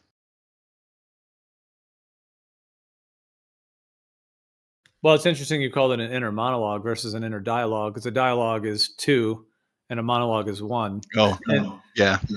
It would be more of a monologue though, right? Like if you're thinking to yourself, oh, I'm going to go get a cup of water, or I'm going to go down to the store today and get this food I want to buy, or whatever, that is more of a monologue. I guess it would be a dialogue if you were going back and forth with yourself. Oh, should I do this? Maybe, where you're almost having a conversation with yourself. But wait, what was your point on it though? You're saying, well, I'm just saying that I would say that everyone has an inner dialogue, whether they hear. I don't think many people would actually hear a voice in their head, but just thinking something automatically would it would imply that you have an inner dialogue by having thoughts. That's all. Yeah.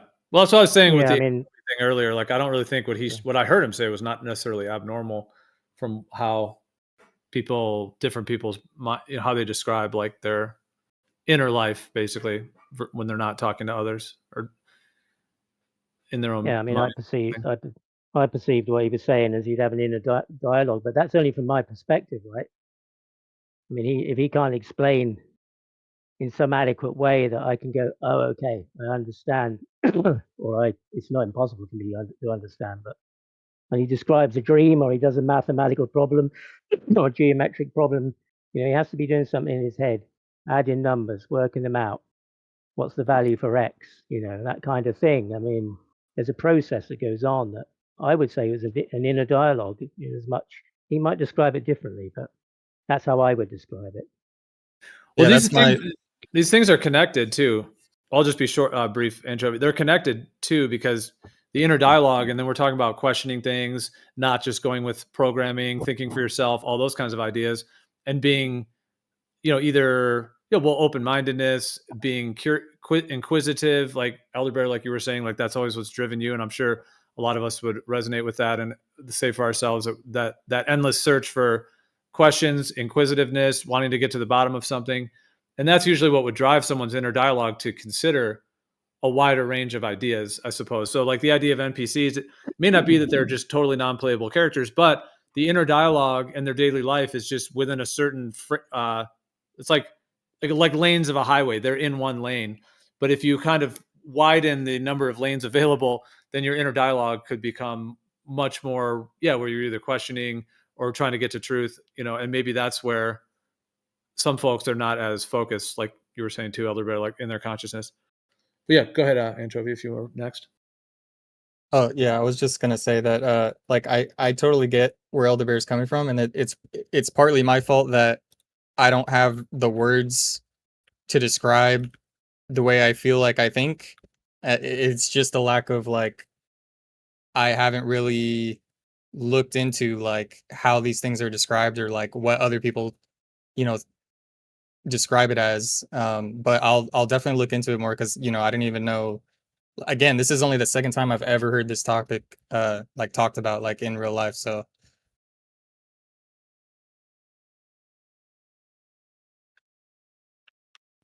Yeah, Probably it's check a out that pretty playlist I pretty put deep together topic. with those interviews. Go ahead. Check out that playlist I put together with all those interviews of people that are comparing the difference of how they see it with someone else. Anyone should check that. I'm going to look at the whole list myself. You see Brian's new video on the dual pole? Well, I just happened to scroll up. I mean, Yeah, we don't he's have to gonna switch do- a topic. It would have to switch a topic if people still have comments on this. But I just did you see his video that he just Yeah, posted? he sent it to me. Oh, the new Yeah. Maybe I haven't seen the new one. He one to me not too long No, ago. I think it's probably if you've seen it in the last week or two, or I think it was The posted fairly. short, right? Yeah, just the one about because we were talking about how the sun sets like I was calling it the descent angle of the sun when you look west in the north and south. That whole argument that like Max, like MXXD, that guy Max, that he had brought up, and then remember, yeah, that whole stream where I made all those graphics like with the road and perspective. But yeah, Brian sounds like he's addressing that and how it fits the dual pole. Yeah, it's cool. He's good with the map work. Like he looked at the the GPs for the sun. They actually do work with a dual pole? That's what his whole point is. I think he should use the 33-degree correction and all that too. But yeah, I just search the Discord, for all that server, that name, and there's no trace of the Captain 0449 anywhere that I can find. yeah. Someone I'm said kind of the link reluctant to was not email an him expired because link. you have contact. Sorry. Was it expired? The link? I'll ask him. Yeah, I'll DM him and ask him. Yeah, There's I another link. tried it. It says invite link expired. He may have too many. I'm reluctant to email him. Okay, well, that doesn't mean the Discord doesn't exist. Possibly, it could just mean that the link was not. I'm not saying that. Just can't find it. 'Cause that's what I wanted to find, so we could maybe get because he said there's lots more details there, And Well, now you guys, I haven't actually seen the first or the second video of this guy, so I kind of don't actually even have context exactly. I've heard about it. I often I'm working, I'm busy, I'm doing things, and so I often don't have time to like sit down and watch a whole long movie or like a longer documentary type thing. I mean, I do watch stuff, but I'm either like listening on here and helping moderate, and I'm also just working and doing a ton of stuff throughout my days. So I often don't have the time to like fully these days to like watch a whole, because it's like a 2-hour documentary, the first one. I mean, I do want to, but you guys are kind of making me. You guys are making me want to put it move it up on my watch later list, perhaps after talking about this. I know. But the thing is with it, like even if he's not, it's perfectly plausible that he isn't correct about the stuff. Like NP said, he can't find info about certain things, and he's questioning things. Right? That's fine. I agree with that. But the thing that I enjoyed about it is it makes you aware of things that you haven't thought about, or that it brings new thoughts, it brings new questions, which hasn't happened in a while. What were your thoughts, for instance, about no women on the crew? I understand that because we tend to be a little emotional. So, and he said it's for the first expedition. So I kind of get that. I don't have an issue with it. Because he seems to like he needs zero problems. That's essentially the message that I was getting. Because he said it's also not the men shouldn't be over a certain age. You shouldn't have small children. He has a whole list of stuff, and to me that sounded like he is serious. He isn't looking for drama. He's not looking for people who's going to try stuff, or that to me looked like he's serious. Yeah, that's why I wanted the Discord to sort of look a bit further into that, or maybe